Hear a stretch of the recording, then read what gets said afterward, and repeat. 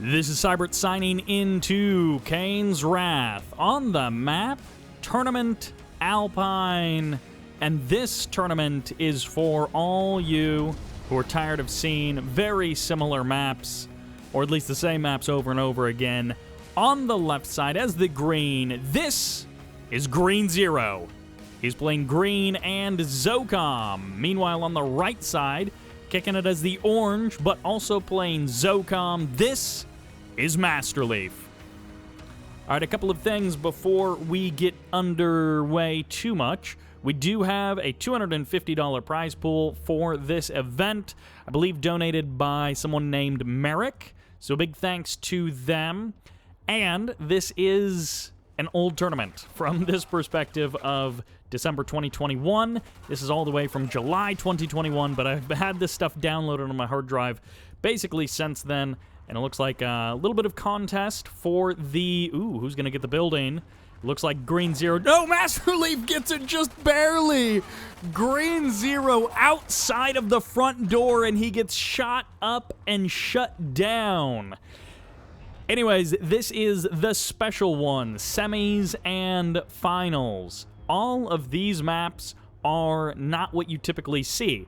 Now, of course, looking at this map, or looking over at the mini-map over here, you're like, it's Tournament Desert, but slightly different. And yeah, instead of a contested third field in the north, you've got a small blue field, and then down in the south, you've got that contested third field. So it is a two-field map, none of that fancy new three-field map kind of stuff. Harvester's coming on out for Green Zero, same kind of thing for Masterleaf. Both of these guys playing Zocom, but I should actually highlight, because this will be important for perhaps understanding how this series goes. This is Masterleaf in July of this year. He was not necessarily in the best mindset. In the last, I don't know, since October, say, we have seen some really great Masterleaf, so I don't want you guys to think that this is Masterleaf's current form. This is Green Zero when he had just gotten to the finals of the Kane's Wrath Championship Series a couple of months before this, and Masterleaf was still in the throes of producing the 4K texture pack. I love Green Zero going for this contested third field right out of the gate. I'm really curious to see how this is going to work out for him. Masterleaf going for the much more standard natural expansion at his natural expansion. And Green Zero may very well be able to hold on to this, what should be his third base, and then steal backwards to his natural expansion. Masterleaf does get a good scout on that pretty much immediately. He's got a rifleman down there, and he realizes there's no natural expansion for Green Zero. So he's got a couple of scouting riflemen heading through the southern part of the map. Oh, okay, the engineer escaped. I thought for a moment that Green Zero had been lucky enough to catch that engineer in the south, but he was not, unfortunately for him. He missed that unknowingly for him. Masterleaf stealing a bit of the blue Tiberium in the north. Both of these guys still holding this building. And so coming into this series, coming into this semifinal, I feel like Green Zero is probably the favorite to take it. At this point in the year, he was in sort of better shape. He was looking pretty good, especially for coming into the semifinals. And Masterleaf was not looking super hot competitively. Most of the tournaments that he played in 2021, in the first half-ish of 2021, he didn't do particularly well, some of them even dropping out to players that you wouldn't really expect him to drop out against. And so on the competitive side, Masterleaf just was not performing very well and not performing how people would expect him to perform. But he is here in the semifinals. Tib Field Suits just finishing up, as you guys got to witness. All of those guys changed their pants at the same time out on the battlefield. Sniper teams trading shots, but Green Zero gets the advantage there. APCs are here, but no AP ammo. So Masterleaf is going to cut through these infantry forces of Green Zero very quickly. he is attacking this pretty full on. Going to be trading out a couple of rocket squads and some Predator tanks as well. Sniper teams starting to be added into the mix for Master Leaf, able to stand in that Tiberium without any real problem, but Master Leaf does get pushed away. Master Leaf does get turned around. And now, of course, from here, Green Zero is established nicely at this third base location, and he can indeed expand backwards to a pretty safe natural expansion location for his third. Master Leaf, on the other hand, starting to switch into Shatterers. He's been at this field for so long, and yet he has barely touched it. He has not consumed a good chunk of that natural expansion field like Green Zero has. Master Leaf trying again. Most of Green Zero's forces are back by that command post, not actually on the front line, and now the Zone Shatterers on the front line might be able to land some amazing splash damage shots, but they're mostly concerned with fighting the Shatterers of Green Zero. Extra shots from these rockets, every shot helps, and this foxhole from Master Leaf might be the only way that he's able to hold this position. That rifleman inside of that foxhole has been putting out so much damage onto the forces of Green Zero. I think Green Zero would have crushed that a lot sooner if the rocket squads hadn't been getting cut down by that rifleman inside of that foxhole. One fully heroic, and, well, he gets cleaned up, but one fully heroic rocket squad, one double vet rocket squad for Green Zero, and he has sort of established a bit of a foothold here. He's unable to keep any static D around for very long, but he's still holding the front line. 4 Shatterers showing up at once. This might be a bit of trouble. The splash damage as these infantry spawn in could be quite problematic for Green Zero. Although there is no answer to the Hammerhead, and Master Leaf now needs to come up with something to stop this Hammerhead. Slingshots will be a minute away or so. He's got his own Orca out on the field, and these are Zocom Orcas, so they have the potential to do a lot of damage versus anything that is remotely clumped up. There's the first slingshot, starting to work away at those Hammerheads, and he dives deep because the ground army of Green Zero has been eliminated. He can chase those Hammerheads for a good little while. Green Zero calls in the reinforcements, and Master Leaf, continuing to kind of underperform on his natural expansion field, moves his MCV forward, although now he's harvesting it at a pretty good rate.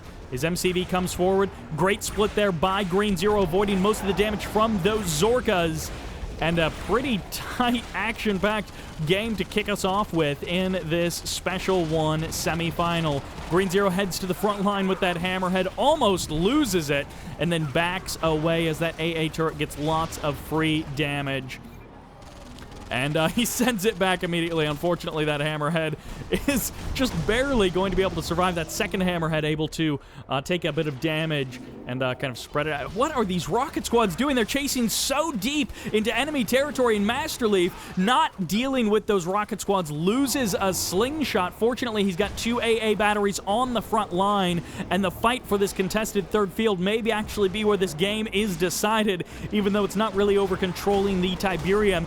Green Zero loses 2 Sonic Shatterers as Zocom Orcas swing in, but pull away both of these guys with an almost non-existent ground army, and Master Leaf finally getting a rig up and running. Still random squads from Green Zero infiltrating the natural expansion of Master Leaf and causing some problems, but Green Zero is going to start rotating to the backside. He's going to start rotating to the natural expansion and getting his economy from there, which means this sort of becomes a safer front line for Green Zero. And actually, he's going to go for the backstab. 5, 6, 7 Hammerheads all together. Going to be targeting down refineries, targeting down infrastructure at the main base. And if they're able to clean up some of these power plants, maybe even completely killing Master Leaf's economy and infrastructure back home. 2 harvesters for sure. Going to get mopped up here by Green Zero. One of them auto-harvesting back up to the blue Tiberium, it looks like. And Green Zero going to be able to jump on 2, 3, almost 4 Orcas, all getting eliminated in a moment's notice.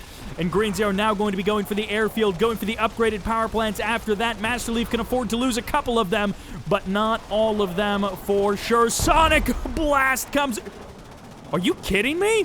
What was that? Does the terrain of this map screw up a supersonic airstrike? How did that thing only blast one of those guys? That was really weird. Master Leaf was probably going to be losing that game anyways, and I think it was going to be coming down to the economy over the next couple of minutes anyways.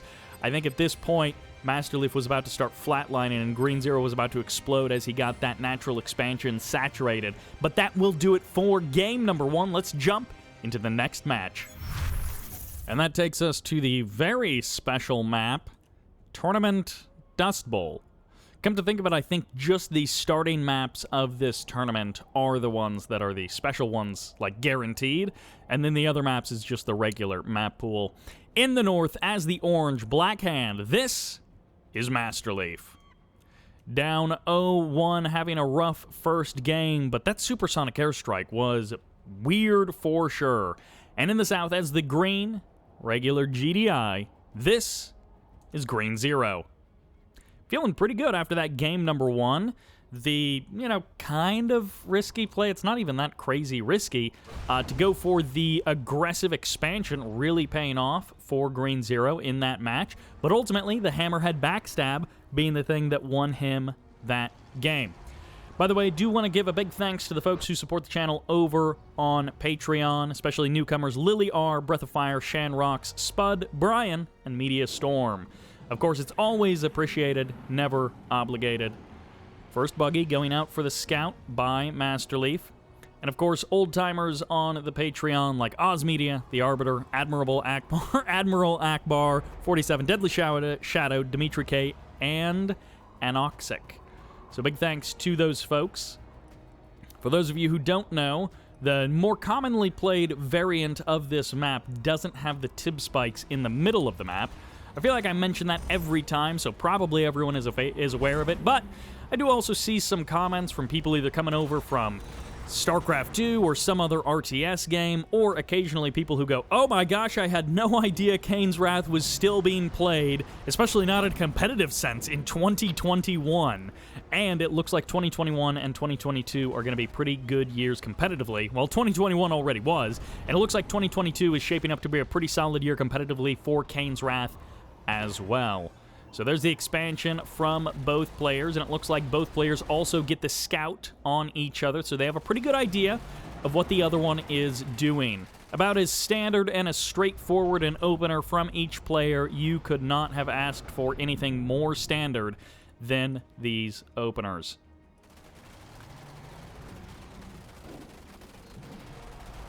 Additional harvesters coming out, so Masterleaf really super delay on any kind of aggressive units. It's literally just been scouting units for each guy, and straight harvesters after that. Of course, it's going to be impossible to do anything totally sneaky with Green Zero keeping such a close eye on that, but this is a lot of harvesters right out of the gate for Masterleaf. His first refinery getting deployed at the natural expansion, and Green Zero doing the exact same thing. And of course, we kind of saw it earlier, but Green Zero did grab the only tib spike that's been captured thus far in this game. Hand of Nod on the left side. Masterleaf probably going to try and grab this tib spike for himself. First Pitbull stepping on out for Green Zero. Couple of scouting units in the middle of the map. Always nice to keep a little eye on the middle of the map, maintain a bit of ground control there with those buildings.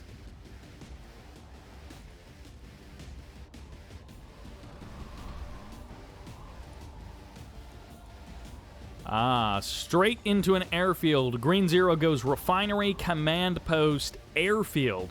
And this is the thing that Masterleaf actually wants to know, because 4, maybe 8 orcas heading his way could be really problematic. It's going to be hammerheads, not orcas, so that's definitely not a second airfield queued up.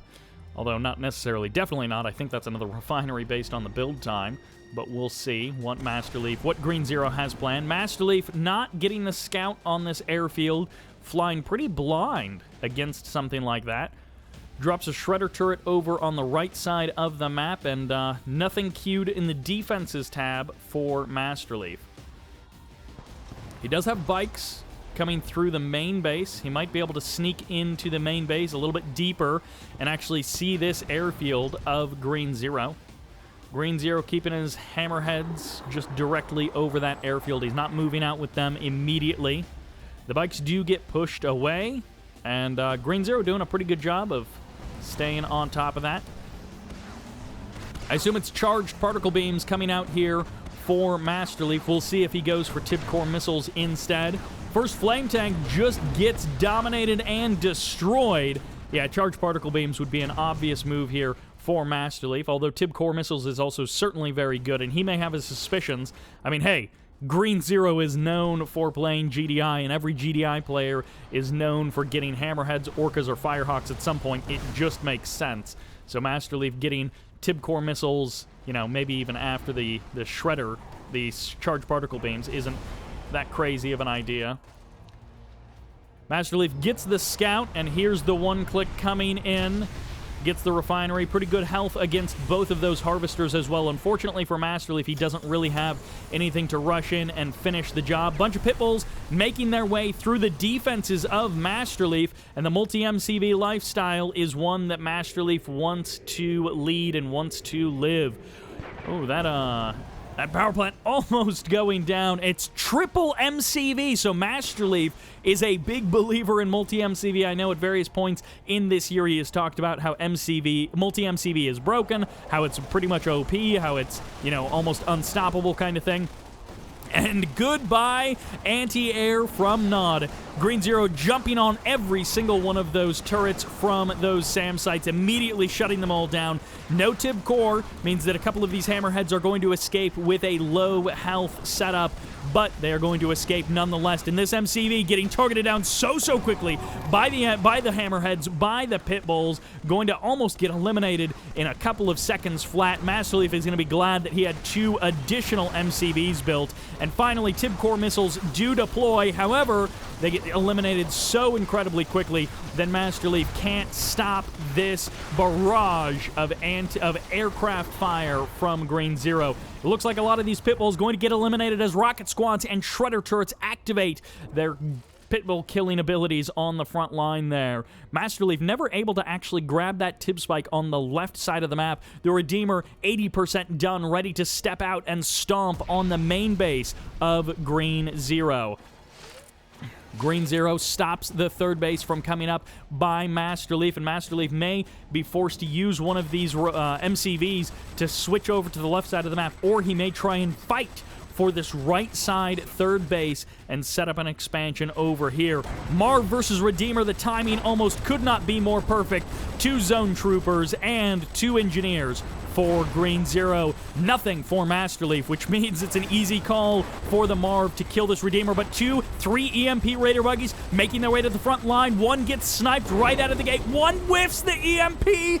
Masterleaf missing absolutely everything. He couldn't have tried to miss any harder than that. Rocket squads coming in. Black Hand man spam might be the only real answer that Masterleaf has, as Juggernauts and Watchtowers helping to shut down that front line of Masterleaf. Green Zero gets the kill on every single Raider buggy as the Rage Gen fires off. Almost the only way Masterleaf has been able to get a kill in the last couple of minutes of this engagement. Hammerhead and Pitbull showing up in the middle of the map, going for the backstab, going for the kill of the infrastructure. Power plant after power plant. Can Green Zero be stopped? Masterleaf is just getting outplayed here in July of 2021.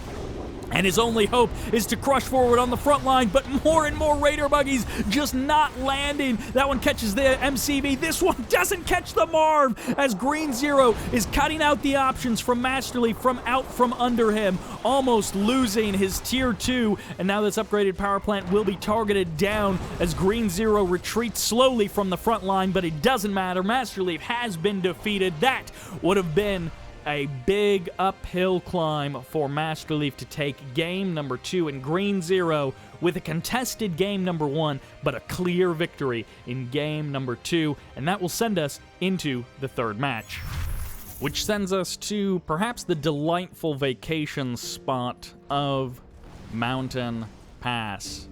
In the north, kicking it with these cybernetic good guys. This is Green Zero.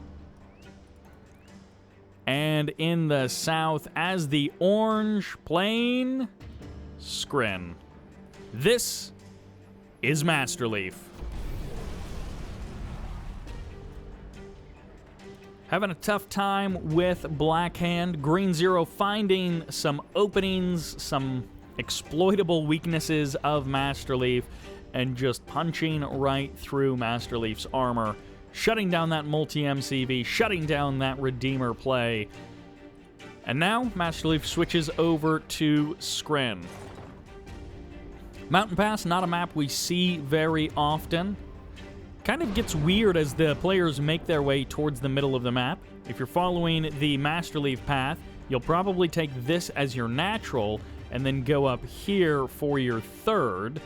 But honestly, this little middle of the map section is so awkward, both to navigate and also to expand to, that sometimes things get a little bit wonky, and sometimes this game sort of ends before it gets too late in the match. Although we did see a pretty great match of Master Leaf versus Space, which interestingly enough came out a month or two ago, the video, but the match was actually played months after these games were played. Second Refinery comes up, and am I missing something? What does Green Zero go for? Like, Master Leaf has 4 Harvesters, and Green Zero had just gotten his second Refinery. Green Zero, a bit of a delay on something for his Marked of Kane build. I'm not sure why his Harvesters were so late. But Green Zero is strapped for cash and down on Harvesters, so I don't know what exactly happened there, but something threw Green Zero off his rhythm by quite some amount. Master Leaf now getting a 6th Harvester out onto the field. His MCV is already deployed at his natural expansion location. And getting the scout off as well. So he sees pretty much not exactly the timing because the Harvesters are stealthed. So Master Leaf may not have a perfect read on how many Harvesters are out or what the timing of them was. But he should have an idea of what Green Zero is up to. Pretty consistent scouting with these buzzers, or at least attempted scouting, as Green Zero cleans up that buzzer there. Secret Tank out to the left side of the map.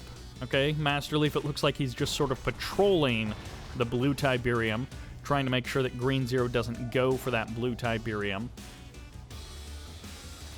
Master Leaf with his first refinery at his natural expansion, and Green Zero starting to catch up on the economy. Is it going to be double refinery at the natural, or is it going to be some kind of war factory before that? Oh, it's the nerve center for Master Leaf, and he goes immediately for attenuated force fields. So he gets the upgraded power plant, he goes for the nerve center before the second refinery at his natural expansion, and he's also looking to steal the blue Tiberium in the north and in the south. Secret tanks at both locations to try and keep away Green Zero Harvesters and keep away Green Zero bikes or scorpions that might try and harass his Harvesters. Green Zero gets a pretty perfect scout off with this buggy, heading through the base of Master Leaf and getting a pretty good look at everything. There's the Operations Center deployed for Green Zero. No immediate research of anything. I mean, he is low power mode also, so he might start up Dozer Blades if he wants to keep these Scorpion tanks, or he may trade out Dozer Blades and instead go straight for Tier 3 and start working on his endgame plan. We'll see how hard Green Zero decides to commit to Scorpion tanks since they don't have the laser capacitor upgrade. And Master Leaf, not super fast teching, but definitely prioritizing his tech over anything else in this particular match. He is just vanilla Skrin, so he doesn't have all of the same upgrades that Reaper, but he can get those Shard Launcher upgrades for his Seeker tanks, as he's going straight for an Eradicator Hexbot as well. This is off of 1 refinery on his natural expansion. This is not a big eco-boom play from Master Leaf. This might just be, is the Stasis Chamber going to be next? Is he going for some kind of mastermind play? Green Zero, once again, scouting pretty much all of this, getting a good read on exactly what Master Leaf is trying to do. A couple of Mechapedes out on the front line. Looks like mostly Shard Mechas as Master Leaf continues to leech away that blue Tiberium in the corners of the map. He's keeping a good eye on all of that Tiberium, not letting Green Zero get any of it. Green Zero missing some Scorpion tanks at his natural expansion. They're kind of caught on the terrain up in the north side of the screen, rather. as the radar jamming missile fires off almost immediately as the Eradicator Hexapod spawns into the map. And Masterleaf trying to abuse this location and might actually be able to jump on this War Factory. Nope, not able to get close enough. Masterleaf perhaps just sort of buying time as he goes actually triple Disintegrator into the Eradicator Hexapod. This is maximum damage output, but the range is a little bit thin. So you got to be close for those disintegrators to activate their incredible damage output. But once you get on top of stuff, you can burn it down quickly. 2 Eradicator Hexapods are here on the south side trying to defend this natural expansion. There's the sell-off of the 1-clicks. It looks like the Catalyst Missile already fired off. EMP Coils has been purchased by Green Zero, so he's got those EMP options. And, well, 1 Obelisk getting burned down. 1 Avatar about to get stomped. No, the Eradicator Hexapod ignores it for now. There's going to be the EMP locking down the Eradicator Hexapod, but the Buzzer Hive, or the Buzzer Swarm support power coming in, and this Eradicator Hexapod, 2 EMPs in a row. Green Zero is not playing around. He does not want this random Eradicator Hexapod to be able to escape easily. The Phase barely saving that Eradicator Hexapod as the Redeemer steps on out for Green Zero, and the forces on the forces of Masterleaf sort of fall apart there. Phase will save this Eradicator Hexapod as it walks up the hill, and Green Zero gets a second chance to step forward in this game, now with both feet underneath him. He is ready to go. Masterleaf backs up from the front line. He goes Signal Transmitter, so we are unlocking pretty much everything that Skrin potentially has to offer, and he actually goes for a Gravity Stabilizer in his main base as well.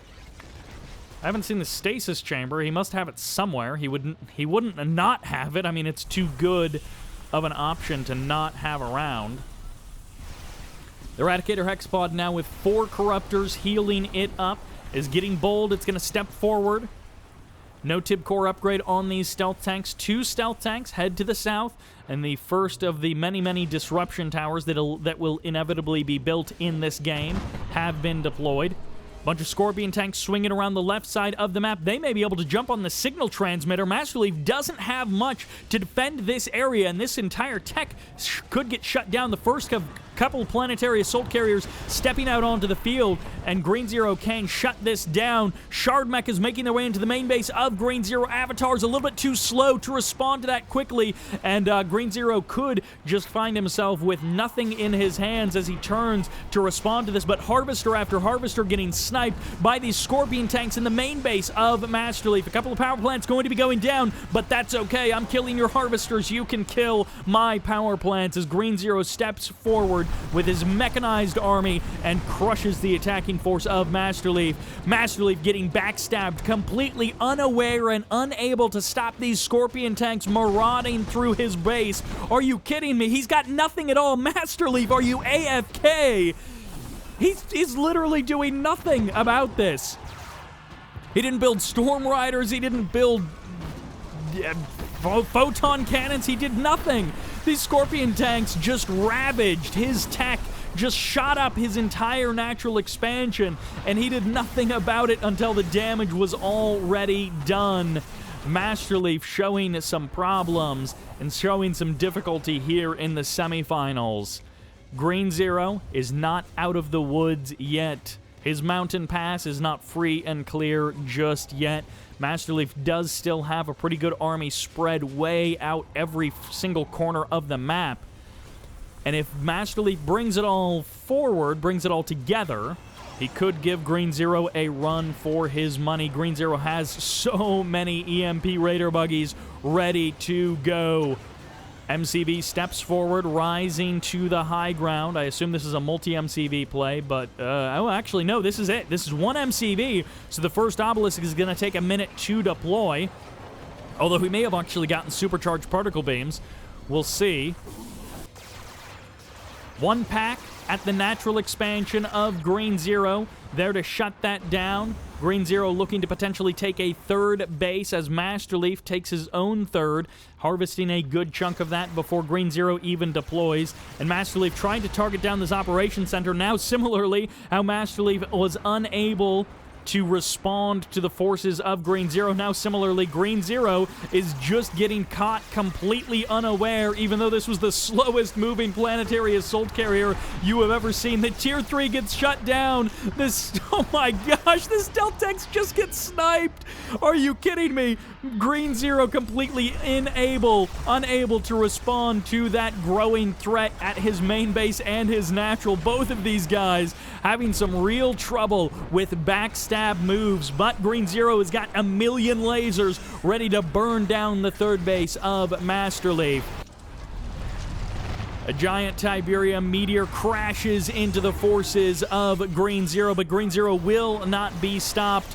The Ion Storm is here. The SAM turrets are trying to do what they can to stop these planetary assault carriers, but there's 2 or 3 of them, and it's still 3 Corruptors keeping this Eradicator Hexpod kind of alive. A couple of these avatars are extremely low on health, and Green Zero, it looks like, is not going to be able to stop Master Leaf as easily as he thought. Green Zero stepping forward, but his avatar's just getting deleted. Here's the mass EMP. No, none of them are actually firing. This Eradicator Hexpod is still online.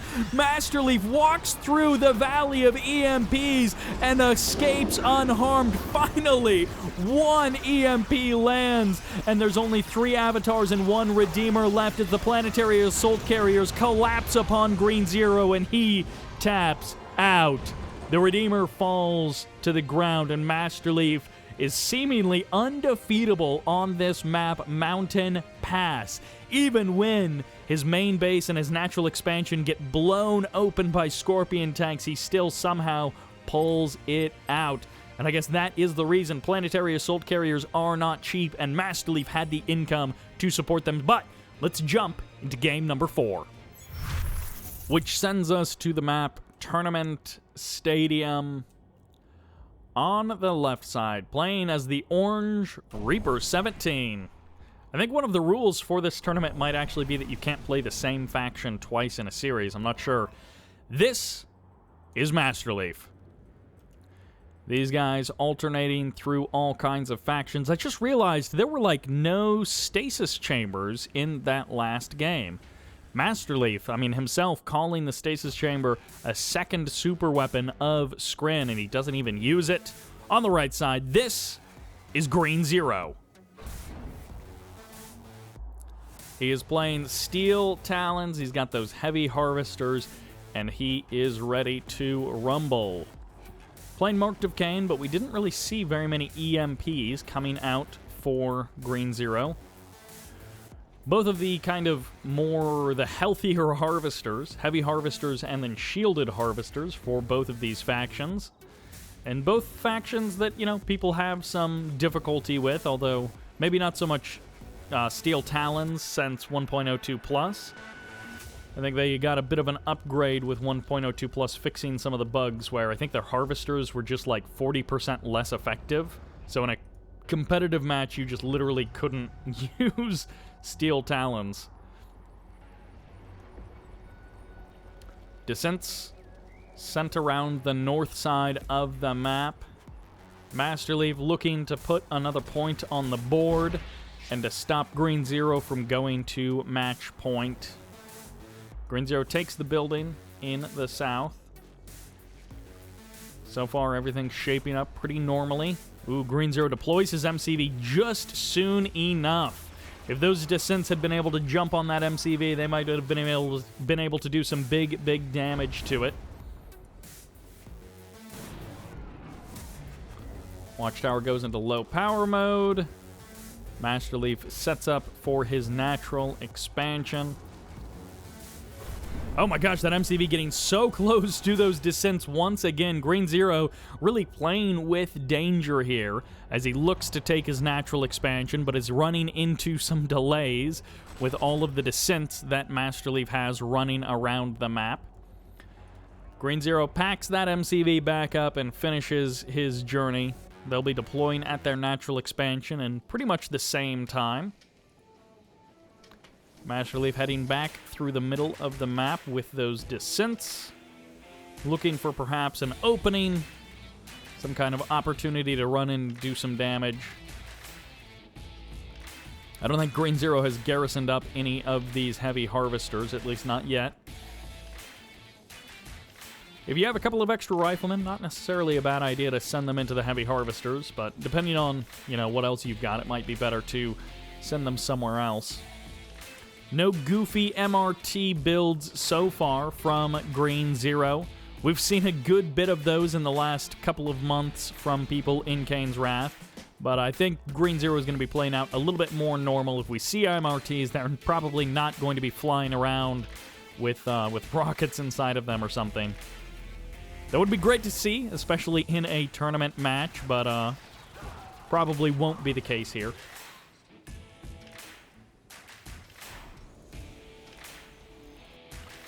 Refinery at the natural, and then the nerve center once again for Master Leaf. He doesn't go for attenuated force fields right out of the gate, though. Decides to delay for just a moment. Master Leaf is going to want to know about this airfield, though, as both players went refinery and then tier 2 at their natural expansion. Once again, Master Leaf going for the steal of the blue Tiberium. Pitbull's getting stopped a bit by this lightning spike, and I think Green Zero just wants to keep the pressure off of himself. He went double airfield, and I think he just got hard points, but he's got nothing actually building from these airfields, so he got the airfields up pretty quick, and Master Leaf is going to see it. A perfect scout time here for Master Leaf. I think there was an upgrade that just finished for Green Zero, but I'm not sure what it was, and since nothing is building, it's all a great mystery. Master Leaf still just existing on this one refinery at the natural expansion because he went double gravity stabilizer over there. I don't think Green Zero has AP ammo either. There's like little gun canisters on the ground somewhere when you finish it up. So Green Zero... Oh, he's going straight for Firehawks. That's what it was. The Tier 3 gets deployed. Possibly railguns just straight on getting upgraded. Although that is upgrading pretty quickly, so it might just be mortars. Storm Riders step forward. There's the lockdown. The stasis shutting down that tech center. And the Firehawks are here to contend with the Storm Riders. Storm Riders eating up those Firehawks one after another. And of course, Storm Riders don't have to return to base, and no more Firehawks will be produced until that stasis chamber expires. Master Leaf finding an opportunity to step forward and put some big damage on the board against Green Zero. There's going to be the first slingshot stepping out onto the map, and these Titans are going to defend the ground, keep these dev tanks away, and allow Master Leaf to escape for now. Green Zero secures his natural expansion and gets himself back on his feet. Still just one refinery at that natural expansion for each player. No big boom of economy just yet. Storm Riders come in for another pass. They're trying desperately to clean up these Firehawks. They want to shut them down, but the Storm Riders at the same time are putting out, or the slingshots are putting out big damage onto those Storm Riders. Storm Riders crossing back through the middle of the map, and he goes for the Stratofighter. He Stratofighters over to catch the escaping Storm Riders and hunt them down. That is commitment to the kill from Green Zero. Two dev tanks stepping forward with a couple of descents as well.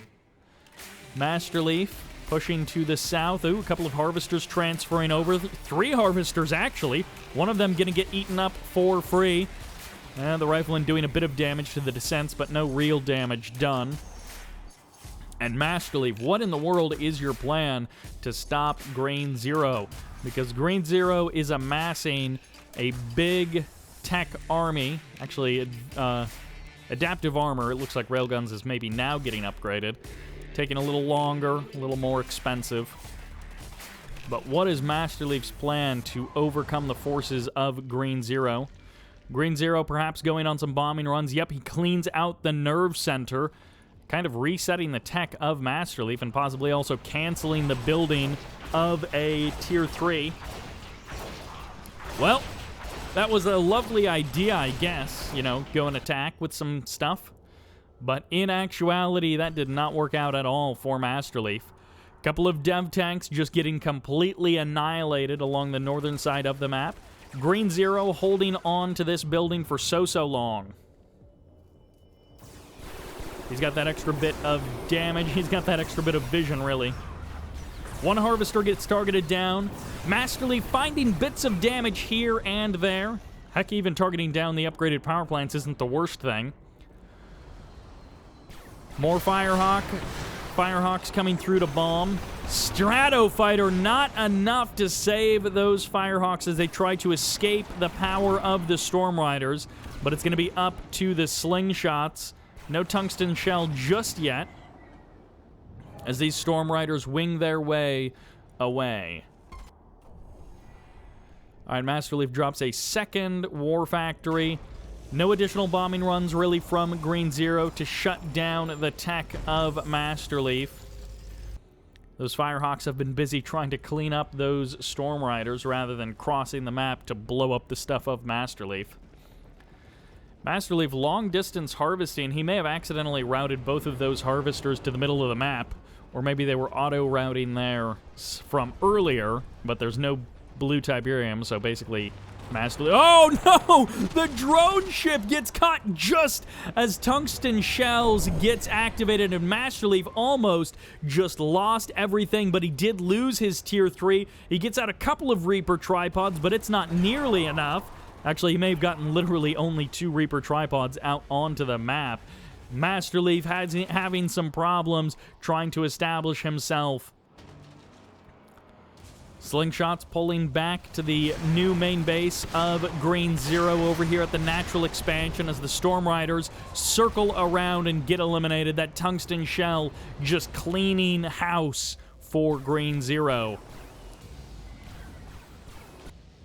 Storm Riders are a great unit. Storm Riders can do so much, but in this particular game, the Storm Riders are not enough on their own. Green Zero almost catching that drone ship with those slingshots would have ended things for Master Leaf. The nerve center gets sniped, and Master Leaf, he's almost on a clock here. As Green Zero continues to execute these bombing runs again and again and again against Master Leaf, Master Leaf has to pull something out of somewhere to shut Green Zero down, but Green Zero has been able to just produce a giant mechanized army, and since Master Leaf has lost his tech 2, maybe 3 times in this game, Master Leaf just doesn't have the high tech production to match Green Zero. More than enough Titans and Mammoth tanks to match these tripods. And hey, Shardwalkers are nice, but they do not match the damage output or the health of these forces. And goodbye, War Factory. As Green Zero snipes the War Factory, forcing Master Leaf to rebuild his production as well as his tech. Master Leaf deploys another Tier 3 up in the north. The nerve center is down in the south. And Master Leaf is at least able to get out a decent-sized tripod army now. He's got a good number of tripods walking around the map. EMPs and catches 2 of these Titans in the north that we're starting to poke in. Green Zero trying to find some kind of angle to poke and prod at Master Leaf. And Green Zero no longer has a distinct army advantage like he once did. Master Leaf has got a good number of Reaper tripods, and it may not be quite the same numbers that he would like. Power plant gets bombed by Green Zero. Master Leaf may not have totally the numbers that he wants, but he's not too far behind with his tripod production.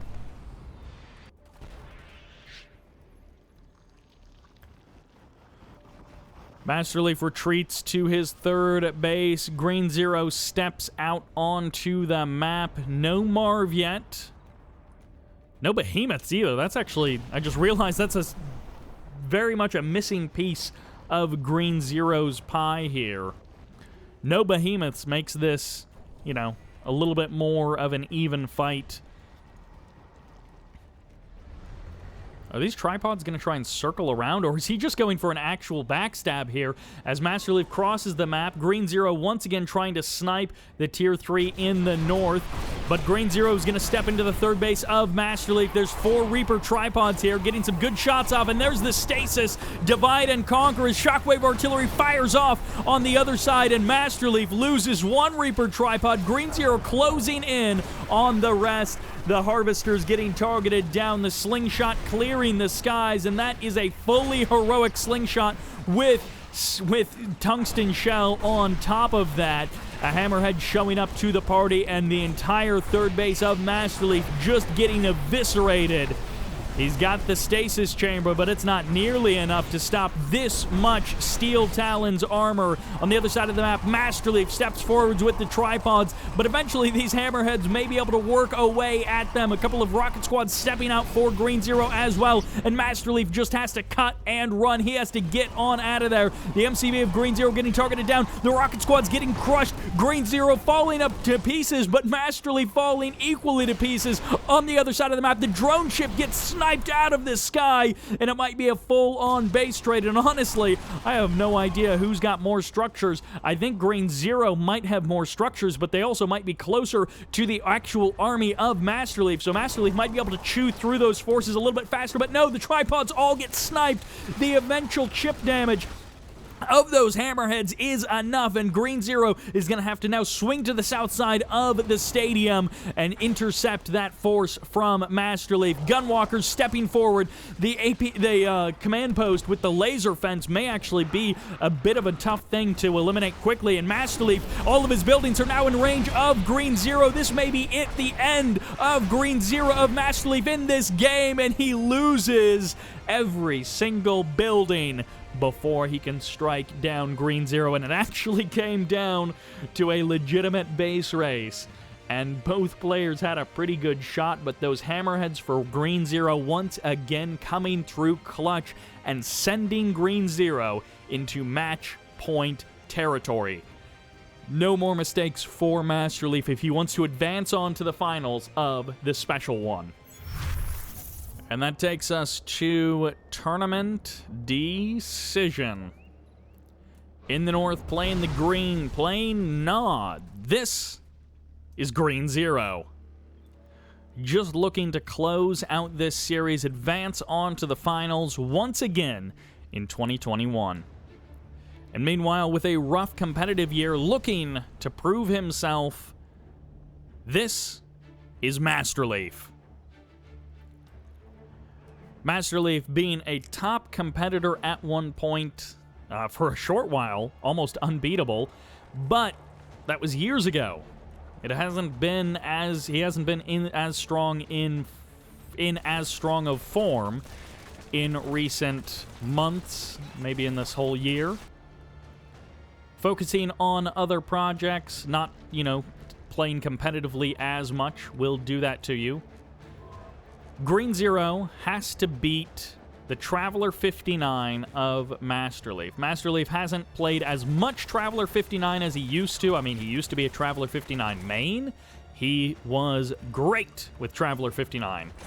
He made Descent Rushing viable. He made Descent Rushing in, 2014 or 2013. He made Descent Rushing essentially not an option. You couldn't not Descent Rush, because he showed how powerful it could be. It's a Flame Tank Rush. Here we go. We are right into it with Green Zero. He's playing Nod. He is ready to tango with some flames. Second Refinery gets deployed for Master Leaf. He keeps around. Oh, this is a double Flame Tank. How many is he going to be going for? He could even try and go for a third Flame Tank. He's keeping his Operations Center around for a couple of extra seconds.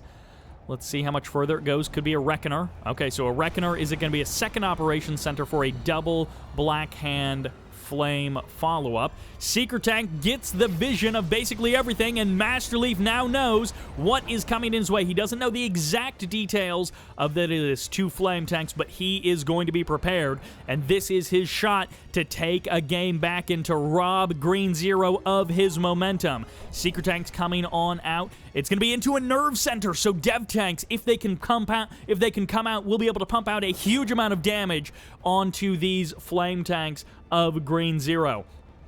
First flame tank in the south met by Secret Tanks at a pretty good distance. Green Zero pulls away. I think he's trying to draw the forces of Masterleaf out and away, but Masterleaf isn't having much of it. Flame Tank and a Reckoner both going to be converging in the main base of Masterleaf. One from the middle of the map, one from the left side. As Green Zero, Stasis Chamber as well. So Masterleaf is going Cultists, and that might be GG. The end as one Flame Tank gets caught on the left side, and this Reckoner gets pushed away in the middle. I'm not actually sure where the Reckoner went.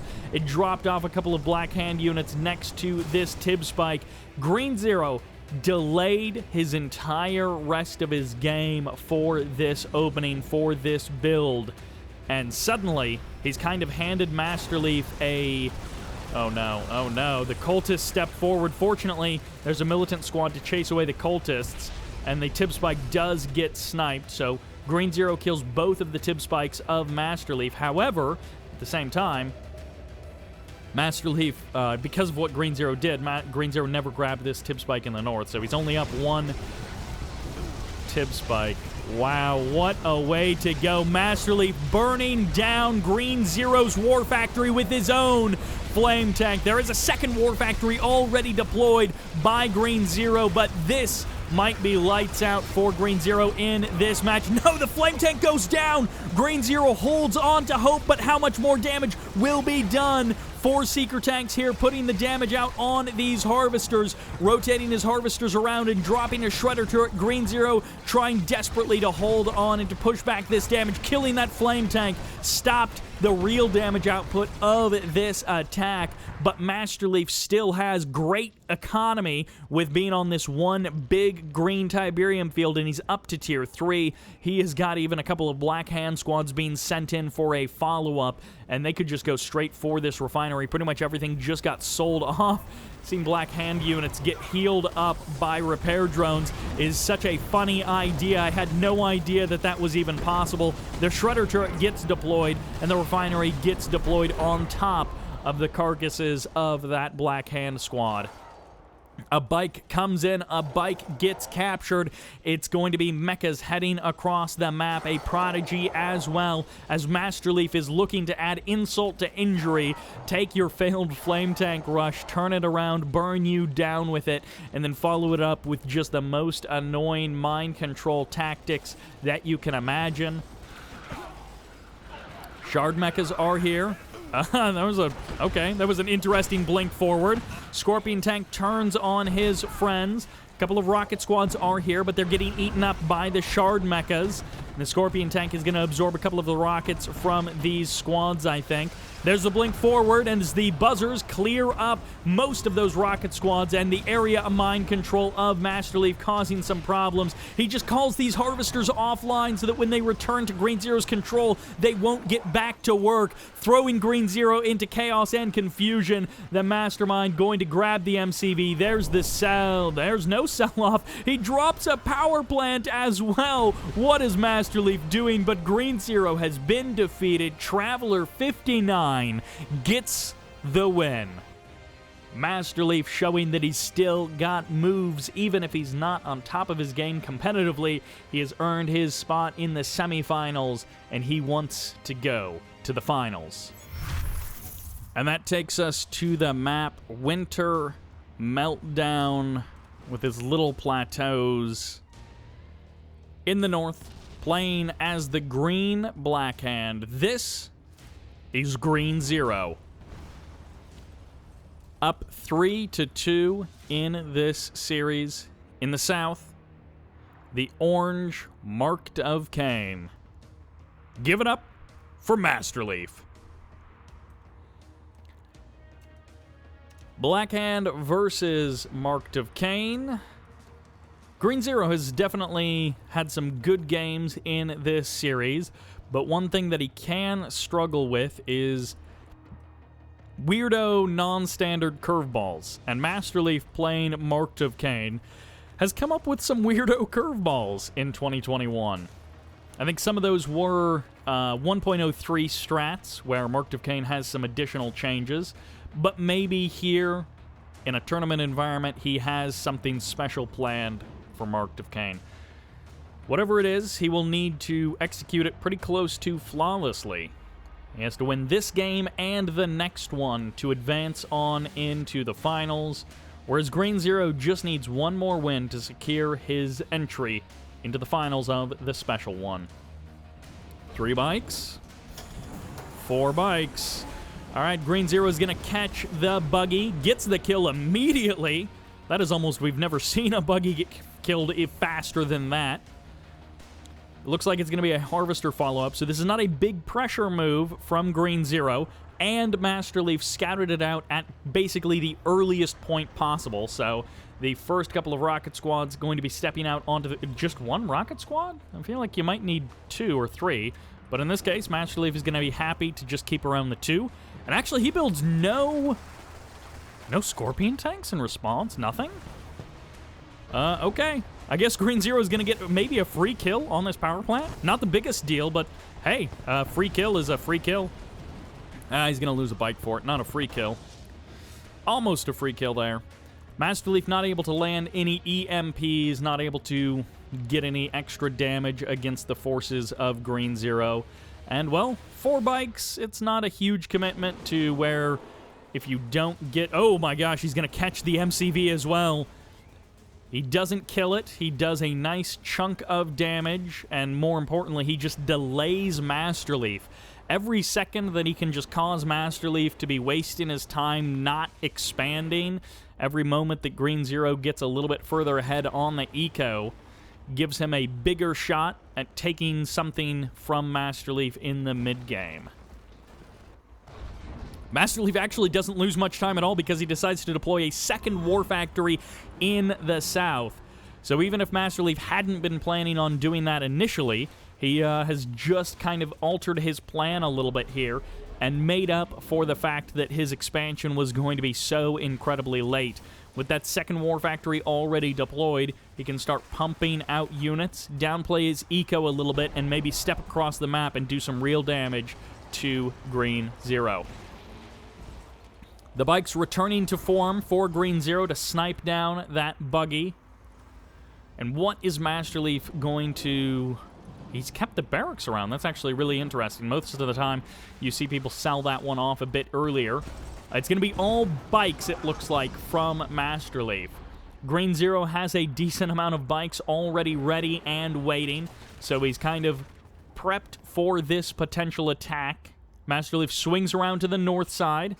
Green Zero with the riflemen or with the Cabal squad inside of that building, trying to keep an eye on the base of Masterleaf.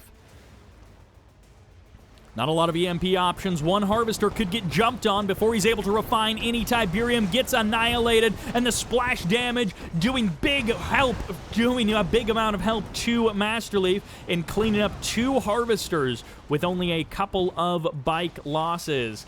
Green Zero, on the other hand, is he going to be able to strike out against Masterleaf and do some damage of his own? Let's see, the bikes come in for Green Zero. Gets 1 Scorpion tank. Nice free kill. Masterleaf has a Harvester kind of on the outside of this field. It will go down, and that's free damage. No, he does lose 1 bike as well. Masterleaf cutting back through the middle of the map. Green Zero not yet returning home. Both of them striking each other, trying to cut down that economy. But in the end, they're coming out pretty close to equal. Maybe not exactly equal. Green Zero lost 2 Harvesters, but he also got his natural expansion up much earlier, so he's harvested more Tiberium overall. Masterleaf a little bit slower on the economy, but also losing fewer Harvesters. Either way, these guys coming out very close to even in game number 6. Bikes coming back in on the north side. Another Harvester gets targeted down, and the Scorpion tanks were almost in the right position to hold this off, but a Scorpion goes down, trading a Harvester and 2 bikes for a Scorpion. I'm okay with that trade, says Green Zero. He's going to be pretty happy with that outcome. Green Zero with a big bulge of Scorpion tanks heading through the middle of the map. Operations Center has been dropped down by Master Leaf. Researching Dozer Blades, it seems. Dozer Blades already here for Green Zero. And, well, Flame Tank heads out for Green Zero. He doesn't have he doesn't have Purifying Flame just yet. Master Leaf has an opportunity to really win these Scorpion Tank battles with the use of EMP. Catalyst Missile crashes into one of Master Leaf's refineries. It's always nice when you can couple that with a bike attack a few moments later. But in this particular case, Master Leaf is safe from that for now. Although it does look like, yeah, 4 bikes skating across the north side of the map, slipping and sliding their way through the snow. Master Leaf is pretty ready for this. Good number of Scorpion tanks ready and waiting. Neither one of these guys with laser capacitors as an option for upgrading their tanks, but we'll have to see if it's a war of shredder turrets. The Flame Tank does get spotted, it does get found out, and Green Zero is not going to get the free damage that he was hoping. He might clean up a couple of bikes here, though. He gets like 4 bikes with that Flame Tank, and he may actually survive long enough to get a little bit of damage out on one of these refineries. It's going to be close. The EMP locks down the Harvester as well, and the damage is extremely minimal. As Green Zero pushes forward on the front line, Scorpion to Scorpion, fight to fight, but Master Leaf getting caught without his Scorpions in an arc, bleeding a couple of units to Green Zero. Green Zero pressing forward, no EMPs. Where's the big catch? The EMP locking down a huge chunk of tanks. Green Zero's front line exploding in fire as Tib Troopers trying to slow down some of these tanks. Only 1 EMP landing a second catches a singular tank, and Green Zero going from giant advantage to perhaps giant disadvantage in a few seconds flat. EMPs firing off in every direction, and Green Zero getting caught next to this obelisk, losing tank after tank after tank. But is it enough? Green Zero swinging back in on the north side of the map. A couple of bikes looking for an opening, looking for a weakness to exploit in Master Leaf's defense. And they're going to find it. 1 Harvester getting targeted down. It gets eliminated. A couple of bikes swinging in, going for a second Harvester. Might actually be worth sacrificing them to get that Harvester full of Tiberium like that. EMP whiffs. It catches Master Leaf's own forces and completely misses all of the bikes. Green Zero at the same time going to be establishing a 3rd base in this southern section of the map. Okay, I thought that was that Flame Tank heading in. I lost track of where the Flame Tank actually ended up. It looks like Master Leaf may have pushed it away. I'm not sure. No, it's all the way here on the north side of the map, making its way very slowly around the edges. Master Leaf has been doing a really good job of defending every angle that Green Zero tries to bust open his defenses through. Master Leaf, he's got the avatars. He's stepping out onto the map. He's got a couple of awakened squads as well.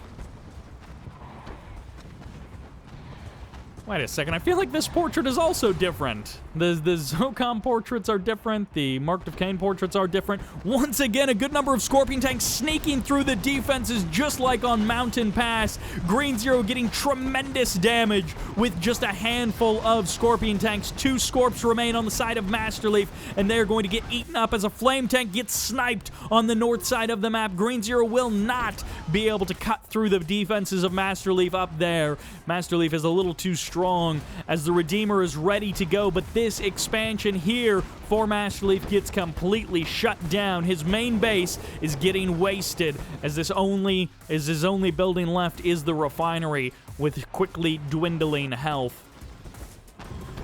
Green Zero comes through, stops those harvesters from having a place to refine. Tibcore missiles jumping on these harvesters in the north. Green Zero spreading out his fire, but still getting 3 harvester kills as the Scorpion tanks arrive and start targeting down power plants, just trying to cause mass mayhem and chaos amongst the forces of Masterleaf. A Tibcore missile, or Tib Catalyst missile, crashes down into one of the expansion refineries of Green Zero, but Green Zero continues to wreak havoc upon the forces of Masterleaf.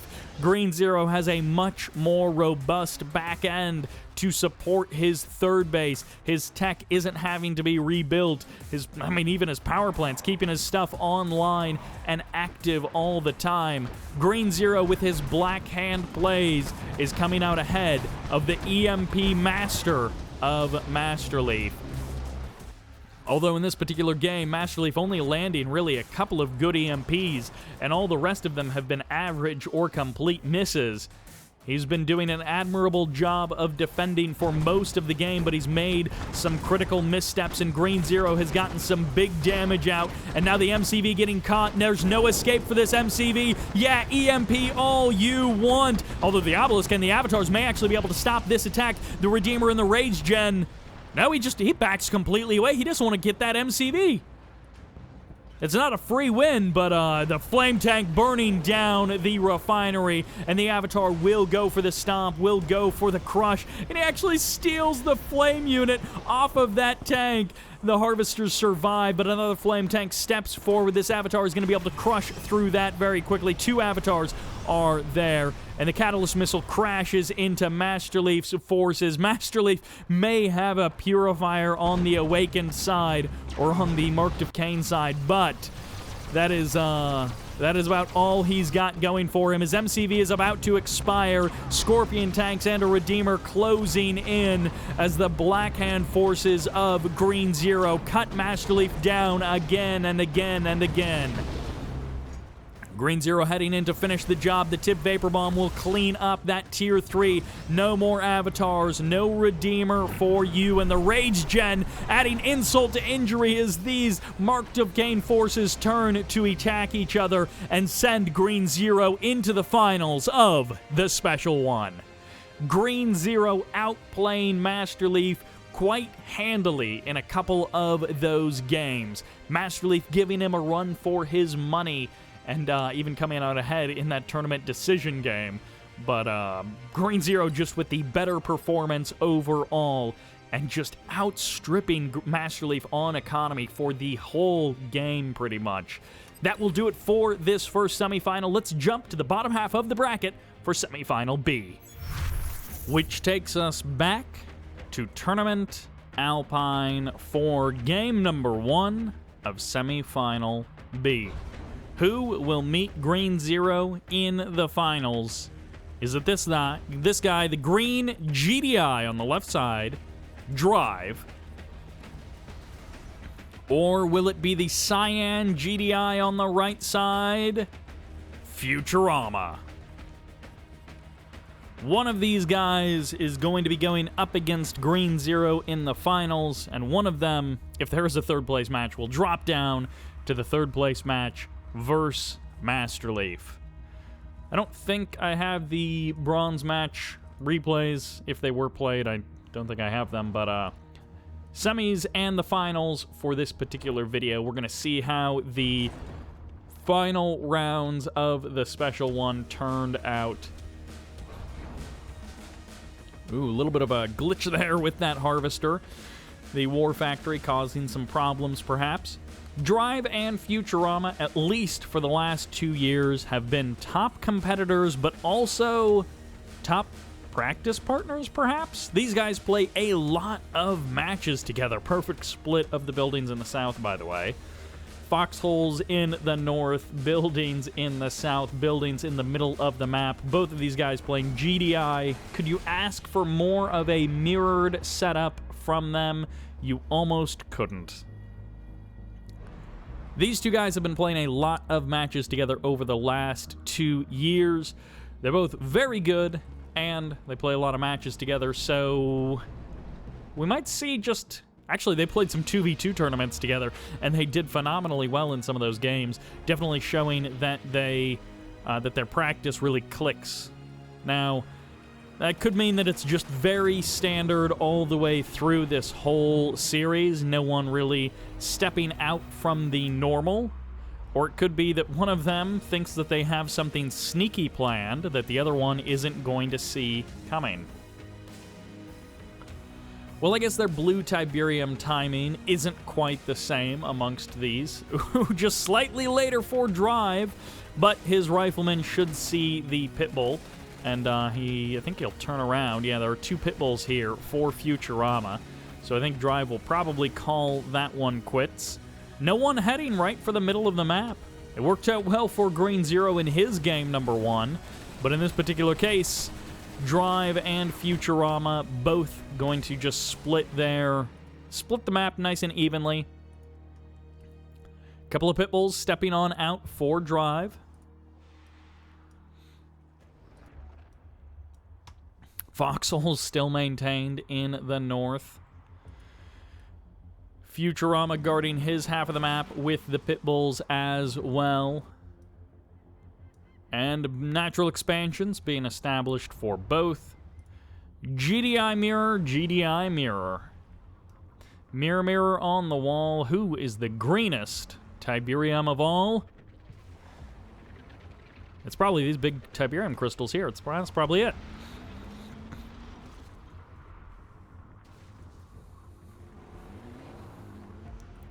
I really hope these guys don't just do pitbull spam for 20 minutes straight. It looks like they are starting to diversify a little bit. APCs being added into the mix. Starting to change things up. Refinery a touch slower from Futurama, but not so much so that it's like a problem. Pitbulls trading places as drive perhaps getting an extra couple of shots off at various points, but Futurama drops the barracks, and a couple of rocket squads should help even things out for Futurama.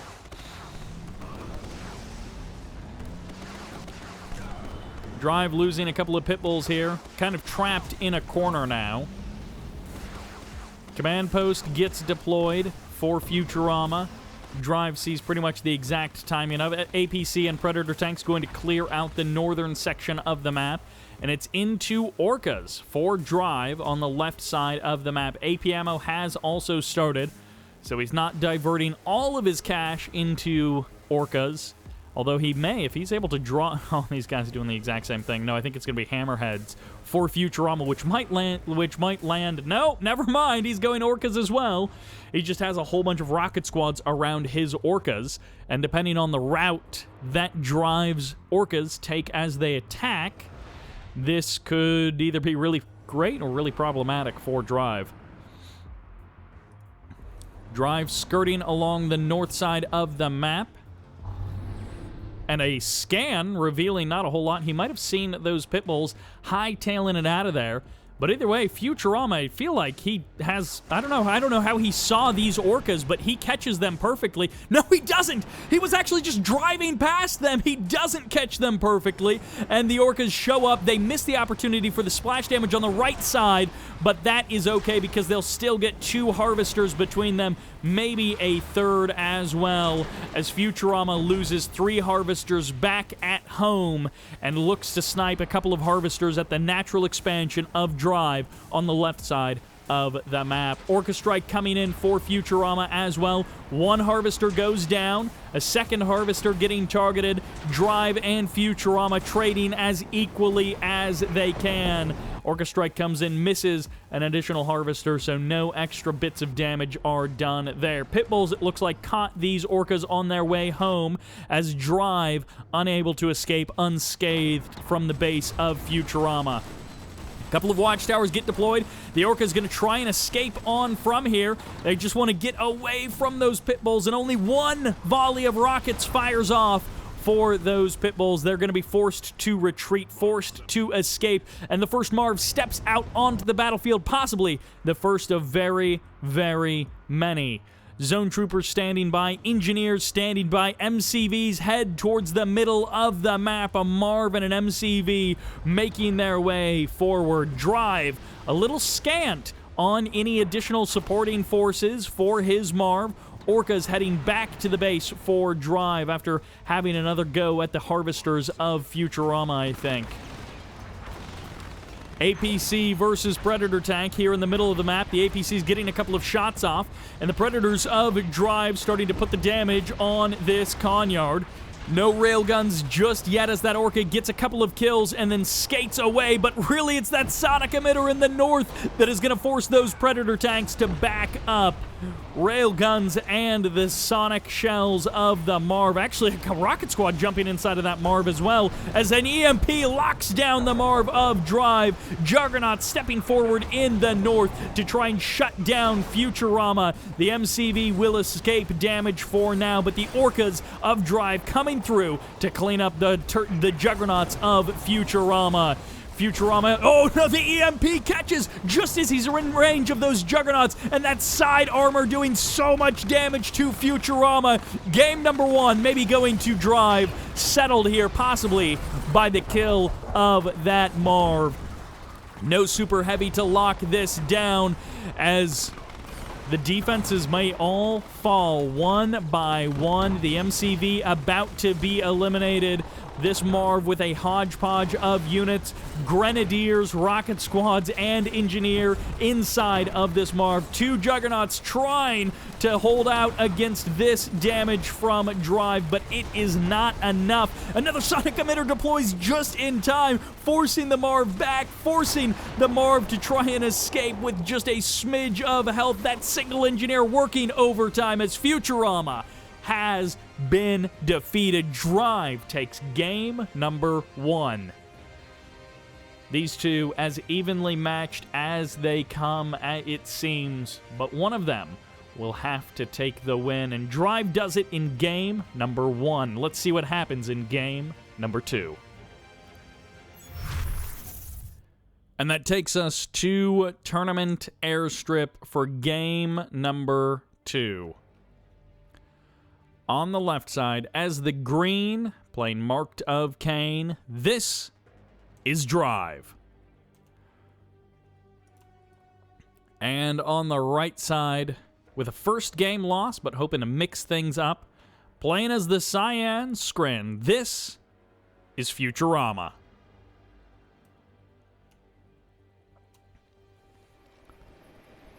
Once again, I think we're going to see these guys not repeat any sub-factions until we get to the end.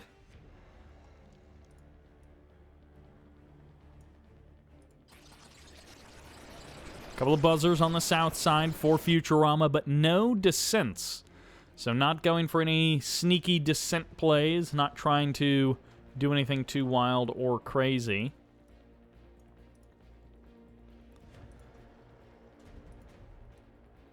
Drive and Futurama coming into game number 2. Drive, I assume, is going to be looking to do a lot of EMP-based maneuvering. Maybe that means all of his engagements will be very cautious, but we'll see how he chooses to play out his awakened units throughout this game. First buggy, sniping that buzzer, going for the scout for Futurama. Right into the expansion goes Futurama. More and more harvesters for him. And no flame units from our Marked of Kane boy, so no worries about flame tanks scooting around the side of the map or, you know, nothing, no Black Hand squads inside of Reckoners. Although I guess he could go Tib Troopers inside of Reckoners. It's been done before, they just don't do very well versus buildings. 3 bikes step forward for Drive. No second War Factory before the expansion.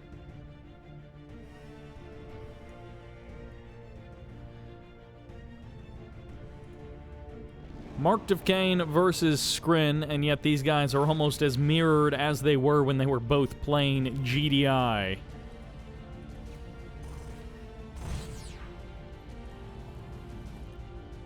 Very normal, very casual, keeping an eye on each other from both players. No, it's just power plant. I thought maybe it would be a nerve center. Maybe we'd start to see Futurama choosing a little bit differently, but no, he gets the power plant. And it's into Scorpion tanks for drive. Aha, the Descents making their way out onto the field for Futurama. Going to be able to push away these bikes, try and keep the Harvester safe for now. Harvester returning back to work for Futurama, and a whole bunch of Seeker tanks pushing to the south side of the map to push away that bike buggy force.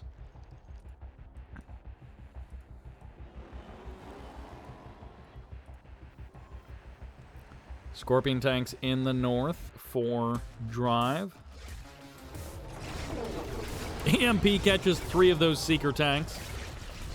Nothing to really kill them, but, you know, a very slight delay. Drive with 5 bikes heading into the main base of Futurama. 1 photon cannon already here, ready and waiting. 2 Seeker tanks as backup. Yeah, just go for the Seeker tanks. Like, you can trade out the bikes okay, and if you rotate them, you may not actually lose any bikes. Not that killing 1 Seeker tank is like some kind of big win. Laser turret is here. EMP catches 1 of the Seekers. 1 rocket squad to try and get the guaranteed kill on this Seeker. I mean, honestly, even the gun damage from the Awakened does pretty well versus those Seekers. 2 Descents in the middle of the map. A couple of bikes lagging behind, but careful control of drive means that he didn't lose any bikes on his way home.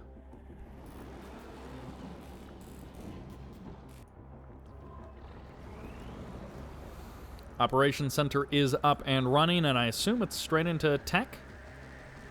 Yep. There's the tech lab.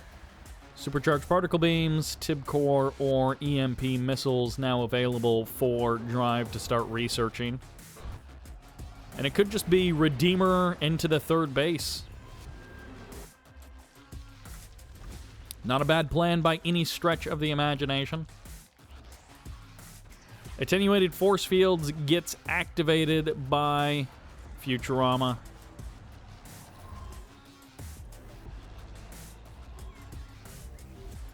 Aha, and straight into the 1-click, so never mind.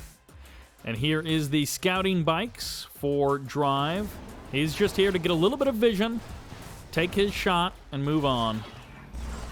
Ooh, the Descent's going to catch a bike as drive tries to commit to the attack a little bit there. And the bikes may actually be able to jump on this. There's going to be the catalyst missile. Catches 1 harvester, catches 1 refinery, but the harvester escapes mostly with its health. Drive doesn't try and jump on the drone ship as it's transferring over. Instead, lets that go safely. Mechapedes crossing through the middle of the map, and now that we are all powered up, now that we are all charged up, these 2 guys are going to be ready to clash. The third bases on this map sort of force you to contend with each other. By the time you get here, it's pretty small third base fields. It's not big old third base fields. It's a small field, and you are close quarters with each other. This laser turret doing some real work. Supercharged particle beam has been purchased.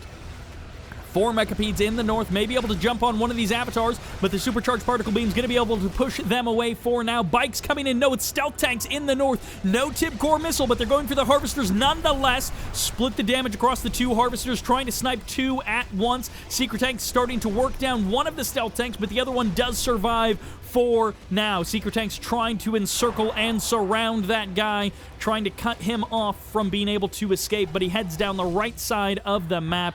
TIB core missiles finishing up just in time. And will he actually be able to escape? Those Seeker tanks chasing pretty far. The buggies are going to be here to try and distract those Seekers, stop them from chasing this stealth tank. But Futurama says, no way, I'm letting that guy escape. Future stealth tanks will now have that TIB core upgrade as the Redeemer steps out onto the map. These guys just opening up every single tab, getting every single option that they see before them. All the upgrades getting purchased, all the units getting built. Oh, actually, he sells that off. Okay, so he's moving into his third base now. A pretty big delay compared to Futurama. Engineer and a Tib Trooper inside of that Redeemer. And there's actually the manual stealth field. So that's a stealth to Redeemer now. A wonderful thing to use, an annoying thing to play against.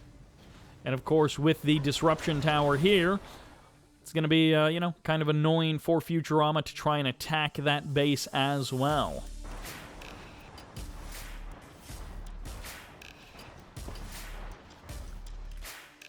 Tib Spike controlled by Futurama. He's up to Devastator warships. His Eradicator Hexapod is well on its way. One stealth tank gets caught in the middle of the map. It looks like one Mechapede as well.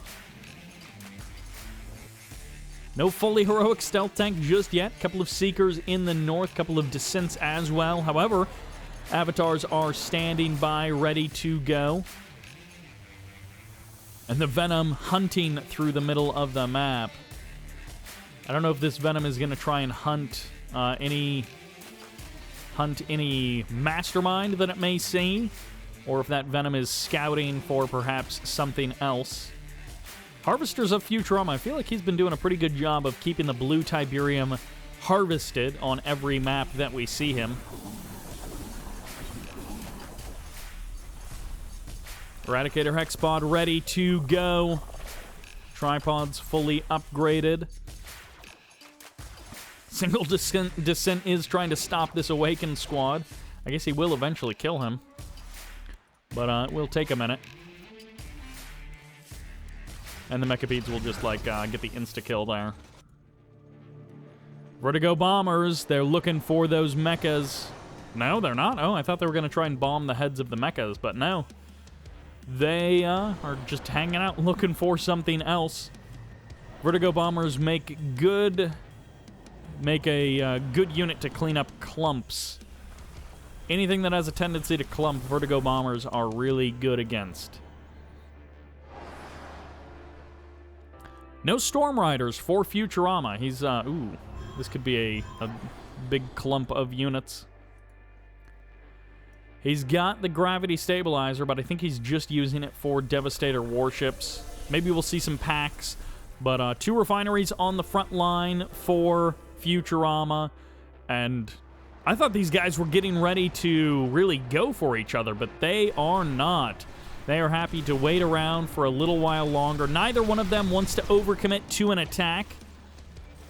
Green Zero and Masterleaf quite aggressive, quite forward in a lot of their posturing.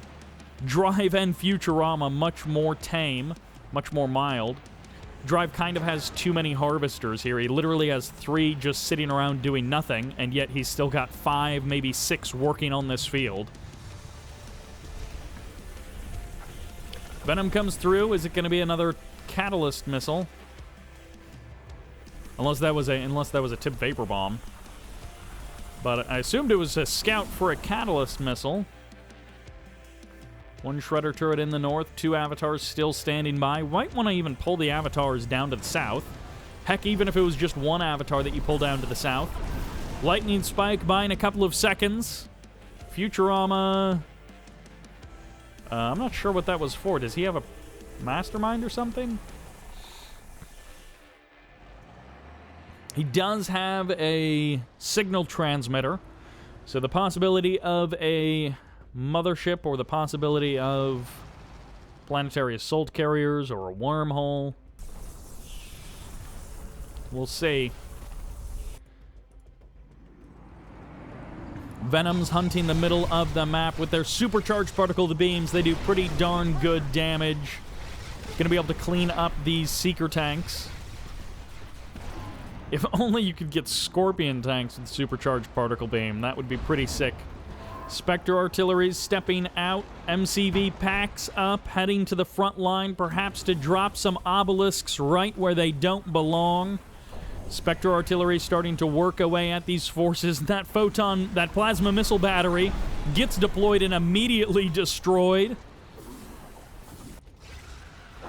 Mechapedes head back in.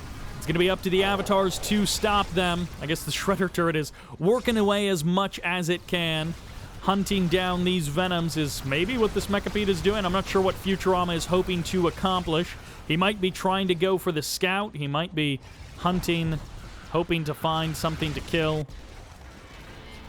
Spectre artillery ready to go. 3 Corruptors all going down. Suddenly this Eradicator Hexapod has no friends alongside it to heal him up. And there's the Stasis catching the Spectres, catching the Redeemer as well. And this is the go time for Futurama. He descends upon Drive, and Drive's forces retaliating. But this is an unbelievably large Skrin army as they step forward and the phase activates on that Eradicator Hexapod. These tripods nearly surrounding this Redeemer as he EMPs him, and nothing fires for Drive. Nothing active to stop this army from washing upon him, and Futurama with overwhelming firepower. No, 1 EMP lands on 3 tripods as the Eradicator Hexapod stomps all over the Harvesters, and the Vertigo Bombers come in with a heroic bombing run, cleaning up 2 tripods right in the middle of it. The Redeemer has fallen. The Avatars getting cut down one by one. The EMPs are starting to land as the Awakened get cleaned up, and Drive tries to stand with his last legs, his last bits of defense faltering in the face of all these lasers. Futurama pressing forward, even the barracks to follow up, the barracks for the Engineer to capture those husks as the GG gets called. And after 15 minutes, no, after I guess 13 minutes of nothing, we finally had our big clash. Drive unable to EMP that army to death, and instead the Stasis caught him and killed him, evening the score 1-1, sending us to game number 3. And that sends us to Tournament Arena. As the green nod on the left side, this is Drive. And of course that means in the cyan, playing as the Cyan Blackhand. Give it up for Futurama. Futurama versus Drive continues with not an actual mirror, but based on how these other games have gone, despite the fact that it's not in Blackhand, I expect this to be a very mirrored type game. I guess Drive could have gone for a Shadow Team rush. That would have been fantastic to see. Not necessarily a good idea, but it would have been fantastic to see. Drive going for a Shadow Team rush, and of course Futurama wouldn't have been able to match that.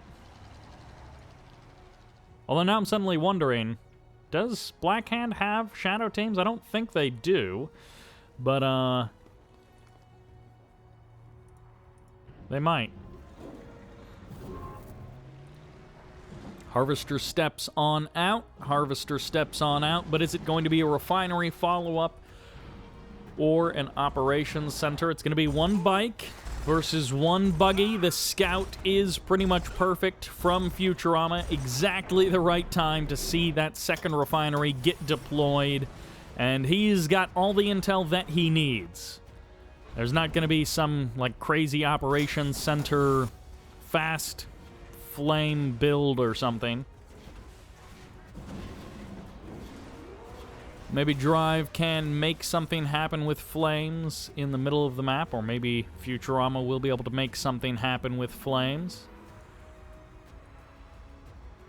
Both of these guys heading for their natural, keeping things very agreeable, very 10-minute, no rush sort.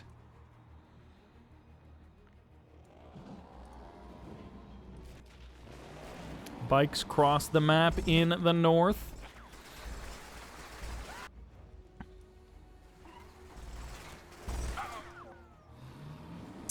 Poor Futurama losing that Cabal squad.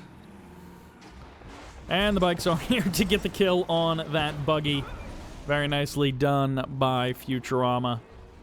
Jumps on the buggy, shuts that down, transfers the harvesters, and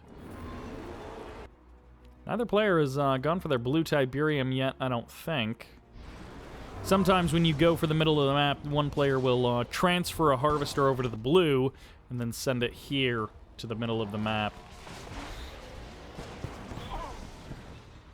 Bike buggy versus bike buggy might be the name of the game for these guys.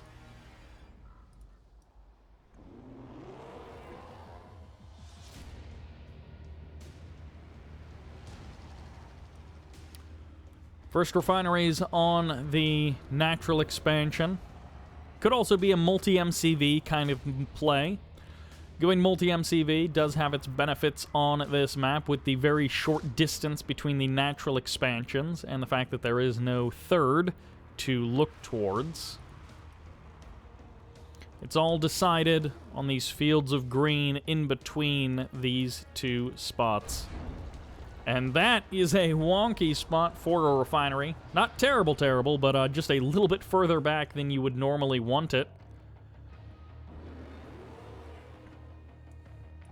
We'll see if Drive does anything with aircraft, something that Futurama can't match. And no quick secret shrine either from Futurama. I mean, he's playing with Black Hand, but he doesn't have the Black Disciple upgrade, doesn't have, Purifying Flame on the way. Although theirs is the secret shrine finally getting deployed. And instead it's going to be the Operations Center, and therein is the difference between these two factions. The secret shrine has a lot of value for a Black Hand player to get it out a smidge faster, to get it out that Black Disciple upgrade a bit quicker. And there's going to be a second War Factory for Drive. So he doesn't add on Dozer Blades, but he does get a second War Factory. And I don't know, it might be straight into the Tier 3 after this. Black Disciples are now here. Militant Squad trying to cut down to the south side. All right, Futurama coming in here with some... No, those are actually Drive's bikes, but Futurama coming in here with a Confessor Cabal Squad, and he's going to see actually potentially this third War Factory getting deployed. Finally, a Flame Tank out on the map. Finally, we get to see a Flame Tank. But no, he stops. He doesn't even send it anywhere. It's just here hanging out, not doing anything.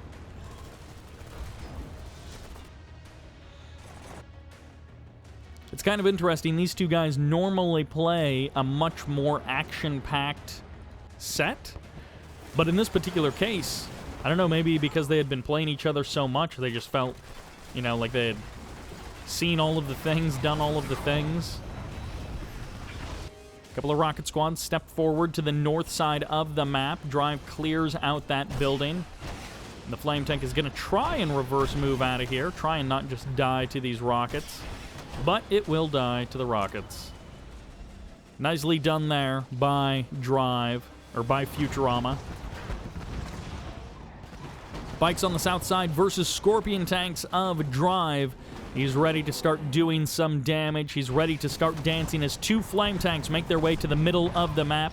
Charged Particle Beam has been purchased by Futurama. He is ready to tango, but he wants his Redeemer out here first. Multi-MCV is the name of the game for Futurama as 5 Flame Tanks step forward to the front line. They might just need to get right-clicked on that Redeemer Engineering Facility, try and burn it down before the Redeemer steps out for Futurama. There goes the MCV as well as the Flame Tanks turn their guns from the Redeemer Engineering Facility onto the MCV, and in a couple of moments, Futurama's prospects turn completely around as he drops two Hands of Nod on the front line, drops an Obelisk as well as Drive turns his attention to the power plants, the upgraded power plants getting burned down so quickly, but not fast enough as the Obelisk stays online and Drive keeps up the pressure. One Flame Tank surviving for a moment longer, but not long enough as Drive's forces fall to pieces. The last structures going down that Drive will be able to kill, but Drive has done a huge amount of damage to Futurama's future and to what Futurama was planning. He just needs to hold on against the counterattack, and I think it's going to be entirely infantry. So Shredder turrets should help him do that. These Flame Tanks may actually get caught by these rocket squads as they push forward. I'm not sure that you want to attack those rocket squads with those Flame Tanks. Maybe go with the Dozer Blade Scorpions instead. The last Scorpion on the right side of the map gets cleaned up. Futurama steps forward. He's going to get burned down, but he's going to take at least 2 of these flame tanks with him. Stealth Field kills a big chunk of that Rocket Squad army in the south, and it looks like 2 more flames will go down. No, they do survive. One of them extremely low health, so little HP, you can't even see it. The Rocket Squad step forward. No shadow teams, just militant squads from Drive to try and hold the line. Was the MCV sold off? Did Drive sell the MCV for the cash boost? Not actually sure where he went with that. One flame tank trying to burn down the infantry forces of Futurama, but really he wants to just skirt around the outside, maybe go for the backstab, get that tech center. If he can kill the tech lab, that might be the end of the obelisks forever in this game. Futurama might not be able to justify rebuilding it. Nope, he's got the Redeemer Engineering Facility, so he definitely needs to keep around that tech lab. Drive coming close to clobbering Futurama, but it just hasn't worked out. Now Futurama's got another shot at taking this Redeemer and stepping out onto the field with it. Obelisk gets a shot on the right side of this little army, and the Scorpion tanks don't have the strength to kill this Redeemer Engineering Facility. They're going to try and go for the power plants, try and go for the delay, but without an MCV to match the Redeemer, Drive has limited options. The Obelisk gets deployed, 1 flame tank goes down, a second gets eliminated, and a third will quickly follow as Drive's forces fall to pieces, and Futurama comes close to expiring, but he holds on with just a bit of strength left in his infantry forces. The Black Hand Commander knows no man spam that is too great to not build. Man spam is really good with all of these rockets, and now the Redeemer stepping out onto the map. 1 engineer already ready to go. Double hand of nod right on the front line as the flame tanks once again step forward for Drive. He's trying this Scorpion tank, flame tank action, and in theory it should work really well, but the flame tanks always get targeted down, and Futurama doesn't let them do damage like they did the first time. The Obelisk revs up, but unable to fire its shot. Rocket Squad jumps inside of that Redeemer. It would be definitely OP, but pretty cool if the Black Hand member, along with the Rocket Squad, also got an attachment. So you got, like, flame rockets, or you had, like, a little mini flamethrower as well as the Rocket Squads. Also, it'd be kind of funny if engineers got their own personal...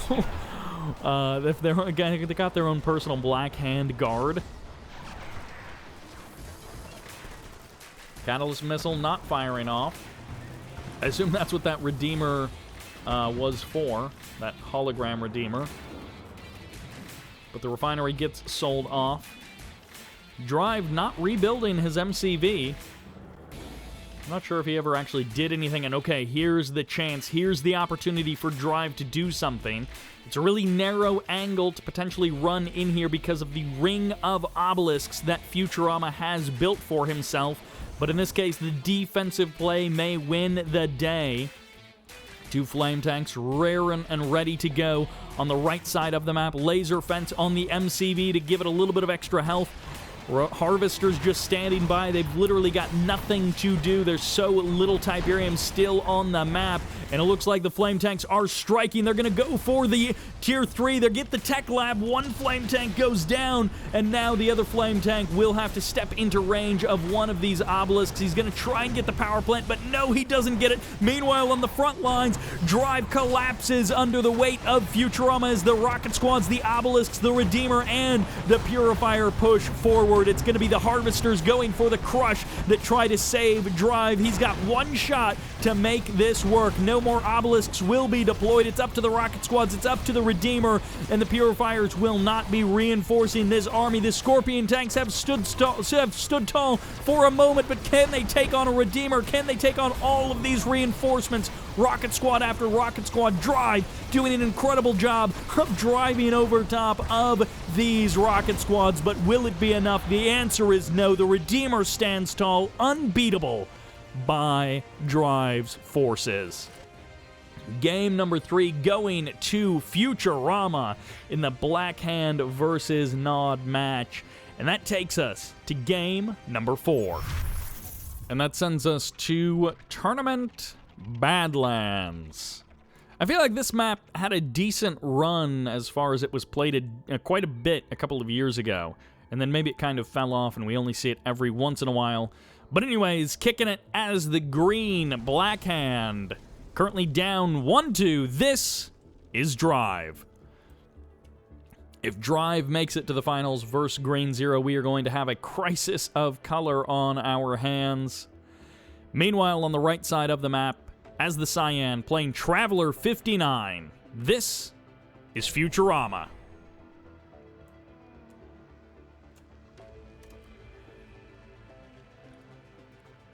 Engineers heading for those spikes, but it does not look like there was a big descent rush in the beginning of this game. Some players like to do a little bit of descent pressure regardless of which of the 3 Skrin factions they get.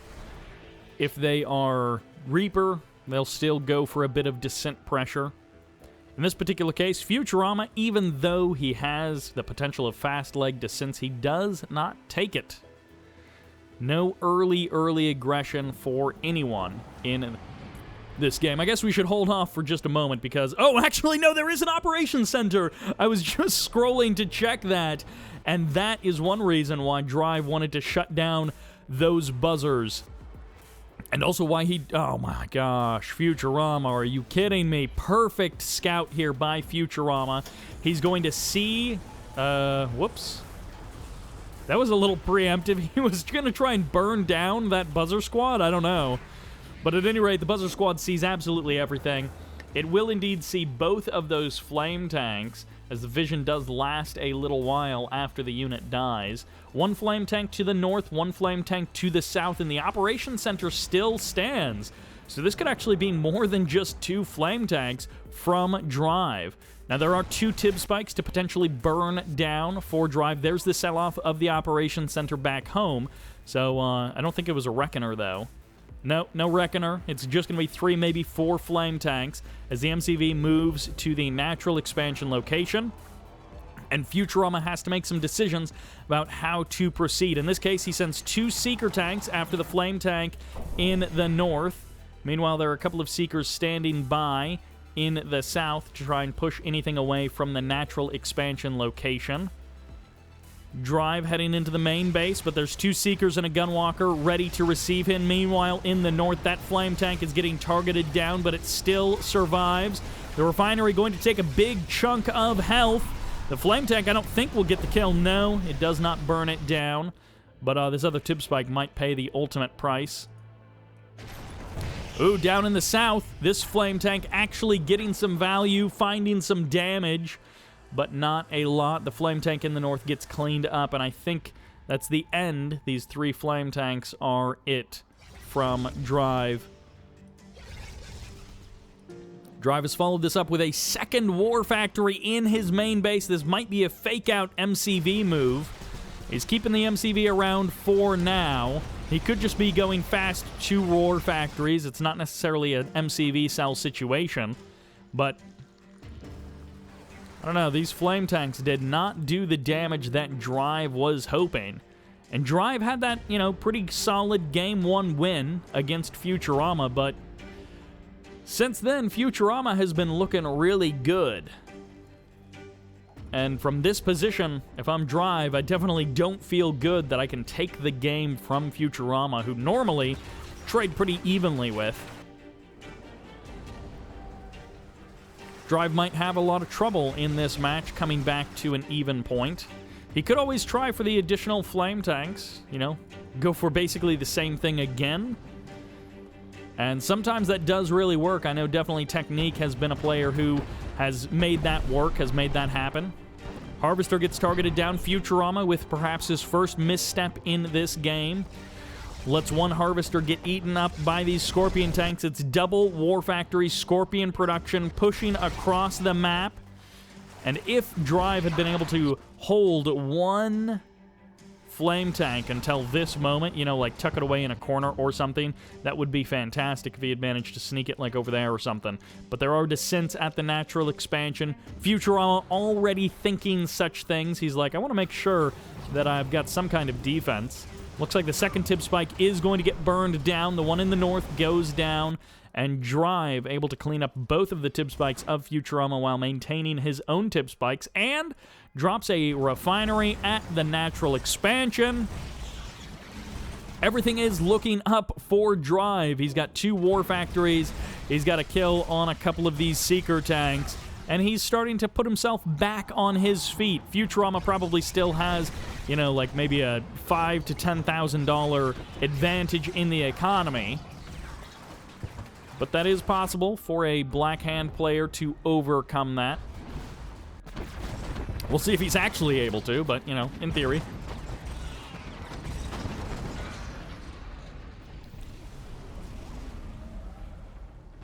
Seeker tanks, they're here to tango with these Scorpions, and Drive might just want to commit to that attack. I mean, if the Seeker tanks are going to walk into your Scorpion forces, that could be a favorable engagement for Drive. Drive posturing in the south, but ultimately not committing to anything. Double Refinery follows up with the Secret Shrine. Black Disciples on their way for Drive. And Drive manages to safely steal a load of blue Tiberium from the north. Buggies and Scorpion tanks through the middle of the map. And it's just a Gunwalker up there for Futurama. It reads almost like Drive doesn't want Futurama to see something. But there isn't really anything unusual to see. Most of the Scorpion tanks head to the south. I mean, Drive just followed this up with sort of a normal, natural expansion. Definitely nothing too bizarre. Cuts down the Gunwalker, though. Stops it from doing anything else, I guess. Drive's Harvester had better get on out of there. He may be able to save it with his forces that are in the area, but maybe not. Oh no, it does not get pulled at all. It almost gets completely surrounded by those Seeker tanks before it starts auto-navigating back to the refinery, and Drive may be able to jump on these Seekers with his rocket squads. No, he doesn't realize that he's not paying attention up there. Drops an additional operations center, finally a permanent operations center, as already up to tripods already with half of the Eradicator hexapod warped in. Futurama is looking to run away with this game. His third base may be a little delayed, but his tech is far enough ahead. Wow, Drive has just kind of fallen to pieces now. He did not see these Seeker tanks at all, so he's got nothing back there to defend against them. He's going to lose a second Harvester, maybe a third Harvester, as these Seeker tanks run down these Harvesters, and this is just buying more and more time for Futurama. He can basically do whatever he wants at this point. The entire army of Drive gets called back to deal with this, so if there's any other opportunity... I do like that Drive is keeping up the pressure with these rocket squads, though. He's trying to do something, and if those Gunwalkers weren't there, maybe those rocket squads and their Black Disciples could have done a bunch of damage to the main base of Futurama. And actually they are. They're going to burn down this war factory. They're going to get a power plant and a refinery as well, perhaps. And that's a decent chunk of infrastructure back home that you would rather not have to rebuild if you're Futurama. It's not game-winning by any stretch of the imagination, but it is a nice bit of value as area mind control comes in from the Prodigy and gets the cleanup on a big chunk of that rocket squad attack force.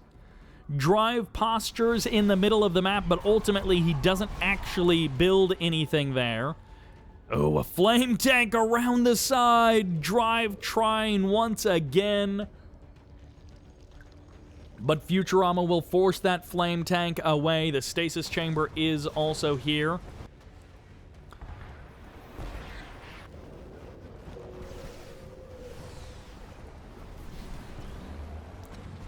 Scorpion tanks in the south.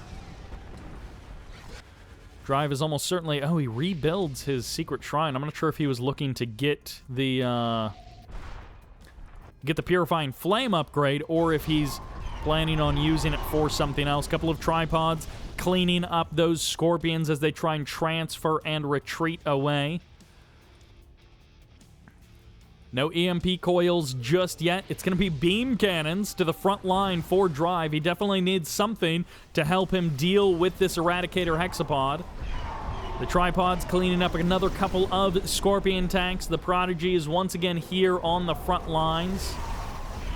Beam cannon step forward. Drive just giving those away for some reason. Area Mind Control captures 2 of the beam cannons, but nothing is really here to kill them. And actually, they're going to take a couple of shots, and... Wait a second. Do we have... Oh, we have the multicolor beams from Master Leaf. Master Leaf has been playing around with changing a whole bunch of cosmetic things in the game, and one of them is turning the beam cannon beams rainbow when they join together. Just a little thing that you can do that doesn't at all affect the game. It just kind of changes the look, and Master Leaf has been experimenting with a whole bunch of that stuff. A couple of tripods getting pushed down into the ground, and also that splash damage from those rocket squads was amazing to push back those Devastator warships.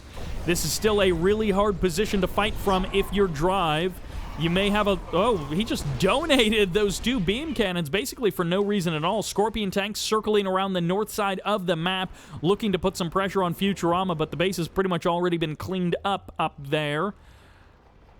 Futurama, he's out of cash, but the middle of the map is where it is all going to be happening.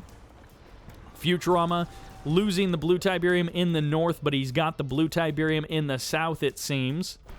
Drive with the couple of Tib spikes for the entirety of this game. Futurama might want to go ahead and capture that one or destroy it, just to cut off that extra income from Drive so that he doesn't have that extra advantage. Tripod's taking a couple of shots. No Buzzer Swarm support power just yet. The Prodigy still here on the front line. It looks like it's a Shock Trooper and 2 Descents in this Eradicator Hexapod. The Corruptors, 3 of them are nearby. The Mantis going to get the kill on 1 Devastator warship. The second does manage to escape for now. Harvester steps forward in the south. Beam cannons joining their beams together, but there's too much repair on this Eradicator Hexapod. If Futurama can deny the harvesting, then that's actually great. Drive has done a really good job of clawing his way back in this game.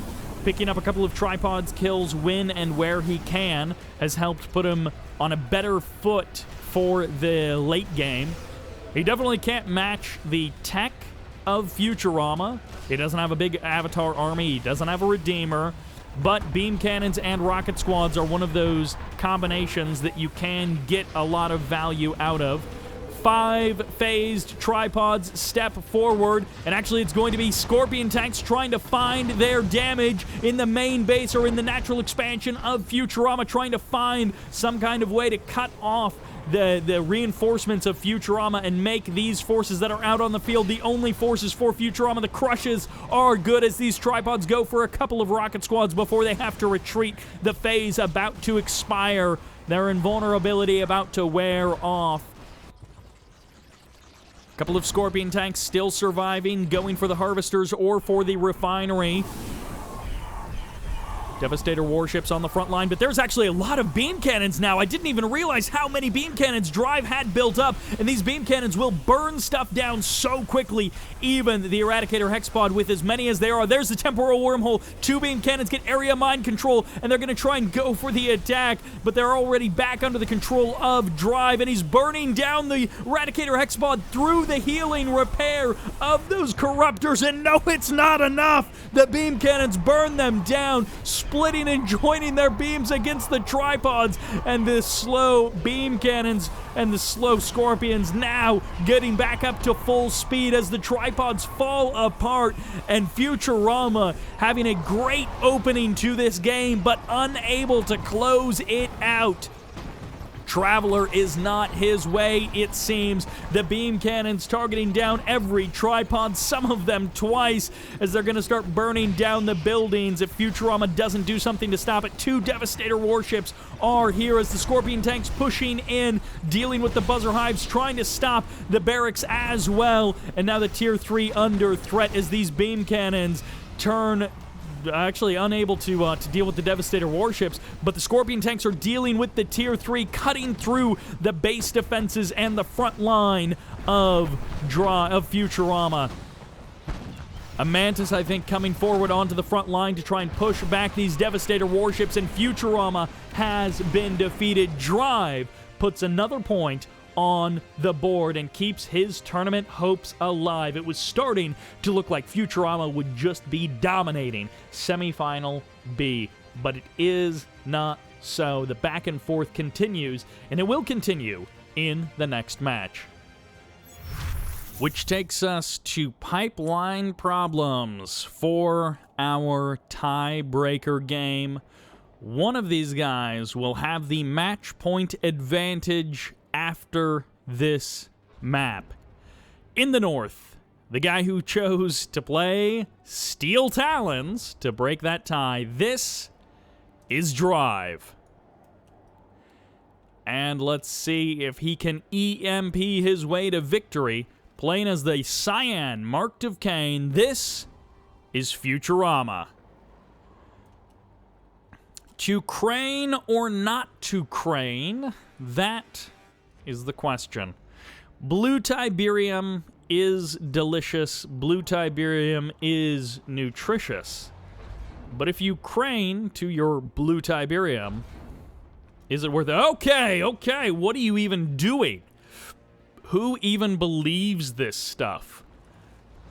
I love that he calls back the Harvester slightly earlier so that he can get the cash influx faster, and that's still more than a typical load of green Tiberium being 2/3 full like that. Refinery, War Factory, these two guys playing as equal as you can. Oh, the EMP! The EMP catches that Harvester. These two guys playing as close as equal for so many games in a row, and now they almost couldn't be playing more differently. I mean, if one of them didn't go for the Blue Tiberium, that would be more different. But as far as playing normal on this map, they have two very different approaches. And I'm really curious as to how Futurama is going to... Oh, he just drops a refinery at the green. Okay, you weirdo. I mean, hey, you can do that, but... what are you going to do with this other stuff? So Futurama gets the refinery, but it's much further away. I mean, I guess that means... like, the Blue Tiberium will last longer, and then he just gets his normal economy up a little bit. I don't even know. Does it make a difference? Like, Drive just has more cash more quickly. So I don't know. Normally, you can, you know, recycling is relatively cheap. In Command & Conquer, it's not like StarCraft, where if you mess up, you know, 50 minerals in the first 20 minutes of the game just about, then you lose.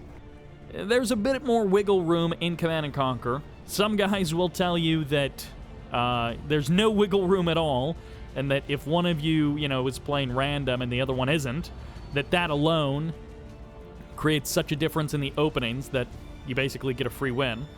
And that's not actually true, but that's sometimes how it feels. Ooh, he's keeping the crane around. Command post and a refinery at the same time, fueled by those harvesters and that closer refinery for Drive. But Futurama is looking pretty solid as well. He's got his own operations center. His expansion might just be a little bit slower, a little bit more behind that of Drive. One airfield? Two airfields? No, maybe just the one for now. Scorpion tank on the left side. The rifleman does not engage, and the Scorpion is going to try and get to town, killing off these harvesters. Two more Scorpions following this up. This one Titan is going to have his work cut out for him. Might just go for the crush on this Scorpion. Yeah, the Scorpion backs away from there. He's like, I don't want to fight that. And suddenly Drive has a little bit of a problem, but not a big problem to deal with. Rocket Squad's on the right side of the map, Scorpions on the left side, and that Harvester is fine to go back to the main base and not stick around this location for very much longer. The Titan getting extremely low on health, but 2 more Titans showing up, getting easy kill on one of these Scorpions as he shows his rear armor to those Titans, and they gun him down. Faster tier 3, I think. Wait, what was... Oh my gosh, Futurama! I think that's a scouting fake harvester. I think that's a... Oh, no, actually the Catalyst Missile... What is... I assume this is a harvester that's a hallucination, but in the south side we do have orcas targeting down harvester after harvester, barely not getting... No, they do get that one! As more SAM sites, more stealth tanks deploy, and actually a perfect strike. That orca strike catching the harvester just barely. The EMP control center under the control of Futurama, and Drive now here on the front line. Okay, yeah, that is a decoy harvester. That was just for the scout. My first thought was that Futurama was stealing green Tiberium from Drive all the way across the map, and then I realized that it had to be a decoy harvester, and it was indeed the scout for the Catalyst Missile. Railguns certainly on their way, I would assume. Yep, looks like they're about 80% done. That's not 80. Oh well. No third base yet from Futurama. He's just a bit slow on the uptick compared to Drive. Vapor Bomb? We'll never know. I assume that was Vapor Bomb. Could have been Mine Drop. Or I guess it also could have been... No, I don't think it was Ichor Seed. Or the Seed Tiberium.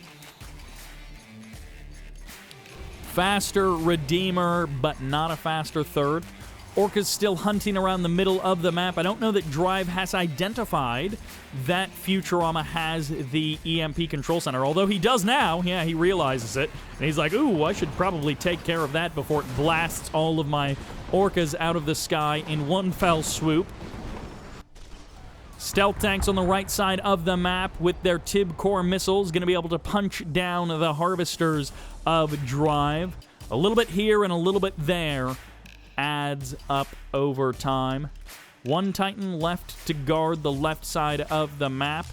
And it looks like the airfield is here to stay as the laser fence gets added on. Adaptive armor and railguns both ready to go. And Futurama, although he was a little bit slower on the third base, has caught up, and the Redeemer is going to step forward. Rage Gen fires off just as the Vertigo Bombers come in. They're going to be able to clean up one Harvester. Not the most valuable Harvester, but not a bad kill either.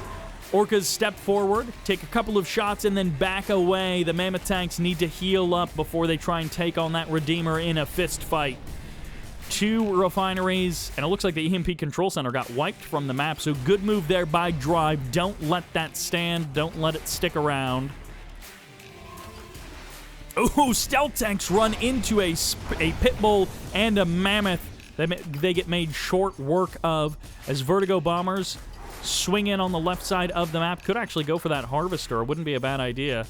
Is he going to camp the airfield? Okay, no. Behemoth's also a great option here. Okay, I don't know what these Vertigo Bombers are doing. They're looking everywhere. You think they're going to go anywhere. Oh, get some nice damage on the refinery. I guess wait until the Harvester is unloading, and then you get the free DPS on the refinery with the splash damage. Oh, expansion point. If only you ever got captured. Rage Gen fires off again just as the Vertigo Bomber strike comes in, and the Orca hits the MCV. Drive and Futurama trading blows with their artillery aircraft as much as they can. Behemoths and Spectres lobbing shots at each other. 2 Spectres explode on the front line as a Behemoth takes a big shot. Shockwave artillery firing off, catches the Redeemer on the right side as the Obelisk gets deployed, and the Obelisk gets broken down. The overwhelming firepower of this GDI Steel Talons force will not be stopped, but the EMP's landing. 2 Morvs, 2 Mammoth tanks getting taken down, but the Behemoth's getting eliminated by Vertigos in the back end. The MCV barely escaping the death of those Vertigos. The Redeemer steps away with half health from the front line. But the economy crumbles, the harvesters get annihilated, and the vapor bomb? No, the mine drop, the magnetic mine drop misses the majority of those behemoths. More behemoths coming to the front line. One behemoth exploding as a mammoth tank gets taken down, and the Spectre artillery get eaten up by the Titans on the left side. The Redeemer, the Orcas taking it down. The last strike as he fires off a rage gen, causing the death of a behemoth perhaps, but nothing else. The last rage gen of that Redeemer of Futurama survives. It'll be by the hand of the Vertigos alone. 4 Vertigo bombers crash to the ground as Futurama calls the GG, and Drive steps forward into match point position. He has an opportunity to close this series out in the next game to send Futurama to the 3rd place match. And Futurama has to play perfectly, no mistakes from here on out. And that sends us to Small Town, USA, with their little guidey stripes along the road. In the north, playing as the Green Zocom. This is Drive. Barely scraping out a bit of an advantage in this series. Meanwhile, in the south, now playing Steel Talons, this is Futurama. Will we see him get a fully heroic combat engineer? I almost called it a combat harvester, which would not be correct. I doubt it. Maybe one day we'll get to see a game with a properly fully heroic engineer, not a fully heroic engineer that I get when the AI is set to minus 95% because I'm just screwing around and having a good time. All right, Zocom versus Steel Talons. Can be a very weird matchup, especially if you're me and you are playing Zocom and then you forget that Zocom doesn't have railguns or juggernauts, and so you build a bunch of Predator techs, and then you get to tier 3 and you're like, all right, railgun, and then you're like, oh, I'm playing Zocom. I'm a dum-dum. But Drive is much better than that. But Zocom, you do have to play a bit differently from GDI and Steel Talons. Steel Talons, you can get away with playing it very similar to GDI. I guess sort of is at the end, you actually might want to build mammoth tanks instead of just never building mammoth tanks. And as Zocom, you probably never build mammoth tanks, although they can be good.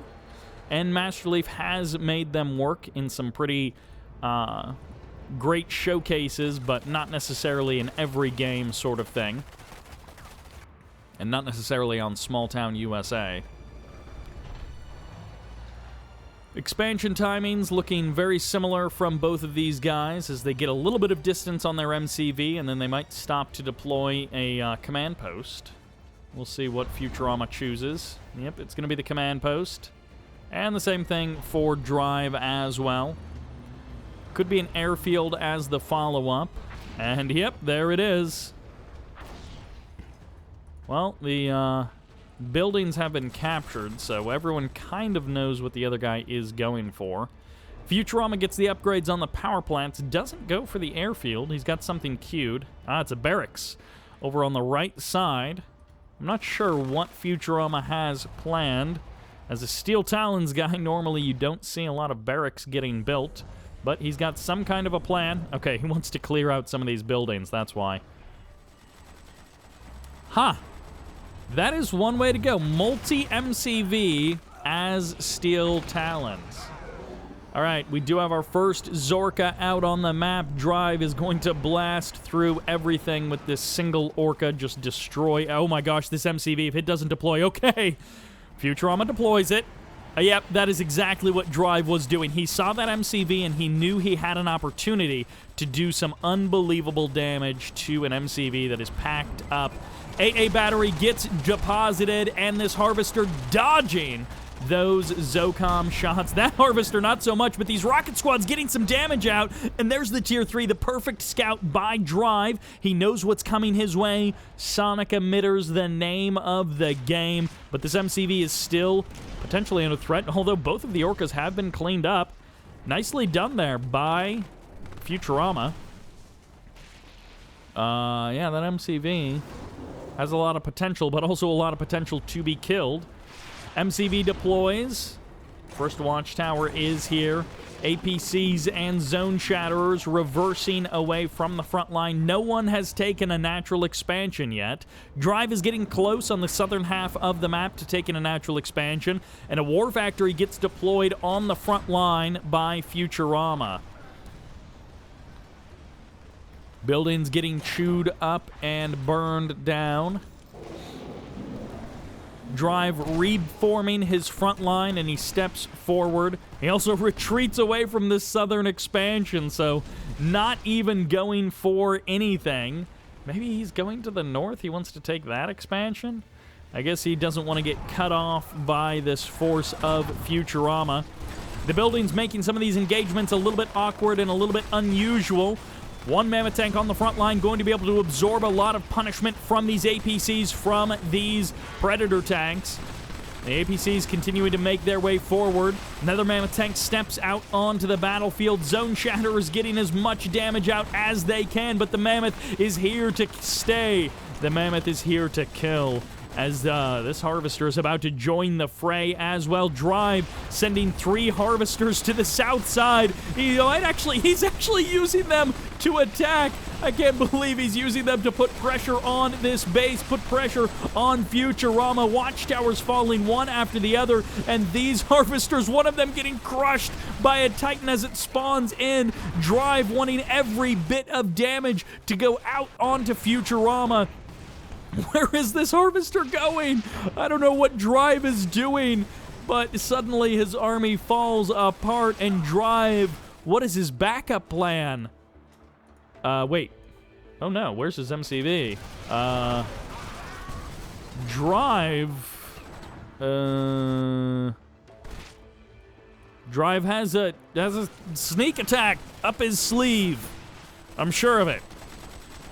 Did Drive sell his MCV? This is... what?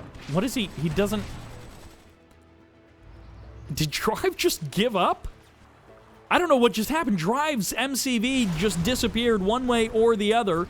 Either got caught by Futurama or Drive sold it off. There's the engineer, so I think it was a sell-off. And Drive tried to put everything into that attack, but it just didn't work. Behemoth's back behind this front line, just pounding shot after shot, sending Drive into the dirt, and Futurama, unless he really messes this up, never mind, he literally can't mess it up now. Futurama takes a 3rd point in this series, sending us to the ace match.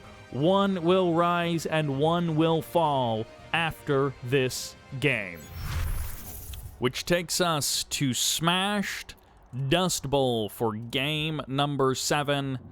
Back when this map was first made, I feel like it was played constantly, but now, because we have Tournament Dust Bowl No Poker, and there's so many other good maps, I feel like this one has fallen out of favor just a little bit. Kicking it as the straight-up nod, this is the Cyan Futurama. And in the south, bringing us the Traveler Plays, this is Drive. Stasis Chamber on the right. Are you ready to rumble? Drive says fast legs are the only way to play.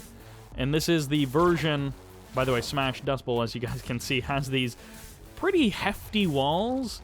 These walls are thick boys, as they will stop the other guy from getting your tib spike pretty conclusively.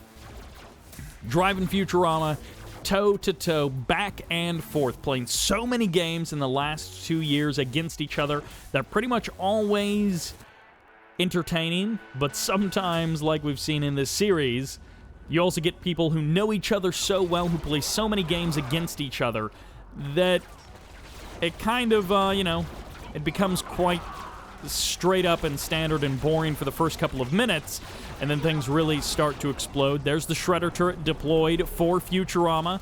So far, he's doing a really good job of keeping these descents away, but he hasn't broken them yet. There's still enough firepower here that they could be a problem. For a second there, I didn't see the MCV just because the position is a little bit weird on this version of it. I feel like the fields are moved over a little bit or something. I don't know. I feel like the fields are normally closer to the MCV. Ooh, cleaning up the, ooh, he's trying to jump on that Raider buggy, but Futurama is not letting it happen. Cleaning up the tip spike is definitely a nice move. Drive gets a big chunk out of that Raider buggy, but that's not the end of the world. Futurama will survive, and every Descent who dies is a little bit less damage output that these squads have. So Futurama is able to just sort of pick away at those units, and eventually that tip spike does go down. Although, no Harvesters have been eliminated, and that's really the strength of the Descent Rush, is getting those Harvesters, slowing down that economy. And the result is, Futurama just has a much stronger opening than Drive. Up to these 3 Harvesters, should have a 4th Harvester. Did he already... They didn't already transfer one. Huh, I feel like Futurama's economy is... actually not as strong as it should be. I'm not sure why. I feel like he's missing 1 Harvester. He should be up to 5 by now, but I guess not. As Drive, he's sitting at the 4 as well, with the 2nd refinery getting added on, and it's a short walk to the natural expansion on this map. The minimap kind of looks like a beard. Oh, it did, with the mouth right there. Looks like a beard on the face of Futurama, which I've never seen a picture of Futurama, so maybe he does have a beard. Seeker Tank's going to be the follow-up for Drive in the south. One of these guys steps forward to face Green Zero. One of them falls down to face Master Leaf.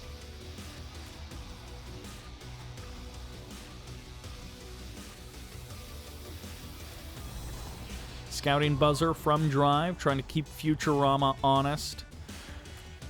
But again, after the Descent opening, we've kind of resumed our gentleman's agreement, our mirror match status between these two guys. Even though they may play different factions or different sub-factions, they play very similar to each other in most of these games. Which is interesting because sometimes in just their regular casual games, they play anything but standard. However, here, in a tournament environment, they're happy to play macro-oriented almost every single time, and even when they do something aggressive, they kind of return to form.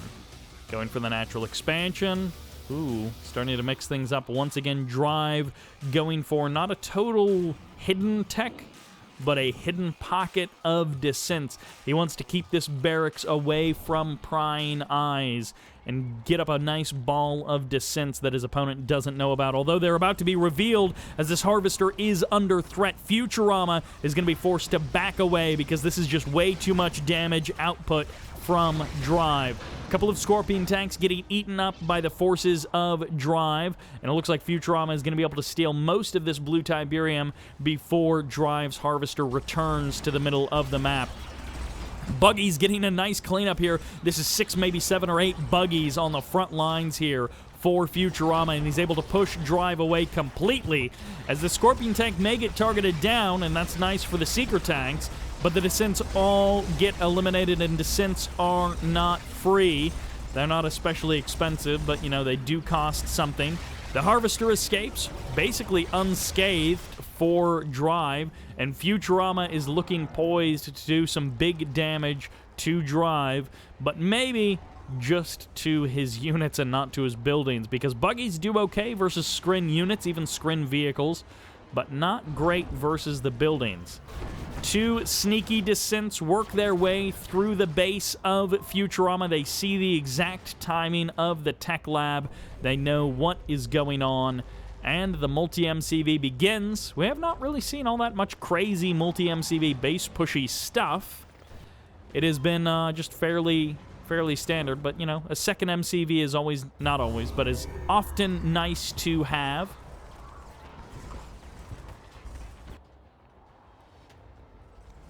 Futurama still harvesting away at that blue Tiberium. No third base just yet, but I think it's shortly in the future for Futurama. There's the Catalyst Missile. Gets called in. Once again, those Skrin Harvesters able to just dodge that damage from the Catalyst. It's so nice that they don't take that big chunk of health away. Temporal Wormhole slows down these units, but the Photon Cannon only gets 1 kill before everything else manages to escape. Still no third on the way for Futurama. I mean, obviously he was going for his tech. He was getting all of that stuff set up. But still, his MCV is not even packed up. It's not moving in that direction. Oh, he's going for a Redeemer. That is why laser capacitors have been purchased. A great move there by Futurama, considering he's playing Nod and considering the forces that he's up against. Faye's going to be able to save that tripod, and also this one single cultist saving this base from this flame tank as Futurama trying desperately to kill that cultist, and he does get it, but it's too late. The flame tank goes down, and Futurama's sneaky backstab burn down attack doesn't go as he had hoped. Laser Capacitor, Scorpions, and Buggies working their way through what would be the third base of Drive. And Futurama running away with this game, but I think he's about to run out of steam. He's still got a decent chunk of Tiberium here, but he needs to transition out to something else because cultists and tripods will tear his forces apart if he's not careful. If he's got enough Scorpion tanks, he can do anything he wants. Oh my gosh, these rocket squad or these flame squads take so much damage from Skrin vehicles that aren't gunwalkers. All right, now we've got the big boy on the field. Futurama is ready to go once again. These Scorpion tanks might expire quite quickly, but they'll have the Redeemer to anchor them for this attack. The buggy gets sent forward sacrificially by Futurama, or by Drive, rather. Futurama's buggy. And it is now up to Drive to try and pull something out defensively. Otherwise, he's just going to collapse here and fall to pieces. 2 Scorpion tanks trading sides as the area mind control takes them over. That Harvester somehow surviving that engagement. That was so many lasers firing off, and yet it still survives for at least a couple of moments longer. The MCV following up this Redeemer as the aggression may just never stop for Futurama. Devastator warship is here. Tripods hanging out behind the buildings, trying to buy some extra seconds. There's the Rage Gen firing off, but everything has already been given their attack orders as the Scorpion tanks close the distance. The MCV deploys more Scorpion tanks coming in, but more tripods as well. This Redeemer getting eaten up. The lasers just do not stop as somehow Futurama falls, and the tripods survive almost that entire engagement. Photon cannons deploying from every side, and Futurama's army evaporates. Shard launcher photon cannons make short work of a Nod force. And the tech of Futurama falls to pieces. Laser capacitor Scorpion tanks were no match, apparently, for those tripods. Actually, I feel like Futurama should have been able to do way more than that, but his army just got deleted. And yeah, there are a ton of photon cannons, and they have that shard launcher upgrade that just makes them do that much more damage. But still, what in the world even happened? Scorpion tanks are, I feel like, normally better than that. But Drive just held, like, almost perfectly. You almost could not have asked for that engagement to go more in Drive's favor. Maybe if more refineries had survived, or maybe if more harvesters had survived, but Futurama's army got completely expended there, and Futurama's base looks awfully thin. Drive is once again looking like a big, thick boy who is ready to crush Futurama.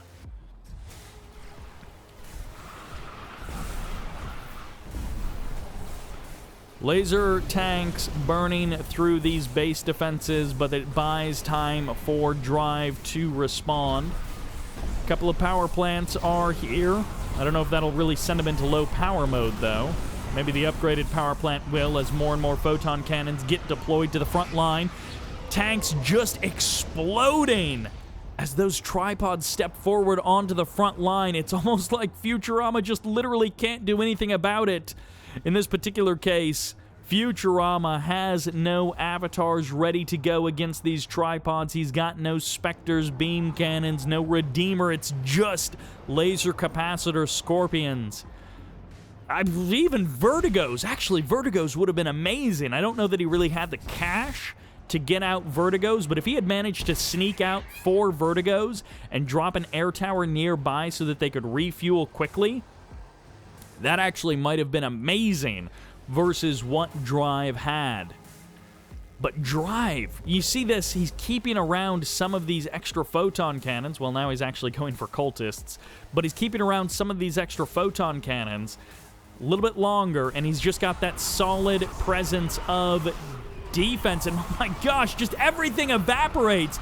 These seeker tanks just doing unbelievable damage against the forces of Futurama, and there's actually the MCV getting teleported to the front line, the sell-off of the MCV of Futurama, and Futurama falls apart. The GG is moments away, as there's actually a gravity stabilizer. Why? On the front line, but Drive, in just a matter of moments, it feels like, has gone from equal footing to unbeatable advantage. Here in game number 7, Futurama falls apart and Drive takes the win. Drive will advance on to fight Green Zero in the finals. Futurama fighting well in the semis and taking it to the distance. Even in the beginning of this series, looking like he was dominating Drive and like he was going to be the one heading into the finals confident. And then Drive took it back. So let's head into the finals. Drive versus Green Zero. And that sends us to Infested Coastline for game number 1 of this finals best of 9. The sort of red zone variant of Tournament Coastline. On the left side, playing green, playing black hand, this is Drive. Which means we are going to have just mass confusion trying to talk about these players and these colors. As the yellow, playing GDI, this is Green Zero. Green Zero versus Drive. I feel like we've been avoiding this matchup for most of 2021. Somehow Drive and Bike Rush have met in tournaments, either in like the semis or the finals or wherever, 100 times it feels like in 2021. But it feels like Futurama, Green Zero, they're usually on the opposite side of the bracket, and so we don't see a lot of Drive Green Zero matching up. We've seen Green Zero and Master Leaf matching up a couple of times, Drive and Master Leaf, and then of course Master Leaf and Senna providing us with many entertaining games throughout 2021. But I feel like we've been missing this matchup, and now we finally get it. We get to see it in length as well. 9 potential games, so I guess a minimum of 5, and we're kicking it off on Infested Coastline. You do have a relatively short walk to a natural expansion, but this is really a half natural here in the north or in the south, and then a full proper third for full proper greenfield for your third. And it looks like this is one of the few community maps that really doesn't have any blue on it at all. And as delightful as this water looks, that would be just absolute death swimming with the Tiberium. As nice as it may sound at the time or look, it would absolutely destroy you. But on the right side, we have got ourselves plenty of harvesters, getting up to 4 and 2 relatively quickly. And it looks like Drive doing the same thing. I don't think either one of these guys has gone for anything too out of the ordinary, too sneaky or underhanded. Instead, we might about to be getting some underhanded sneakiness. Let's see if this is just for the Cabals, or rather Black Disciple, or if this is going to be some kind of man spam switchover. We're getting a couple of rocket squads, possibly just for safety. Always nice to have a couple of rockets hanging around up against a GDI player. You never know if Pitbulls or an APC Pred Army is going to show up in your base. Not a lot of bike buggy coming out from Drive, so he's playing Black Hand, but he is not too focused on the bike buggy, at least for now. Pitbull in the south gets pushed away. The MCV heading for the what could be the third location, but it's actually going to put these two on a bit of a collision course. Green Zero already establishing his third refinery at his natural expansion very swiftly, and Drive is going to be significantly behind in that timing, especially as the game goes on and he still has not moved his MCV for a potential natural expansion. Sells off the barracks, goes double War Factory, so I guess he was hoping to stop the scouting from Green Zero, and it looks like we already do have the Black Disciple upgrade, which means Purifying Flame is on the way. There's some people in the comments who think that Purifying Flame is the best upgrade in the game and are baffled every time someone doesn't get it, but in this case, you do get to see it. Now, Green Zero has an eye on the natural expansion of Drive, so he has a pretty good idea, and he spots, I think, the second flame tank moving out for Drive. The first flame tank may have already made its way, yes, down along the southern edge of the map. A couple of rocket squads heading in early. This is going to kind of tip Green Zero off, but at the same time, Drive might be able to pull in forces from somewhere else to start doing damage and draw his attention away from this section. One harvester going down. A nice catch there by Drive. A bunch of pit bulls on the other side of the map. We're trying to deal with the remaining flame tanks, but we've got at least 4 flame tanks out on the map. There is a lot of potential fire coming Green Zero's way. That's why the MCV move to the middle or to the potential expansion was a bit of a fake out. I think we just had an MCV cell as well. I don't know that there's an engineer hanging around, but this is just flame tank after flame tank. Green Zero has to deal with flame tanks from every angle, and he can certainly deal with a couple of angles, but I don't know if every single angle is going to be well defended. He's got Predator tanks, but just 1 Predator tank and 2 flame tanks showing up. The refinery going to be 1 target. The War Factory is also nearby. Double vet on that flame tank as these Preds are targeting the one that's a little bit further out, and the airfield is going to be the next target. 2 Hammerheads at least are already out on the field, but the attacks are not queued up, and this last flame tank in the north is going to be pretty easily dealt with. But even with Purifying Flame, it burns down buildings so quickly that amount of firepower. No, another flame tank sneaking right in. He gets a refinery, but not an important refinery. That was a refinery that was going to be sold off anyways. Green Zero's tech has not really been reset, but he has had a wrench thrown into the works. I feel like Drive didn't do nearly as much damage as he would have wanted. I feel like Drive is just a bit behind. He did not sell his MCV. He moved it up to the north, so that's why there was no engineer running around. He just sent his MCV up there and I guess left a couple of buildings down here. Mantises hunting these hammerheads. Wow, those 2 APCs super low on health, but they still survived. Mantises and rocket squads getting some shots off these Predator tanks.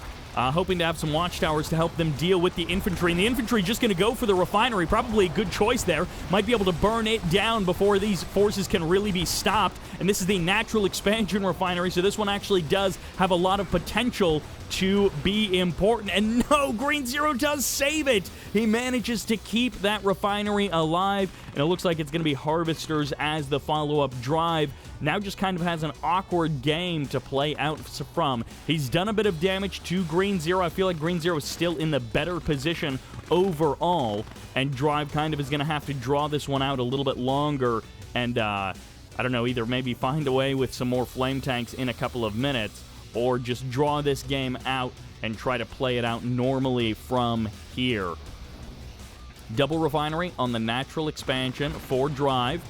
So despite all the chaos, despite all the disruption, he actually gets a second refinery on that field, which does affect Green Zero's ability to actually cash in on all of these harvesters, which are gathering Tiberium, although now his second refinery gets locked in, and his economy is about to just about double in income. A couple of SAM sites getting shut down. Drive, I think, just trying to buy time with some of these structures getting eaten up by the attacking forces of Green Zero. Green Zero sending out a scan there as it looks like the War Factory in the south gets eliminated, and the Mantis heading out onto the north side of the map as the MCV packs up and heads away. It's a double barracks transition for Drive, and Green Zero, well, he's had a big wrench thrown into the works at this point, but he has also had enough time to kind of stabilize, to correct, and it looks like he may be going for a third base pretty swiftly here. Okay, yeah, the MCV stops at the third, and Green Zero is going to be all nice and set up to take a relatively quick third base, given how wonky this game has been. Cleans up the main base. He's got himself some AP ammo. He might even be heading towards railguns in the next couple of minutes. We'll see. He probably wants to prioritize getting his first refinery at his third base up first, but we'll see. Operations Center gets rebuilt. Green Zero shaving off a couple of rocket squads here and there whenever and wherever he can. Double watchtower at the natural expansion, placed early too. He is concerned that there may be an attack coming in, and that's certainly a valid concern with all of the infantry that Drive has been pumping out. Hammerhead's going for the snipe on the power plants, getting power plant after power plant. Decent split on the Hammerhead, so the splash damage is minimized a bit here. One harvester going to get eaten up. A second one maybe targeted down. There's a good couple of Hammerheads that are low on health, but also these harvesters, some of them were pretty far away from the SAM sites initially.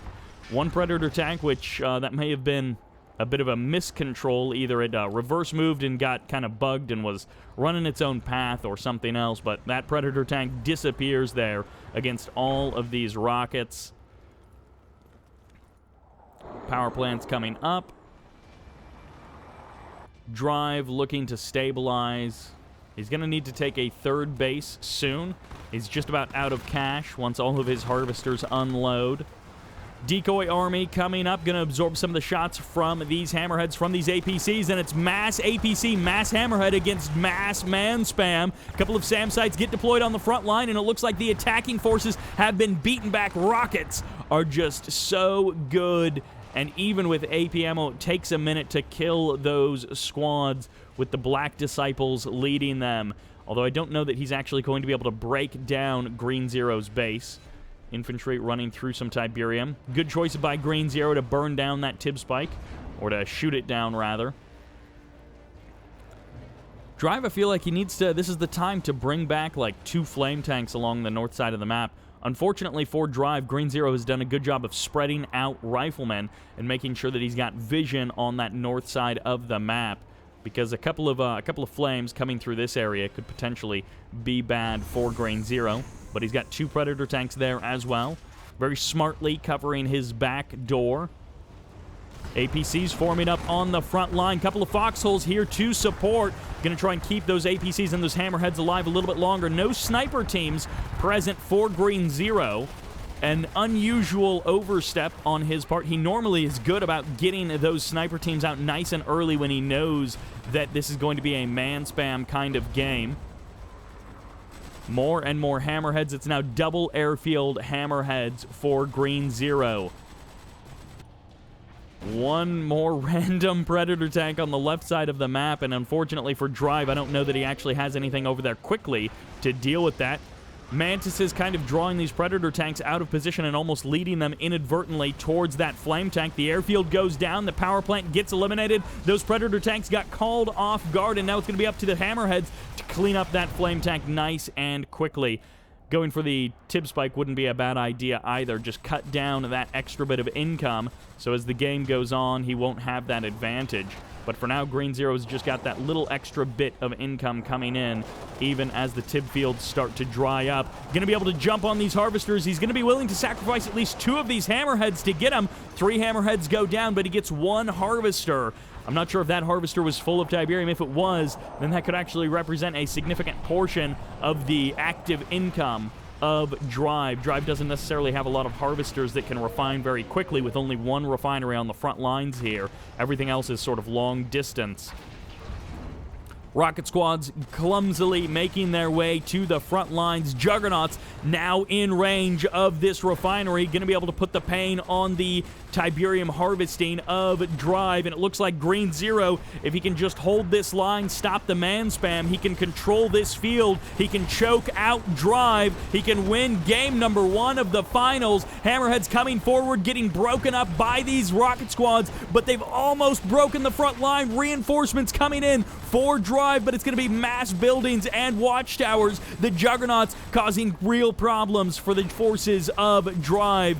The MCV getting pushed back from the front lines, completely disappearing. We'll take a look at it in a minute, but the Predator tanks targeting down the Harvesters, not letting Drive get any of this income, get any of this economy to reestablish himself. Meanwhile, on the south side, just some Tiberium damage, it looks like, as the Harvesters reclaim their position on the field. The Juggernauts trying to shut down this infantry, and there's so few forces left for Drive. The Hammerheads coming in for the flank. Double barracks on the front line. Fire sale, and Drive drops game number 1. Green Zero starting out strong, handling the flame tactics, and managing to pull out a win here in game number 1. That was an awkward match for sure ever since those first couple of minutes, but Green Zero staying ahead on the income, eventually getting out to that tier 3, those Juggernauts, and being able to control that final engagement. That'll do it for game number 1. And we've done it. We've finally made it back to what used to be the only map that ever got played, Tournament Rift. A classic for a reason. And honestly, these days I don't mind seeing it anymore because we see it infrequently compared to 2013. On the left side, kicking it as the just vanilla nod, this is Drive. And on the right side, playing Black Hand, the yellow, Green Zero. Yellow Green Zero kind of sounds like a soda flavor.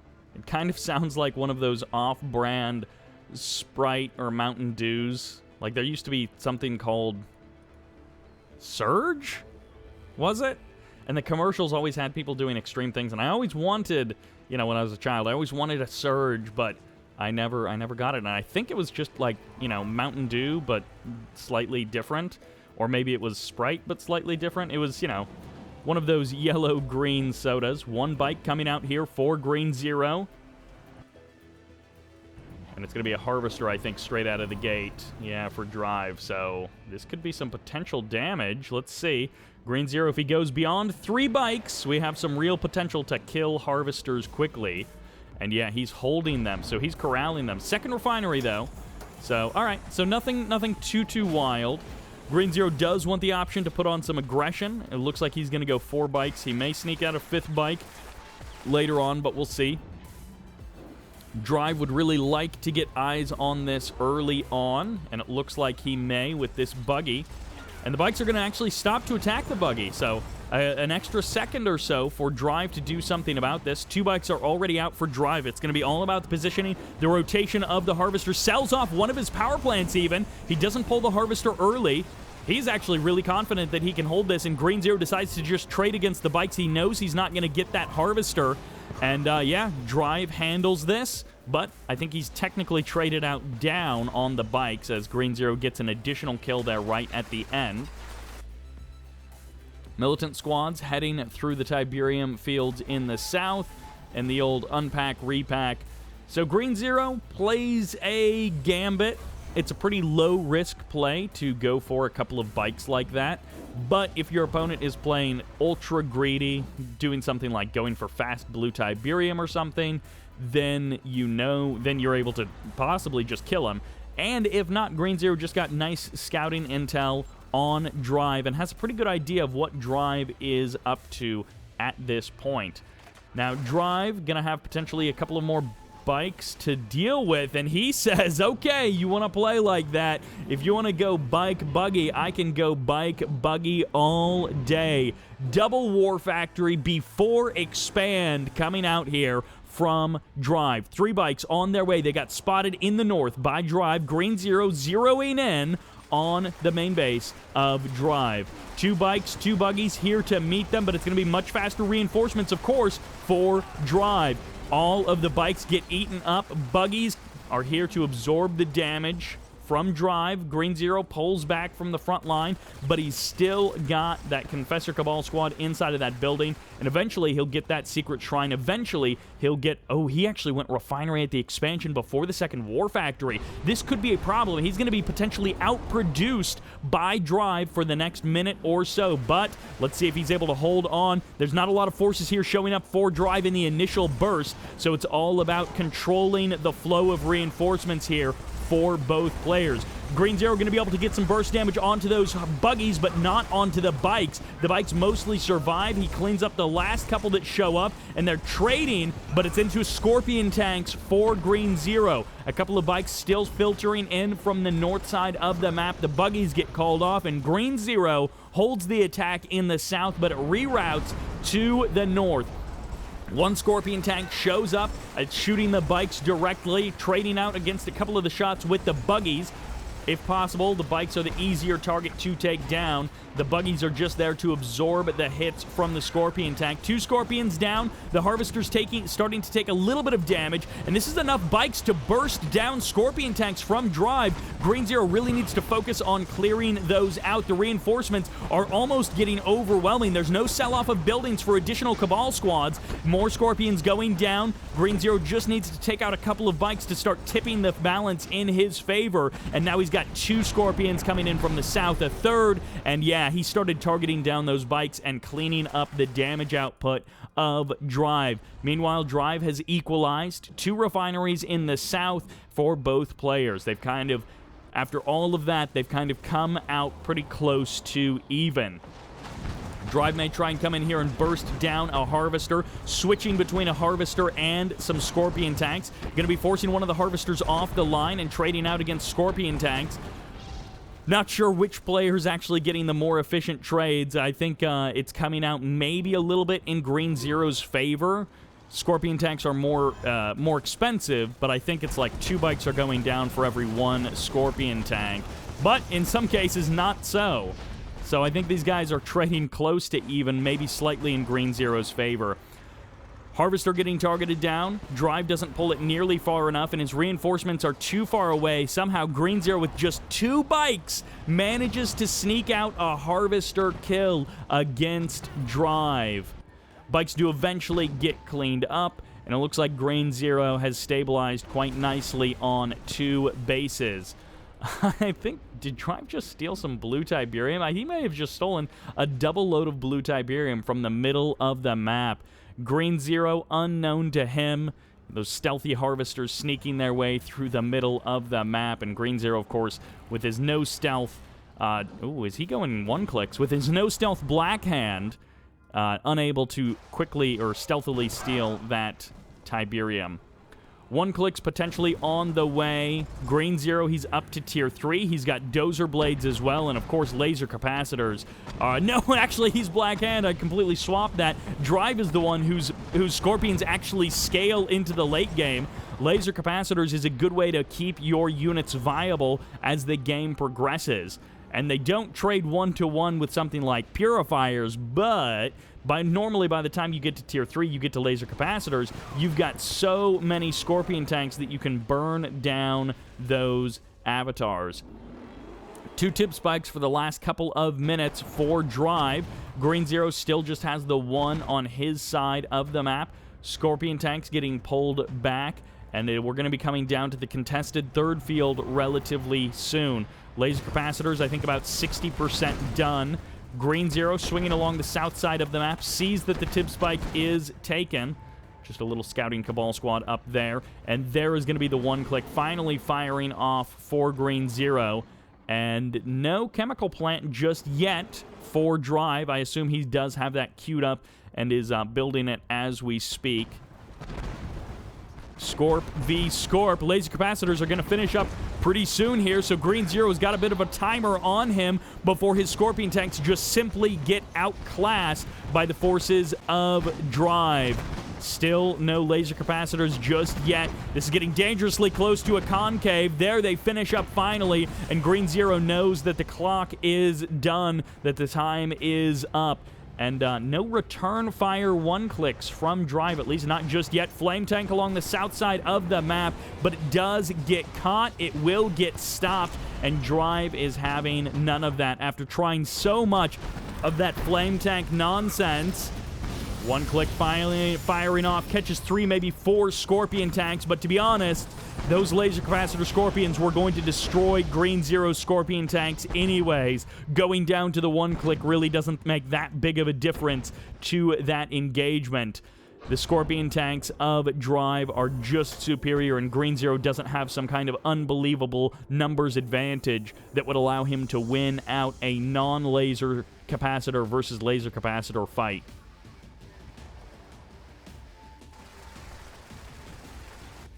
Drive pulling basically all of his tanks back down to the south side. Cleans up a couple of tanks of Drive, or of Green Zero on that south side. And more Blue Tiberium. Again, these stealthed harvesters of Drive are kind of the unsung MVP of this game. I don't know how much income they're actually bringing in, but it's extending his life on 2 bases and allowing him to have a pseudo 3rd base worth of income, but just on these 2 bases that he's already got. Green Zero establishes himself at the contested 3rd field, but if it comes down to a Scorpion fight, my money is still on Drive. Now, Green Zero does have a couple of Harvesters or a couple of Scorpions sneaking in to kill off these Harvesters. Fortunately, they are stealthed, so they can't be targeted just willy-nilly by Green Zero. And 1 laser capacitor Scorpion showing up. Green Zero pulls back, mass transfer of Harvesters, and it looks like Drive is aware of it. He realizes it, and that is a big group of Scorpion tanks to clean up just a couple of attacking Scorps from Green Zero. On the south side, 6 Scorps into the back door of Green Zero. Let's see how much of his natural expansion survives after this. Green Zero forms up on the front line. 1 random Black Hand member over here for Drive. And Drive kind of taking a look in the base of Green Zero, trying to assess what exactly is there. The Redeemer about to step out. Rage Gen could definitely wreak havoc upon the forces of Green Zero. He pulls back from the front line, and a Flame Tank finally sneaks through the defenses, gets past the armor of Drive, takes out one of the refineries, but a refinery on a basically expended field already. If he gets the second refinery, that's a nice shutdown of any additional income from this location. The Flame Tank doesn't have Purifying Flame. It only gets about 25% of the health, and now Green Zero has to deal with this giant Scorpion Tank army. Somehow, just random Black Hand squads are making their way everywhere on Green Zero's side of the map from Drive. Green Zero with only 1 refinery, 2 refineries on the front line, but they're a little bit further away from the front. So he may be, this may be the last loads of Tiberium that he gets. Let's see, Rage Gen fires off, but these Scorpion tanks have already been given their orders. They've already been told to attack. That Redeemer going to have to fight its way to the back and hide, as there's the one-click firing off tip vein detonation, but it doesn't matter. The massacre is here. The lasers will prevail, and the forces of Green Zero get encircled despite the one-click, despite the vein detonation. His Scorpions explode in a rain of fire that we have not seen in a long time in Kane's Wrath. Green Zero's front line 3rd base gets burned to the ground. The MCB gets sold off, the GG gets called, and Drive will take game number 2 to even things up. That refinery actually survived that engagement, and Green Zero has not left the game. I'm not 100% what his plan to come back in this game is. He's got 1 refinery, he's got no MCV, but he does have Tier 3. The contested 3rd field is now under the control of Drive. Green Zero with plain Black Hand, but not man spamming. Rage Gen fires off. Scorpion tanks trading against themselves perhaps a little bit. Even if you kill the Redeemer, you haven't killed the Laser Scorp army. Green Zero taps out. There's the GG. And that will do it for game number 2. Now, Drive has evened things up. And that was, I mean, Nod versus Black Hand. But when it comes down to the Laser Scorps like that, I mean, it's not very much of a competition. This, the drop-off between these two players, you know, Drive was already ahead on units. I don't know if those were all Scorps, but he was ahead on units, and then the drop down to like 50% versus the drop down to like 25%. And yeah, that was a lot of Scorps just disappearing. That will do it for game number 2. Let's see who gains the momentum and takes the lead in points in game number 3. Which sends us to Tournament Stadium. On the left side in the north, playing green, playing GDI. This is Drive. On the right side, playing as the yellow Nod. This is Green Zero. GDI, Nod, Black Hand. I feel like we're kind of checking off a bunch of the factions that Drive is strongest with.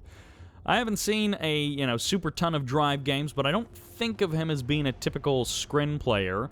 So, we'll see how he does now that he's, you know, down to, like, I guess, Steel Talons, Zocom, Mark of Kane, and then the 3 scrin factions. Green Zero, on the other hand, is a premier GDI, Steel Talons, maybe even a little Zocom, but I think mostly GDI and Steel Talons player. But he really is strongly on the GDI side of the spectrum. I mean, like all competitive players, a bit of random, a bit of all 3 factions, all 3 groups, you know, all 9 factions, I guess, but all 3 groups of factions. You gotta know how to play them all. You gotta know general strengths and weaknesses. And a beacon was placed by Drive up on the north side. Oh, I don't know, what is he? What is going on with this rifleman? He does not want to shoot those militants for whatever reason. Instead of actually firing, they're just pausing for a moment. That's a delightful little bug. Oh, and you know what happens when you run into something like that? One individual member of that rifleman squad survives. All right, so it's going to be a single Black Hand wreck. Oh, no, wait, what is the... Oh, okay, so he's going to pick up the second Black Hand squad. So double operation center, I think 1 flame tank, 1 Reckoner, but 2 Black Hand squads in the Reckoner. I did lose sight of the flame tank. It went somewhere. At any rate, Drive is going to want to know about that as soon as possible. And of course, ooh, what's on the north side? Ah, the riflemen actually spot this! And the only reason that you would have 2 Black Hand squads inside of a Reckoner like that is if you're going for one of these famous flame tank pushes, flame tank rushes. And Green Zero has not hit anything with the flame tank just yet. Surely it didn't get caught that early. But at any rate, the MCV going to get spotted here. The Pitbulls may actually be able to do a couple of shots against it. They're not going to kill it, but hey, get a couple of shots if you can. Instead, they go for the Harvesters. I assume Scorpion tanks are on their way, but Green Zero may actually be a little bit strapped for cash here. Some of his Harvesters not quite lining up like he would like to necessarily. And, well, gonna drop a Hand of Nod, gonna get him... Oh, that's actually another Harvester spawning in, so it's gonna be all rocket squads for this defense, and these Pitbulls committing pretty hard to get this, but there isn't a whole lot of threat against them. Drive could actually just send this Rifleman squad out of the foxhole and start killing off these rocket squads a little more manually. Reckoner in the north still is unable to find any real value, unable to really find a spot to attack. Green Zero loses 1 Harvester, but is going to be able to bounce back from that. I think Drive's real victory there was the super-duper delay of the natural expansion of Green Zero. Green Zero still has a couple of more feet to walk, and Drive's first refinery, first load of Tiberium is already done. So he's got that bit of an edge, he's got that bit of an advantage, and he shuts down the Reckoner super far away from anything. So it's not even like the Black Hand squad pops out and starts burning something down immediately. He's got to walk for like 20 miles before he actually gets anywhere of value. Pit Bulls on the north side of the map going to be getting pushed away by these Scorps. Pit Bulls on the south side hunting for more targets. Green Zero, he's got the rocket squads here to defend, and that Harvester almost transferring up north and decides better of it. Definitely don't want to run into those Pit Bulls in a dark alley or even in the middle of the day when it's broad daylight. They'll kill you either way. Scorpion tanks able to clean up one Pit Bull right out of the gate. 2 Scorps are about to go down, though, and just 1 Scorpion does remain against these 4 or 5 Pit Bulls that remain. So this Harvester may go down. And actually, reinforcement Pit Bulls also sneaking in here. The rocket squads are nice, but they just don't have the rate of fire to kill off these Pit Bulls quickly. 1 Harvester goes down. Meanwhile, Drive is just upgrading and powering ahead. Green Zero starting off this series well with a Game 1 win, but a Game 2 loss and not a strong start to Game number 3. APC Pred going to be produced by Drive. He's got double War Factory. He's got both of the refineries working full-time in the south and the airfield as well. So Green Zero from this point forward is going to look to stabilize, get his feet back under him, and try and get back to a normal place. And I assume he's about to transfer up some Harvesters. He's got more than enough Harvesters. Yeah, it's definitely not a Harvester problem, just a not quite the right area. We'll see if these Orcas have anything to say about his saturation, because Green Zero may be undersaturated in just a few minutes if these Orcas surprise him real bad. AP ammo, 80, 90% done, something like that, as this third base is going to be a potential breaking point for Green Zero. Let's see if he's able to transition out to that third or if he just stays on this natural. Pred APC moves out on the south side of the map. This main base may kind of be sacrificed. There's a lot of Scorpion tanks here. The Harvesters transfer away. Perfectly timed there to avoid any of this pressure coming in. The Reckoner finally goes down. It was stuck in that location, but it just had never been cleaned up. Looks like the Orcas are heading out over top of the stadium. Double Harvester to the middle of the map. That's a lot of blue Tiberium. And look at this, pulling all of the rocket squads actually into the Tiberium field, trying to open up some kind of opening, some kind of weakness for these Orcas to come on through. Gates open wide, boys. Let's find the kills, as Green Zero now has a lot of rocket squads almost on top of these Orcas, but not much more than the rocket squads. 3 Harvesters going down. A 4th Harvester gets eliminated. The Pit Bulls trying to do what they can as well. A 5th Harvester goes down, and the saturation problem isn't so bad now as the Pit Bulls get cleaned up by the rockets and the Scorpions. Green Zero holds the attack, but his economy is just so-so. Drive behind this, expanding out to a third field and transitioning into double airfield hammerheads. It looks like only 4 Orcas survived that attack, but I think their real goal was to slow down that economy, and they have done exactly that. An Orca strike coming in. Green Zero may take a bit of chip damage on this Harvester. It'll survive the strike for sure. But actually, no, the Orcas look like they're far enough away that, yeah, that Harvester may actually be completely done unloading by the time those Orcas... never mind. There's another one queued up behind it, so... I guess Drive gets the lucky strike. No! Green Zero perfectly pulls that fellow off. This refinery could get targeted down just as it gets deployed. It gets knocked down. The Tib chemical plant is up and running for Green Zero. Drive with a couple of power plants and a refinery back in his main base. That was the scouting buggy. That buggy was supposed to be the eyes and ears, the vision for Green Zero to get his one click off, but he just didn't manage to get it. It got caught by an unfortunate happenstance with these hammerheads. Green Zero almost getting to rock the economy of Drive and shut it down at the third base, but instead he taps out. He calls the GG. Drive in complete control that game, looking fresh with the GDI, and Green Zero looking like he's not quite so certain with Nod. Once we switch back to Steel Talons or Zocom, I think Green Zero is going to look a lot more confident and a lot more solid. But that's 2 wins in a row by Drive. The pressure is on Green Zero to start putting some more points on the board. Which takes us to Tournament Undergrounds. Will anyone actually go for that EMP control center? Let's find out. on the left side, playing as the green Zocom. This is Drive. And on the right side, returning to his roots as the yellow Steel Talons. This is Green Zero.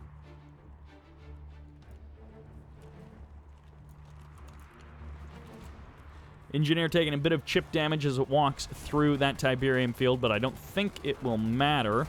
Ooh, Green Zero getting double foxholes against the single of Drive. So Green Zero is actually going to be able to break down the foxhole of Drive pretty darn quickly, and it looks like he will be able to secure this capture of the southern contested Tiberium spike.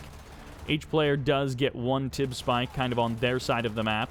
Green Zero pulls his engineer away just a smidge and is going to be able to safely grab that Tib spike.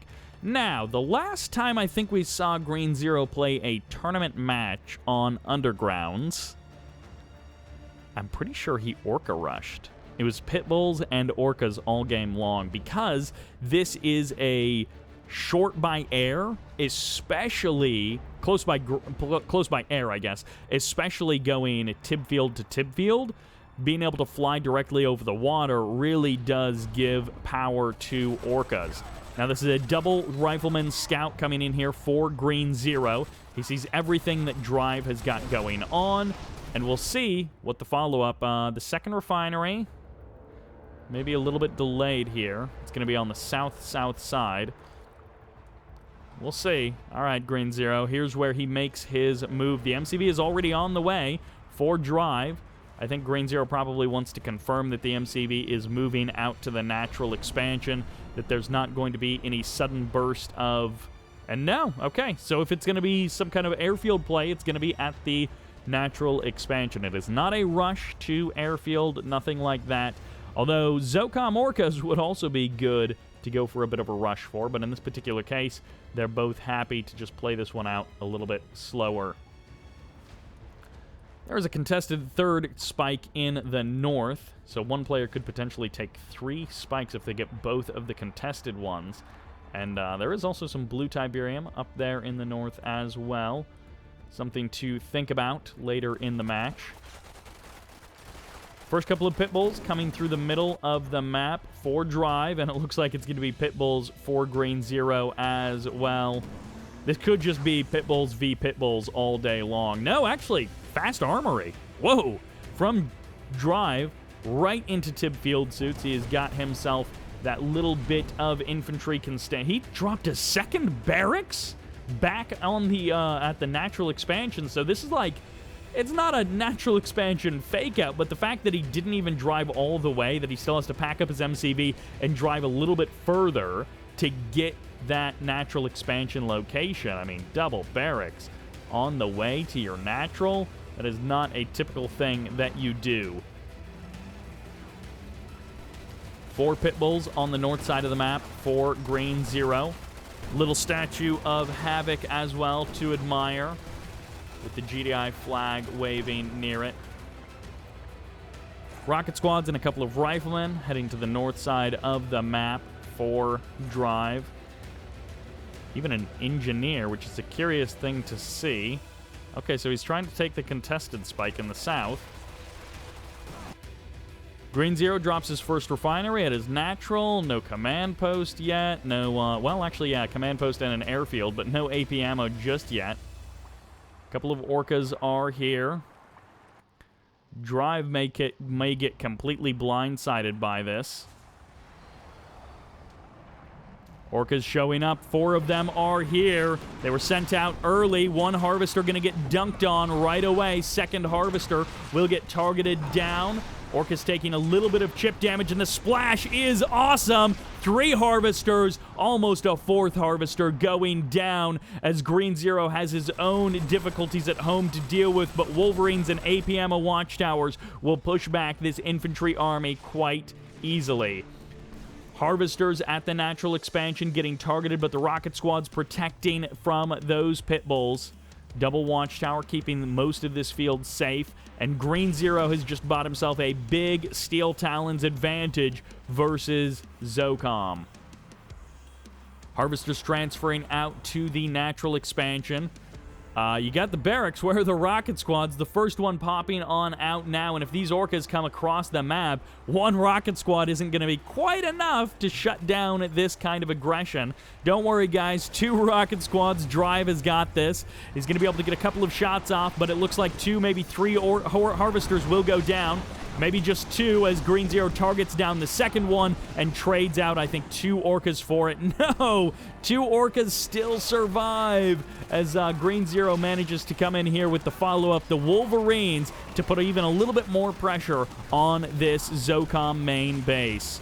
It will get shut down. The Pitbull's dealing with those Wolverines, but he takes a Pitbull with him as he trades out those lives. Wolverines now trying to clear out these rocket squads and these foxholes. The Wolverines are actually going to go down. So the foxholes remain. A couple of the riflemen taking a bit of damage. But, ooh.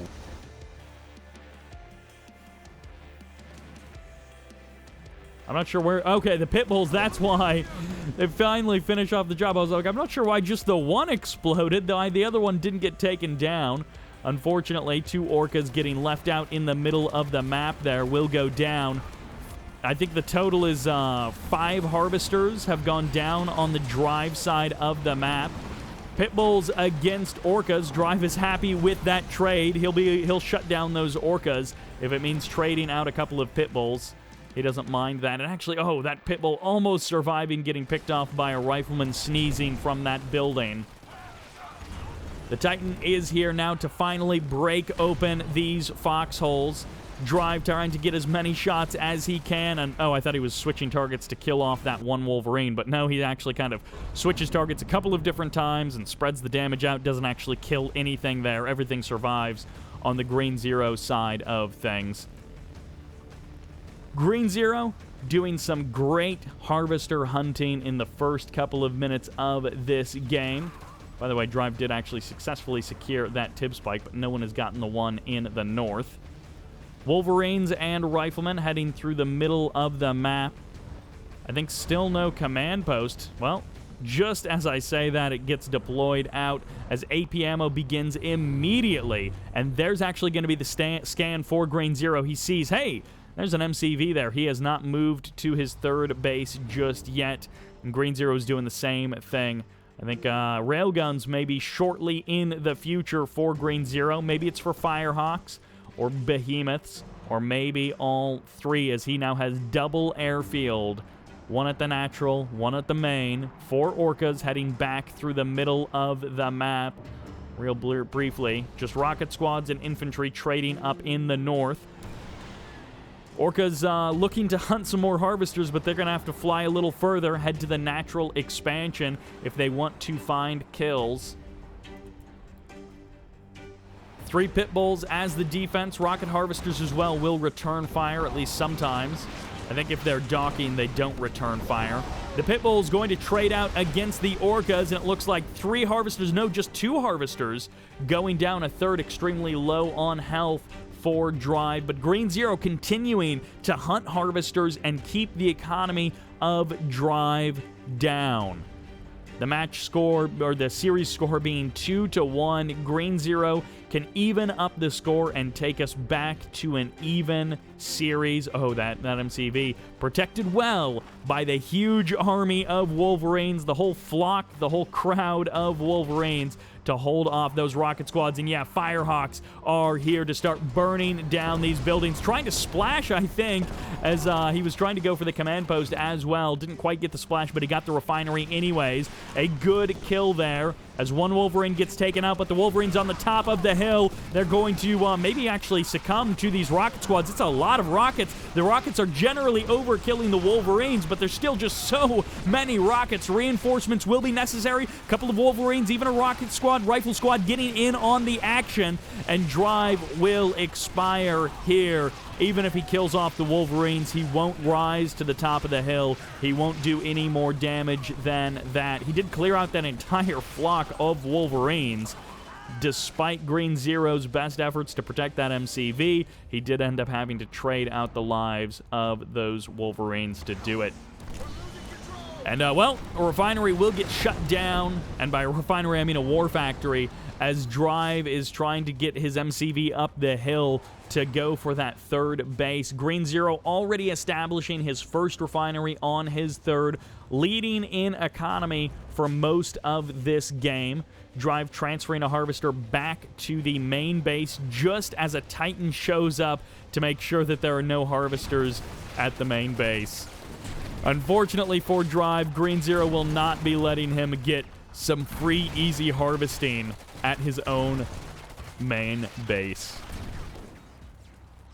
A couple of pit bulls showing up, so I guess eventually this Titan will go down to the rockets and to the pit bulls. And maybe the harvester can eventually get back to work. Green Zero, if he keeps up these bombing runs, he might be able to just sort of whack-a-mole Drive to death. First refinery, it looks like, is about halfway done, and there are 3 Firehawks, nope, 4 Firehawks here. And they're just going to go for a refinery down here, or maybe even the command post, I'm not sure. Sells off the command post. No more AA turrets. I hope you got whatever you wanted already. Wolverine's getting held off on the right side of this third base of Drive. Right here in the middle of the map, they're kind of getting split up by the terrain, by the walls and the ramps. But Drive's Zocom infantry are actually holding the line. And in this particular case, this engineer is friends with Masterleaf's engineer from Tournament Crater. As it looks like Drive will be able to secure his third base for now. But the pressure is not off. These Firehawks are going to be returning sooner or later, either for the command post or for this refinery. Although with the laser fence, it may actually be able to survive the bombing run. And Green Zero may need a second airfield, you know, maybe 1 or 2 additional Firehawks to be able to get those kills. Scan revealing something. The Firehawks coming in for the command post once again. I think he was hoping he would sell it off and he could call the Firehawks back a little bit earlier and save their bombs, drop their bombs against something else. He's going to go for just a random bomb somewhere. And nope, he's just going to Strato Fighter out.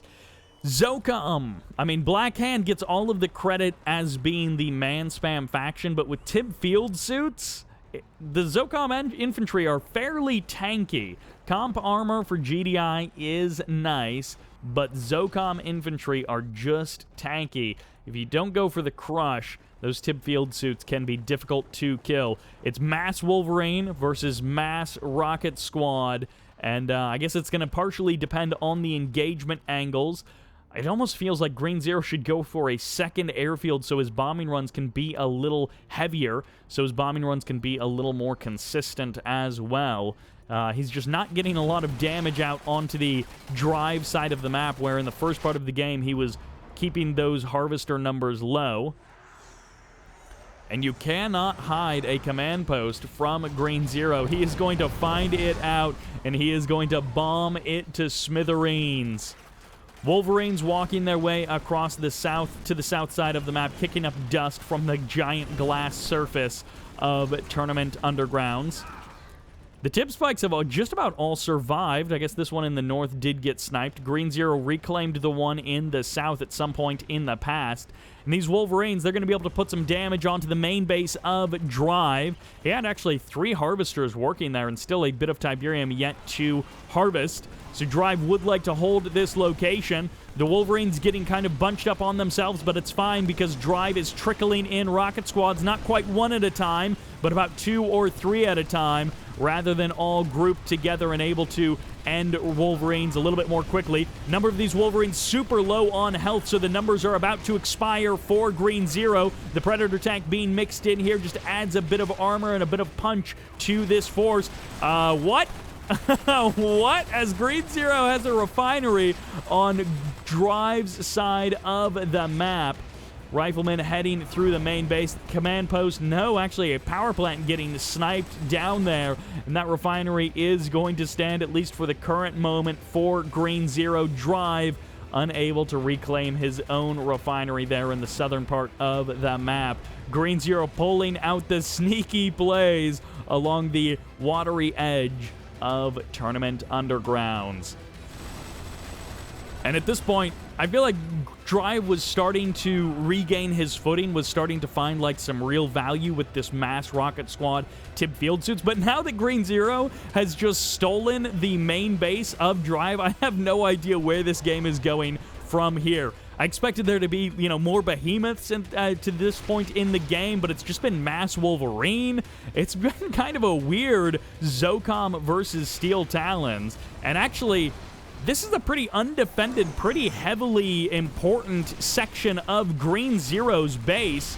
The Firehawks zapping away to somewhere else on the map, and I'm not sure where they went exactly. They stratofightered out of there, and it's going to be up to these watchtowers to try and hold the line. But Green Zero actually just sells off a huge chunk of this base, of this infrastructure, and there's a bit of Tiberium still left, so he's going to want to come back to this area if he has to give it up. Wolverine's going to turn the tide of this battle, cleaning up these rocket squads very quickly as the Predator tanks turn back around, but the Mammoth is going to eat them alive. The Behemoth also putting out big, unanswerable shots onto the battlefield as it looks like Green Zero catches this force and crushes it. The reinforcements for Drive are going to try and break the reinforcement train of Green Zero, and it looks like Green Zero's reinforcements have been cut off and eaten up in the middle. It's going to take more Wolverines coming down from the high ground to stop Drive from taking this natural expansion.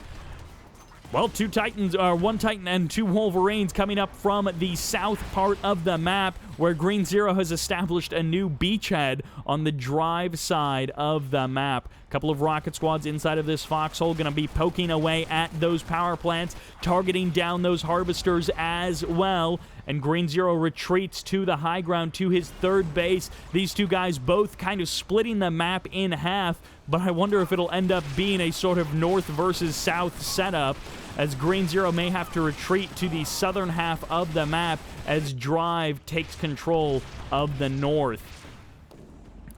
These two harvesters just sent out of harm's way, but accidentally into harm's way as Drive now moves his MCV into the middle of the map. Firehawks stratofightering back in from somewhere, but now taking extra damage from rockets and barely managing to escape back to their home. Riflemen standing in that green Tiberium. Rocket squads continuing to put out damage on these harvesters. Green Zero not even crushing these or killing them off, but another harvester does go down, and now Green Zero is going to target down the harvester of Drive. These rocket squads getting some free damage, although the Zocom, the Steel Talons Hammerheads will be able to deal with them nicely. No Zocom air units at all. Somehow Drive is just staying in this game, this weird and wonky game with this blue Tiberium and with his Zocom ground forces. He doesn't care about ceramic armor, Zorkas, or going for hammerheads with Zone Raiders.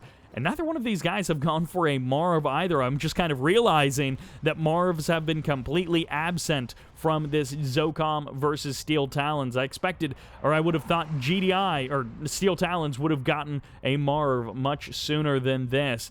Marv and Behemoths is a classic combination to put the pain on your opponent.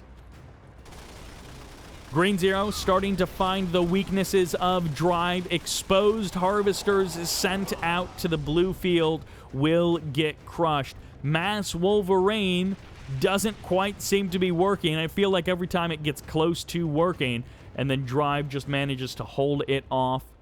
This is just a really cool little section of the map up there under the glass. Drive is going to try, perhaps for the last time, to break the base of Green Zero. Mass rocket squads, a couple of Predators mixed in as well. Some of these Predator tanks low on health. Green Zero once again moving up from the south. He maybe even called in the Bulldogs to deal with this, or the Bloodhounds to deal with those forces of Drive. A couple of Titans mixed into this army. Green Zero will be getting pushed back here. He's going to clean up a couple of these rocket squads for it.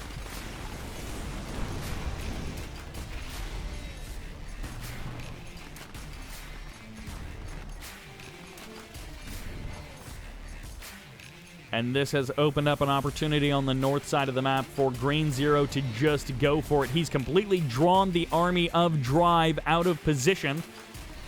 Drive getting taken advantage of by Green Zero. He has left his third base completely exposed and open, and Green Zero is now going to control the north and the south. Drive feeling unkillable for part of this game, but that is about to expire as his harvesters get targeted down by hammerheads, and his army is so slow moving and so far away. Harvesters transferring back up to the high ground will find themselves meeting their doom. Oh my gosh, that harvester surviving with so little health, but it doesn't matter because Drive has not survived. Game number 4 goes to Green Zero. He evens the score up 2-2 in a kind of standard, kind of weirdo Steel Talons versus Zocom. Not how I thought that match on Undergrounds was going to go, but that sends us into match number 5. And that takes us to tournament decision and the many ridge lines that break up this map. We just had a Zocom versus Steel Talons, and wouldn't you know it, on the south side of the map, playing green, playing Steel Talons, this is Drive. He had 2 strong games in a row, but he just got manhandled for part of that game, and then he started to recover, and then he kind of fell apart at the end there. And here on the left, on the right side, as the yellow, this is Green Zero. Yeah, no, it's not actually Steel Talons versus Zocom. I thought that would have been funny if they just swapped, but it's actually Marked of Kane for Green Zero. EMPs galore. Although, to be fair, sometimes people play Marked of Kane and we hardly see any EMPs at all. 2 tip spikes for each player, but wait a second for Drive. I don't think you're supposed to do this. Fast airfield from Drive. Yeah, refinery, command post, upgrade on the power plant. And he is going to try and take the tip spikes of Green Zero, and it looks like it may actually work. Green Zero hasn't taken this tip spike. He actually took the bunker, so it won't work because Green Zero has that bunker and is going to be able to snipe that engineer. So an interesting play here. Oh, actually, this is for Orcas as well. This is not a sell-off kind of play. Drive, well, he does sell off the command post. He does not get AP ammo, a little bit too costly this early on. But he gets Orcas, and this is going to be super weird. I mean, this is going to telegraph that this is what he did. He's going to try and get this. Ooh, firing through the tib spike, and no, the engineer gets saved!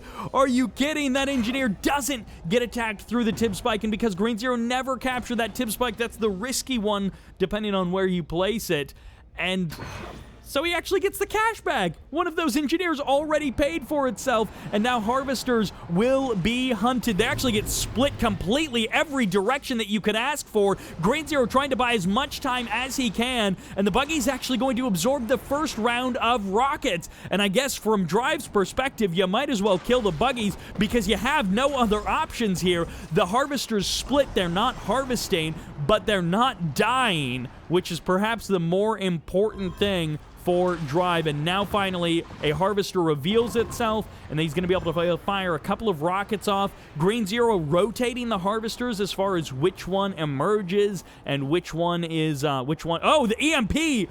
Oh, that EMP locking down that MCV, but it got the deploy anyway, so that could have been disastrous if there were other units around. However, Drive did manage to deploy his MCV, and Green Zero didn't have anything present to kill off that MCV, even if it was packed up and EMP'd.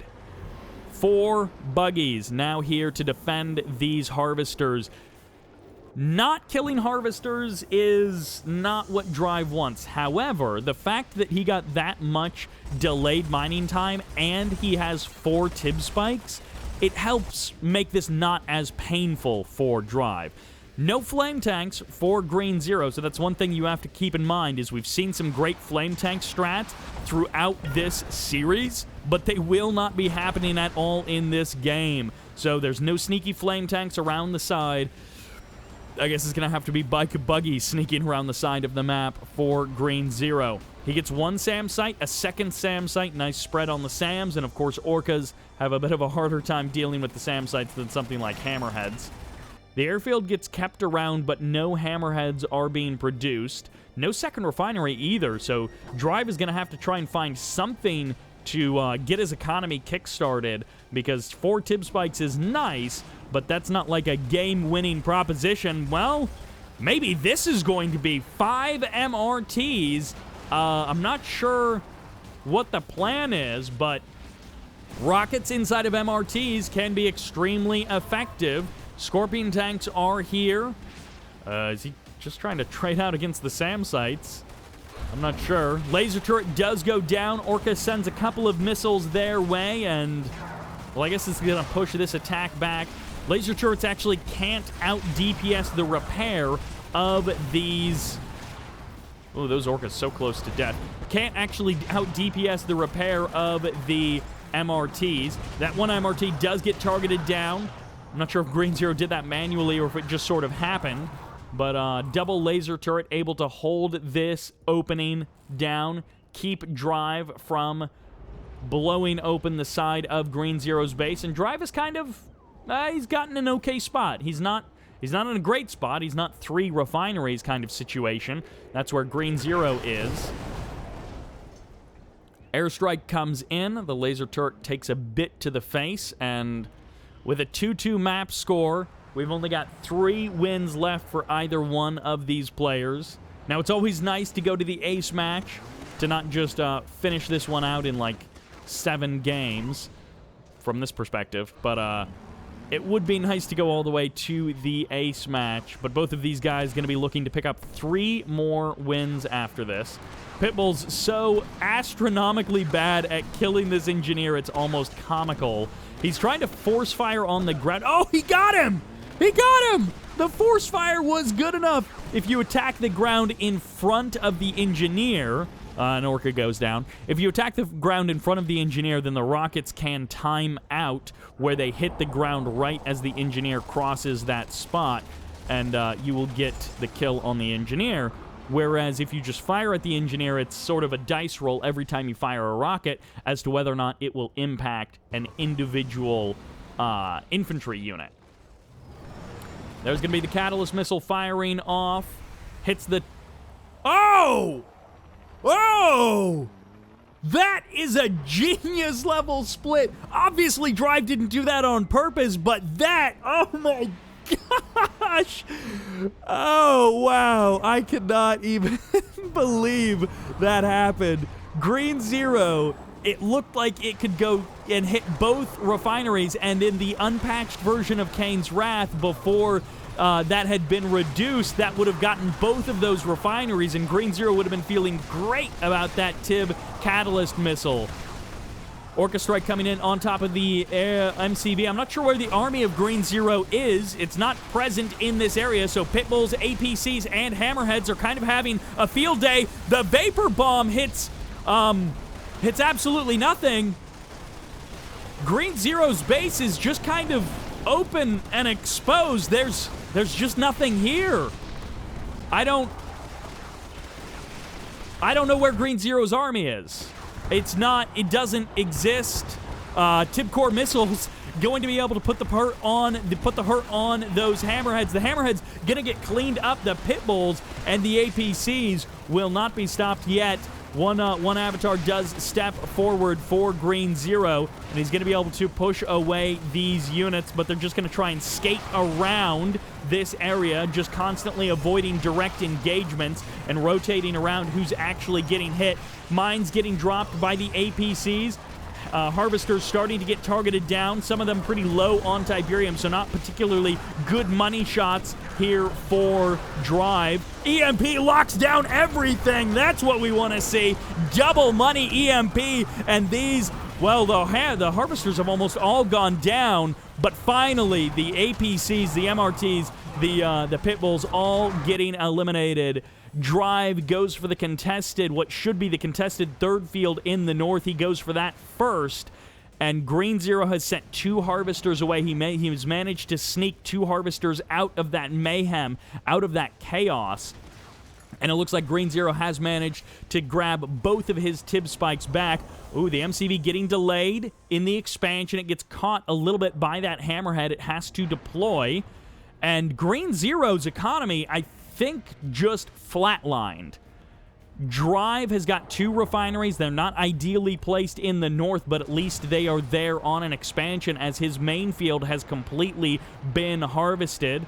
1 stealth tank emerges for Green Zero. This is his chance to do some unholy damage to these bunched up hammerheads. These are not even ceramic armor hammerheads, as this boy is steel talons. And Drive is going to have to be very cautious with his hammerheads. He may actually be going for both of the Tib spikes, sort of one after the other. EMP catches some of the pit bulls, and it looks like the stealth tanks do sort of reveal themselves. The MCV safely deploys once again. 1 stealth tank gets jumped on. These pit bulls going to be kind of revealing the stealth. 1 hammerhead goes down. The orcas are also here. Orcas just showing up out of nowhere.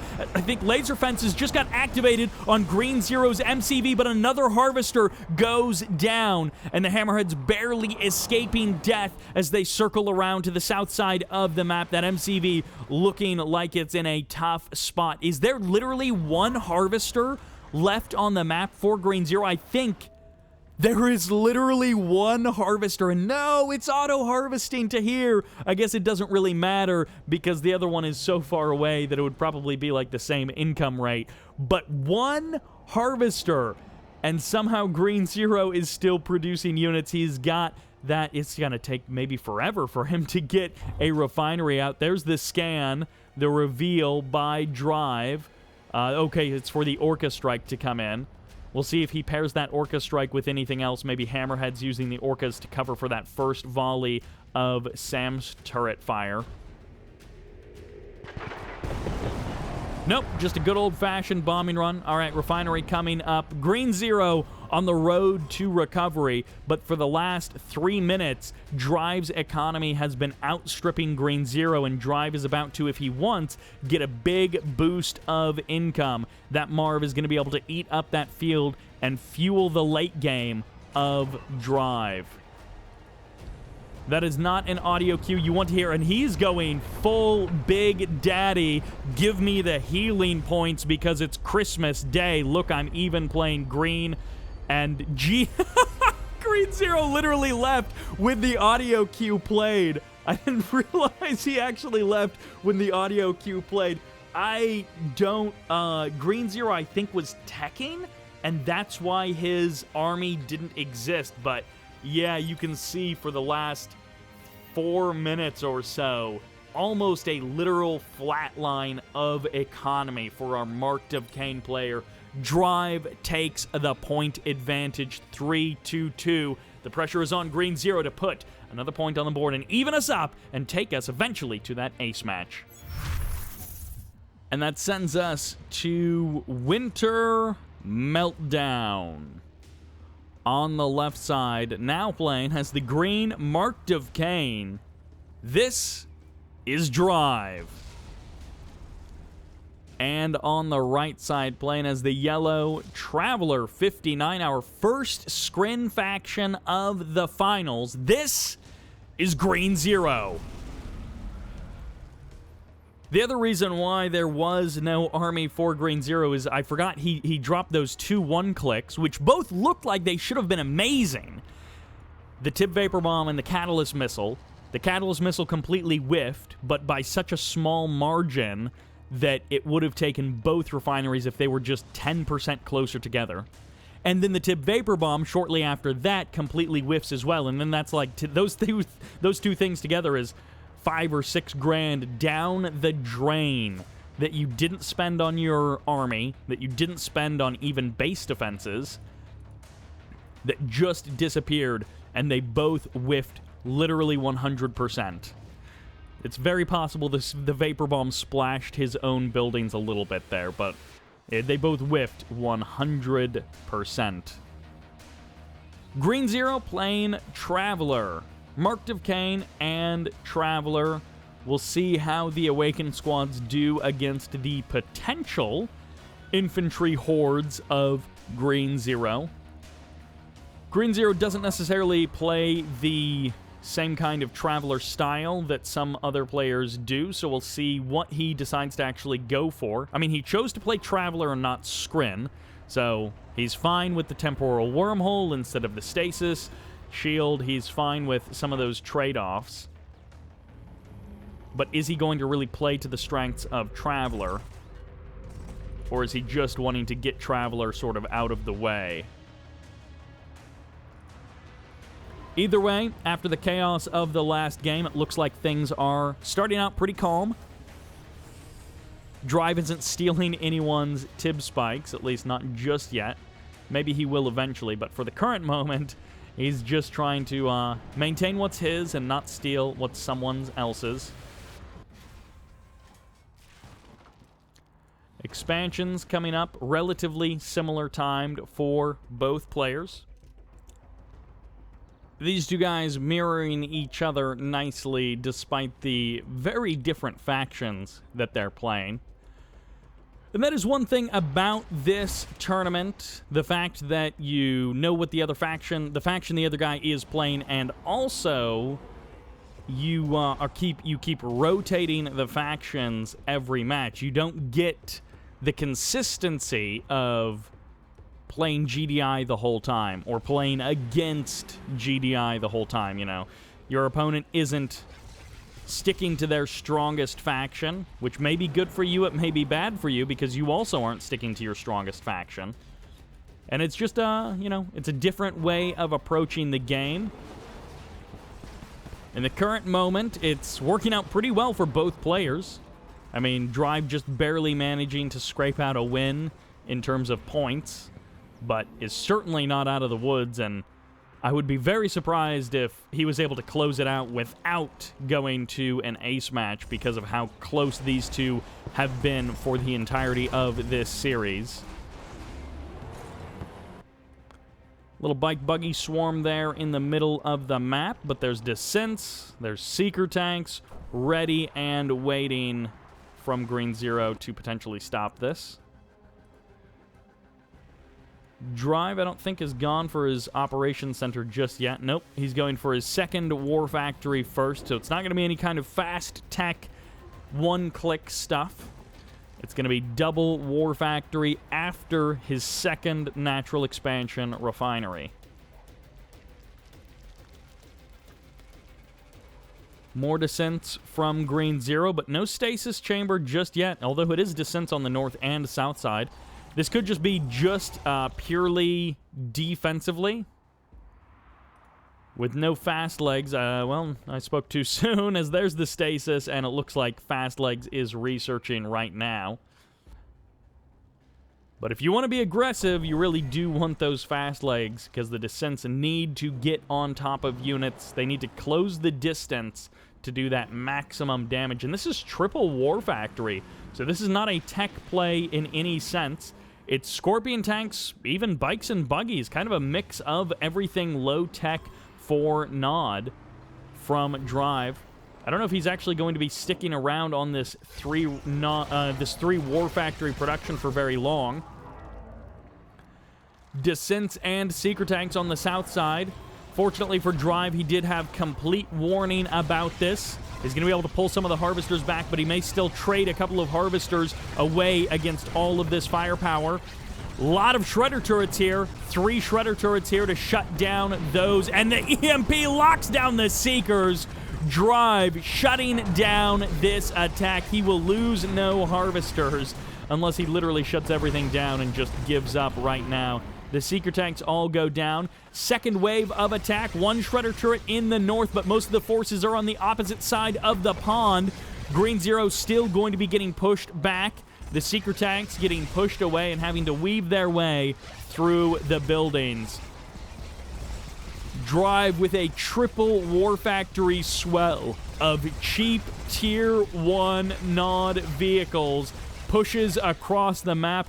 Green Zero, with reinforcing descents on the north and the south, is looking for an opening to punch through the armor of Drive. And Drive actually stops. He calls the retreat. but he's going to head south. He's not heading back to his own base or his natural, which means I think they're still going to be exposed. One Shredder turret in the north, one in the south as well. The Harvesters on the far side of the field, and the Descents coming in as the Scorpion tanks and Seekers trade blows on the other side of the map. Drive, not realizing that his Harvesters are getting targeted down. Green Zero descends upon the expansion and rushes for actually the refinery. Now the Harvesters are actually surviving a little bit longer. The Crush is dealing with some of the Descents, but not with the Seeker tanks, as Harvester after Harvester goes down. But at the same time, the natural expansion of Green Zero is blown wide open.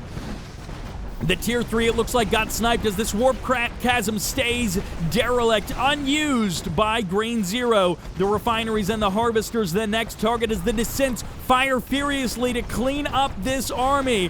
Photon Cannon gets deployed. Scorpion tanks trying to find a stronger angle to re-engage with the forces of Green Zero. Seeker tanks know it's Photon Cannons in the north, just more and more defenses for Green Zero. And I mean, hey, in those previous games, those Photon Cannons can be pretty darn powerful. We have seen that before, especially with that Shard Launcher upgrade. Descents have made their way through this army of Scorpion tanks, and those cheap Tier 1 Nod vehicles are getting swept away in the tide of Descents.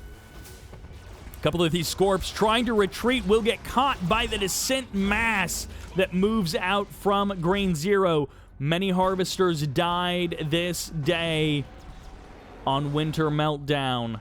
2 remain in the middle of the map. One of them, I think, long-distance harvesting from the center green Tiberium field. And not many Harvesters remain at the natural expansion of Drive. Green Zero has been insistent on killing those Harvesters, and his reward is the fact that Drive has not even harvested half of his natural expansion Tiberium, and Green Zero continues to grow his economy larger and larger. Green Zero already taking a potential third base way down there in the south, a fresh start. And I mean, hey, if he goes up to that Tier 3, if he gets Shard Launchers, he could even just like base crawl with Photon Cannons and bleed Drive dry.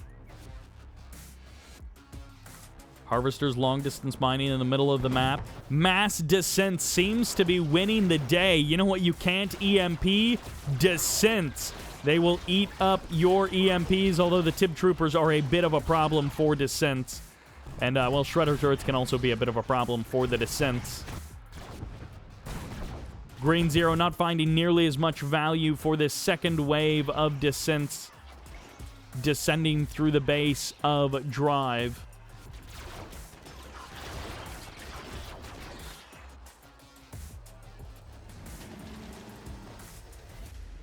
One refinery in the south, the Nerve Center getting re-established over at the third base of Green Zero. Drops the Lightning Spike in the north to delay these Scorpions just a little while longer. He needs as much time as he can get. Scorpion tanks in the south targeting down these Harvesters. No base defense queued, so Green Zero is just going to hope that these Shock Troopers can hold off these Scorpion tanks. A refinery was getting constructed by Green Zero. Drive finding some value with these little groups of cheap Tier 1 units to split up around the map. Even gets a Harvester, gets the Stasis Chamber as well, and may get these power plants. Maybe enough to send Green Zero into low power mode. In the south, Green Zero has pushed Drive back, and the power plants, one of them does fall, one of them does remain. More Photon Cannons, more Descents as well. Drive unable to find critical damage to Green Zero. Finds little bits here and there, but Green Zero has already transitioned over to a third base, and Drive has no use for a third base just yet.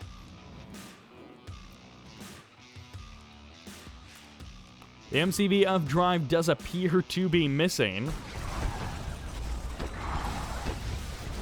Shock Troopers, Descents, and Seekers will eventually go down in the north. Descents getting stopped by those Tib troopers back in the base of Drive.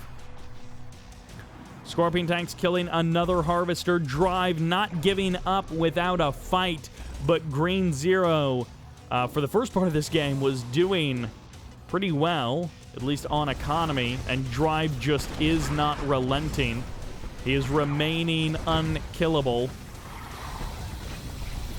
Double portal at the third base. So many buggies here. The photon cannons holding the line, but so many harvesters. Actually, too many harvesters to even attack.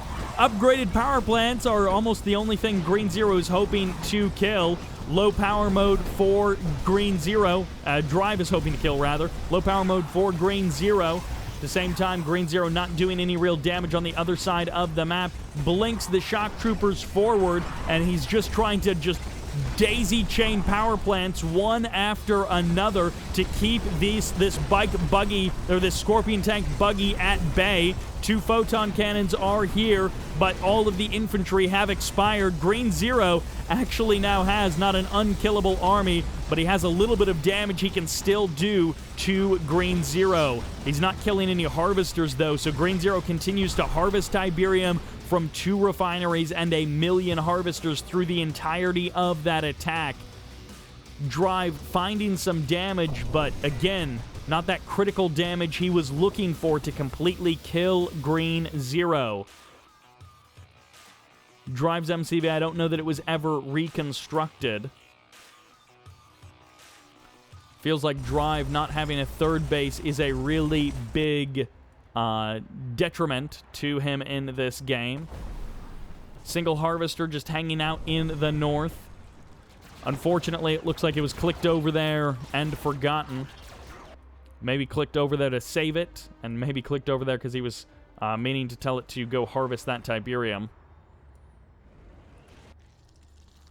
Green Zero rebuilding with mass infantry. He's not using the mind control tactics, but he is using the mass descent tactic. And, hey, it is definitely working for him. Green Zero, who's had a great amount of harvesters for most of this game, is now finding himself at a little bit of a problem because he's got so little Tiberium left on the ground. He's got the stuff inside of the harvesters, which is still a good couple thousand, but the bikes and the Scorpion tanks showing up to the front line. The Warp Sphere holding up for now, but the descent's getting overwhelmed. The base does stand tall. The Seeker tanks emerging, and 3 photon cannons holding the line against the forces of Green Zero, or against of Drive. Drive playing the green color is starting to warp my brain. Now the MCV is back on the map. After 100 minutes, Drive decides to get another MCV out onto the field. Ooh, is this just scouting? I'm not sure what this shock trooper squad is doing there in the main base of Drive. Green Zero, I think, was going to try and steal or long-distance harvest from the middle of the map, but it doesn't quite work out. Drive being kind of a bully in that way. Double War Factory in the north for Drive. Green Zero looking solid until, like, halfway through this third base, and then he started floundering, but Drive has also been floundering for most of this game, so I guess the floundering sort of equals out on Winter Meltdown. Seeker tanks trading against the buggies. Just some Scorpion tanks fighting buildings there. The MCV re-expanding to his main base, where there's a pretty safe, healthy amount of Tiberium.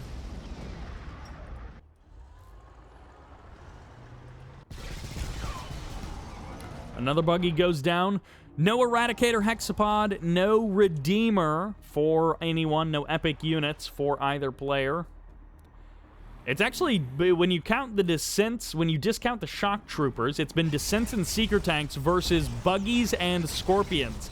Basically just all tier 1 with some upgrades. And not a lot of EMPs, but of course Green Zero has mostly been going for descents. The refinery gets established, and Green Zero is looking to push out and do some damage. I don't know that he can really do much against these forces of drive, especially not if Shredder turrets start getting deployed. Scorpion tanks advancing against these Seekers.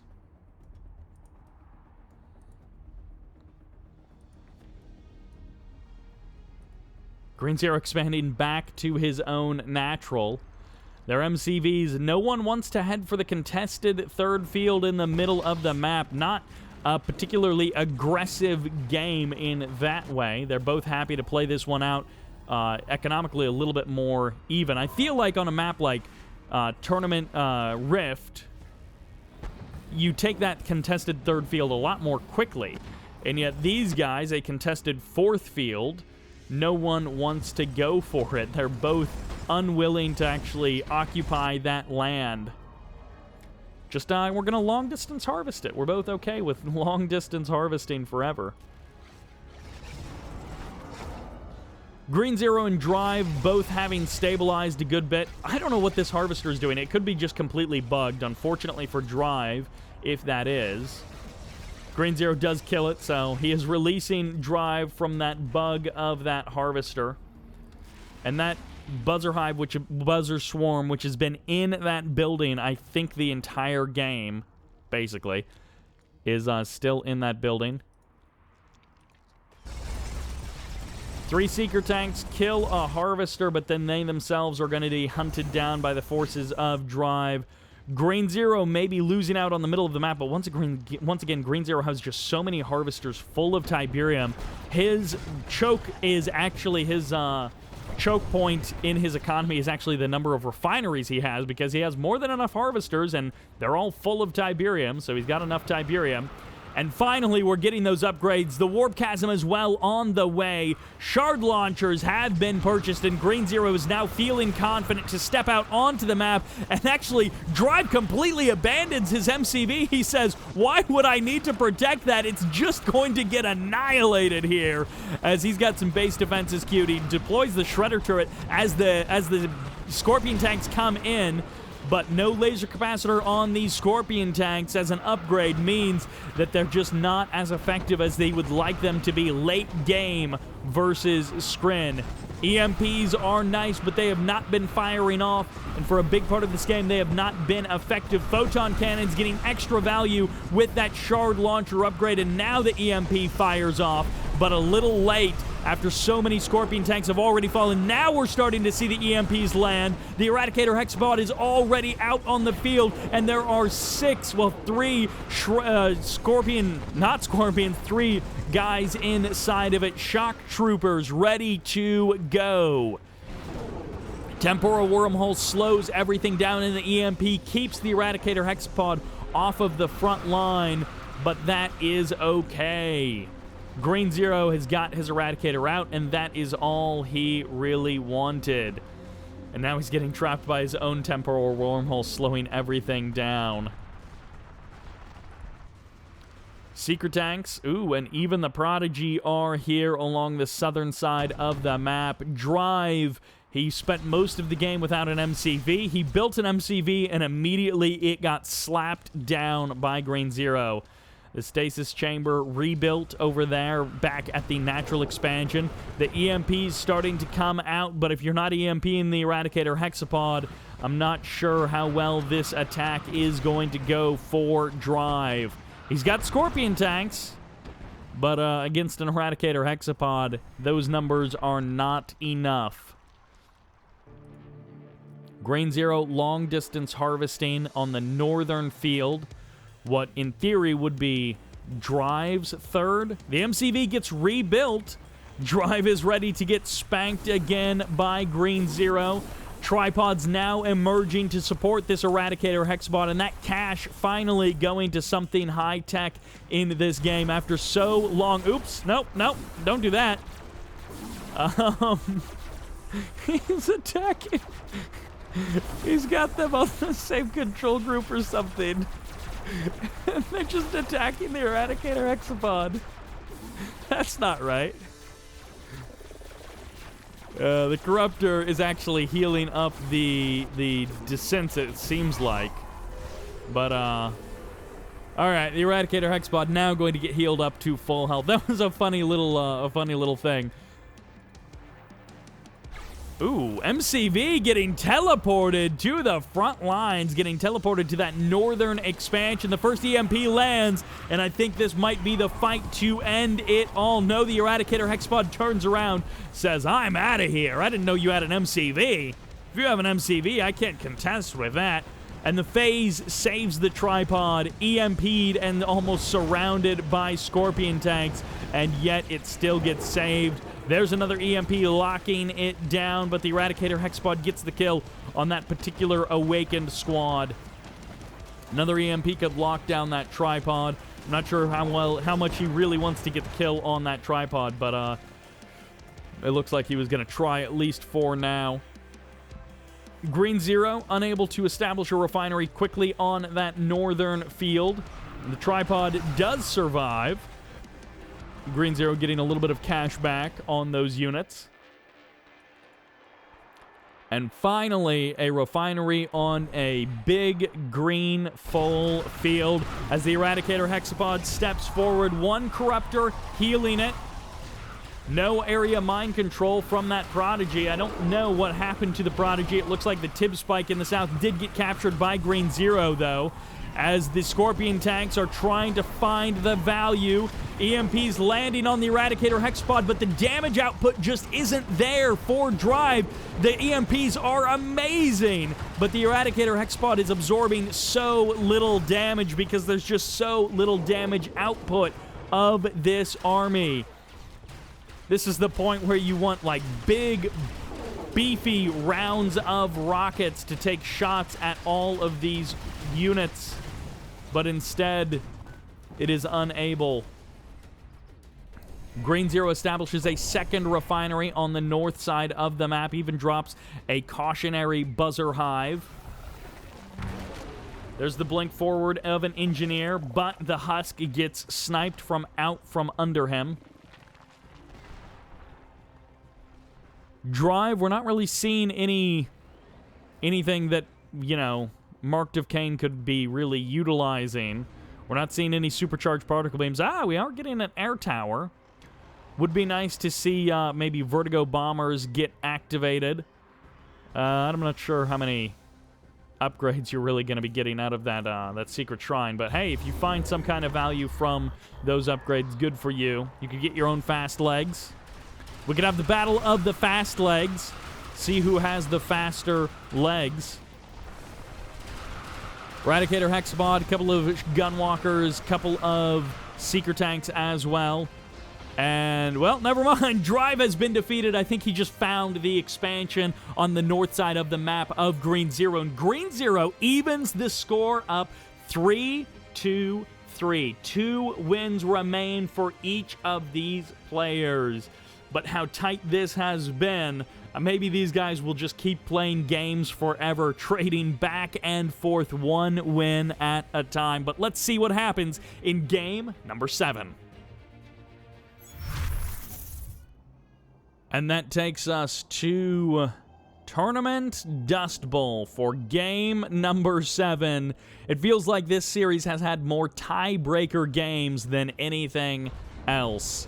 In the north, playing as the yellow Zocom. This is Green Zero.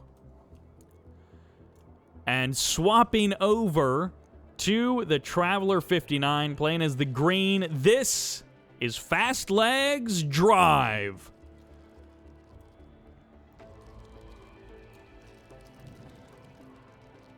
He's going to try and secure himself one of these Tiberium spikes, and Green Zero wants to do the exact same thing. 4 riflemen on the right side of the map. I feel like Drive has been doing this thing where whatever faction Green Zero plays, Drive plays that faction in the next game. And we'll see if it actually works out. The engineer will be able to grab that Tib spike safely. Almost gets jumped on by the forces of Drive, but ultimately Green Zero gets the capture. Nice and safe.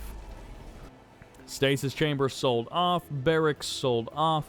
No, keep the barracks around and get a second wave of descents that goes to the other side of the map. Occasionally, that kind of stuff does work, but most of the time, these players at this level don't get jumped on by a couple of descents and lose a bunch of stuff anymore. That happened years ago, and it happens still to bad players like me, but not these guys at this level. Descents early on just don't have that same kind of value that they used to. All right, this series, back and forth, I feel like has given everyone... Where are you going? Everyone a little bit of everything. Like, if you want to see some wild, crazy games, you've gotten to see that. If you want to see some long, drawn-out positional play, you got to see that. If you want to see some, like, technical, weird builds, you get to see that. If you want to see just mass units against each other, you've gotten to see that. It feels like it's just been a little bit of everything all of the time for this series. Really interesting choice by Drive. It is a late but early because he didn't go for a second refinery on his main field. So Drive goes for the longer distance to a potential natural expansion and drops 2 portals on the left side of the map. I mean, I guess this could be effective because he's going to jump on the natural expansion, which is not where you have your war factory. So yeah, any APCs, although he's building harvesters, any APCs are going to be coming out pretty far away from that. And on top of that, wait, he's abandoning this position, so never mind. This is not any kind of expansion play. This is a 1 base, 1 refinery, all in, and he gets the APC. Green Zero actually losing that APC is a bigger deal than he realizes in this moment. He is, oh no, he's not building anything. He is completely unprepared for this in every conceivable way. 2 watchtowers, great, I'm loving it, but your MCV is about to get jumped on, and Green Zero has nothing to stop this. 1 watchtower is about to deploy, 2 harvesters getting eaten up. These descents will have their lunch. The snack is delicious, it's nutritious, and it's named Green Zero. The yellow Zocom player will not be continuing on in this game. Okay, that completely blindsided Green Zero. Drive almost with a free win here in game number 7. The tiebreaker swiftly goes over to Drive, taking us to match point. These 2 guys have been trading blows so evenly, but it's now match point, and the number of mistakes is down to 0 for Green Zero. Drive wants to close this out. Green Zero needs to even us up one last time and send us to the ace match. But before we get to the ace match, we first get to see a game on this map, Vertical Abyss. And this is the aforementioned Vertical Abyss. I don't think I've ever casted a competitive match on this map. On the left side, playing as the green, this is Drive. And on the right side, playing as the yellow, this is Green Zero. No mistakes left for this guy. One of the interesting features of this map, I do want to highlight it, double bridges. Not something we see very often. And it looks like they are damaged, so right at the start of the game, there's like a little fire animation that plays on, I think, these middle bridge segments. And Reaper 17 versus Skrin for, actually, yeah, it is Skrin. Just double checking that it wasn't Reaper 17 mirror. But a Reaper 17 versus Skrin. Green Zero and Drive going to be meeting now with a couple of Skrin mirrors. And, well, I guess one, not even Skrin mirror, but a kind of Skrin mirror. You guys know what I'm saying. It's not a literal Skrin mirror, but it's close enough. Blue Tiberium way down at the end of the Vertical Abyss. And a relatively respectable walk to your natural expansion. One of these maps that kind of points you to your opponent by the time you get to your 3rd base. It's angled just a little bit in with these cliffs on the outside and kind of pushing you towards the inside to have a shorter walk to your opponent's base. Couple of descents are out on the map, but other than that, things are looking normal. Drive after just the top rope all elbow crush of the blind side of Green Zero in that last game. He's playing a little bit more normal, a little bit more standard, and we have our first Shard Walker making its way out onto the field to quickly clean up the infantry forces of Drive.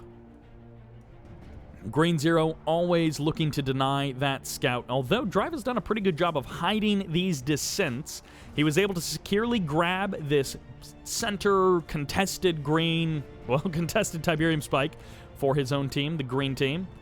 And no one has really been trying anything with the bridges. They are a dangerous proposition, those bridges.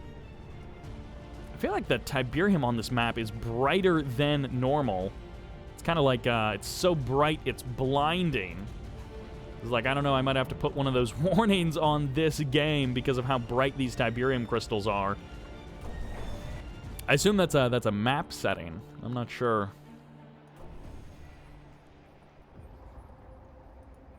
So Drive, he is happy to keep these descents running around on the north side of the map. I'm not sure what his plan is exactly for them, but at the current moment... Ooh, and actually Green Zero does see them, so he gets a pretty good idea of the 5 descent squads on the southern part of the map. He even sends the Shard Walker immediately into that direction, 2 Shard Walkers, because he knows if there are sneaky descents, there might be something else sneaking around as well.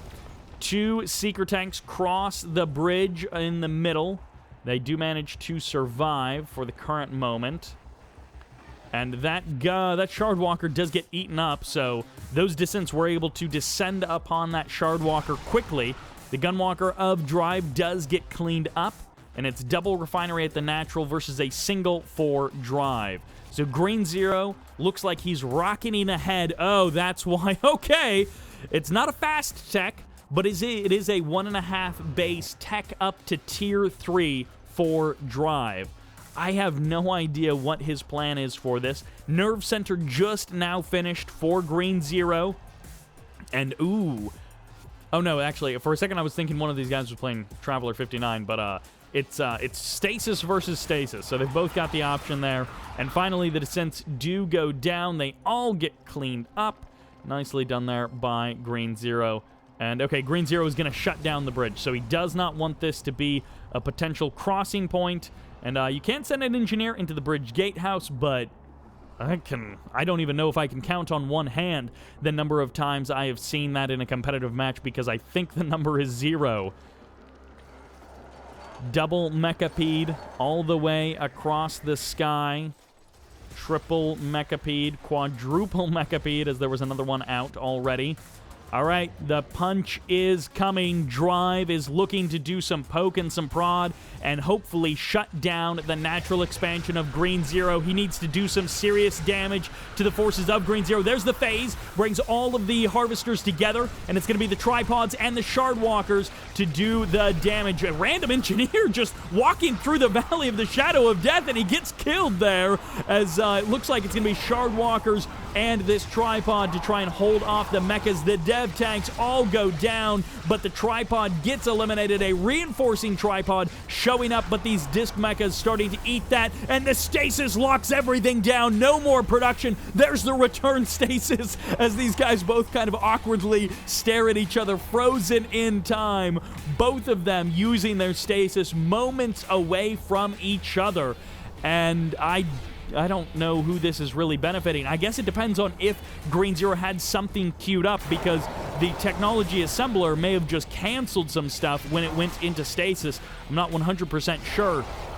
And the Mechapedes were still being produced on the other side of the map for Drive, so his production just skyrocketed relative to Green Zero. He's on match point, and he is looking to close things out. He's got a mix of mechas here to kill the War Factory, to shut down that tripod production, so he just has the Seeker Tanks and the Shard Walkers to deal with, and they do not kill mechas quickly. Green Zero's last stand at his main base before he gives it up, but no, the Storm Column is here just to help hold the ground a little bit longer, and it looks like Drive is going to head on out of there. 6, maybe 7 mechas making their way from the front line, and Green Zero has bought himself enough time. He's got 2 tripods out. The mechas descend upon them, getting close, unwilling to step too close as they might get crushed, but Green Zero loses both tripods, and the mechas reign supreme once again. The husks get sniped, and Drive pulling out just barely an advantage in this attack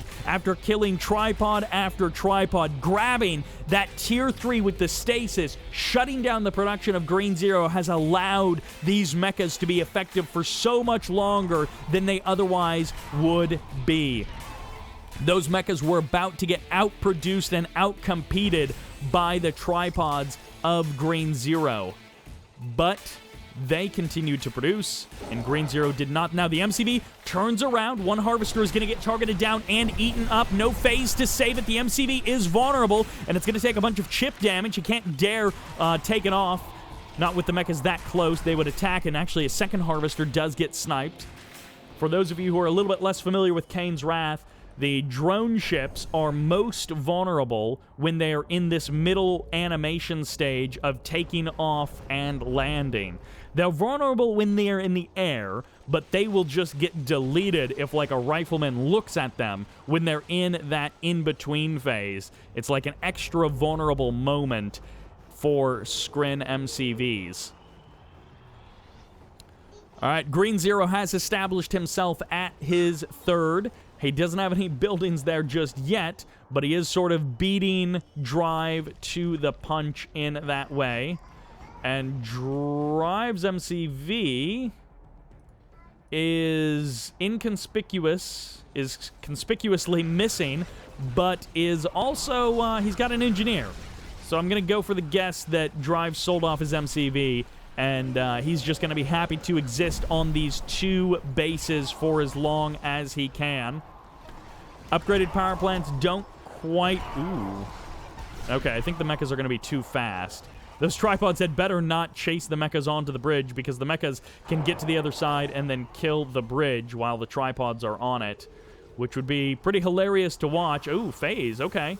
So he's just going to try and run past these tripods and get them out of position, maybe? I'm not exactly sure. The drone ship gets sniped, and that is exactly what can happen. That 3rd base will not happen for either player, as Green Zero was pulled out of position to the north side of the map, and these tripods were not there to save his MCV. Random Gunwalker for Green Zero on the left side of the map, just hanging out and looking to do some scouting. I'm not exactly sure. I think the airfield also got taken out, so Green Zero cannot rebuild his MCV. Drive, I think, cannot rebuild his MCV. What you see is what you get. Every building is now essential. Every building is now precious. Anything that goes down is permanently gone. One tripod steps forward a little too far, and that's a snipe. A free tripod kill almost there for Drive, but the green lasers of Green Zero, will they reign supreme as the Mechapedes descend and the DPS is just too much? Green Zero's army evaporates despite the technological advantage. He is not able to hold the line, and Green Zero taps out. He's the GG, and Drive is your champion, taking the series 5 games to 3 here in the Special 1 Finals. Drive coming out ahead in that last game, outplaying Green Zero, and in the series as a whole, trading very evenly with him. A good performance by both players, and a lucky blindside in the last game by Drive, followed up with a strong performance as Scrin and some critical moments for Drive to win him the Special 1 tournament. Well played to both of these guys. A big thanks to Marek, who I believe was the sponsor of this event. Thank you all very much for watching. I hope you enjoyed it, and this is Cybert signing out.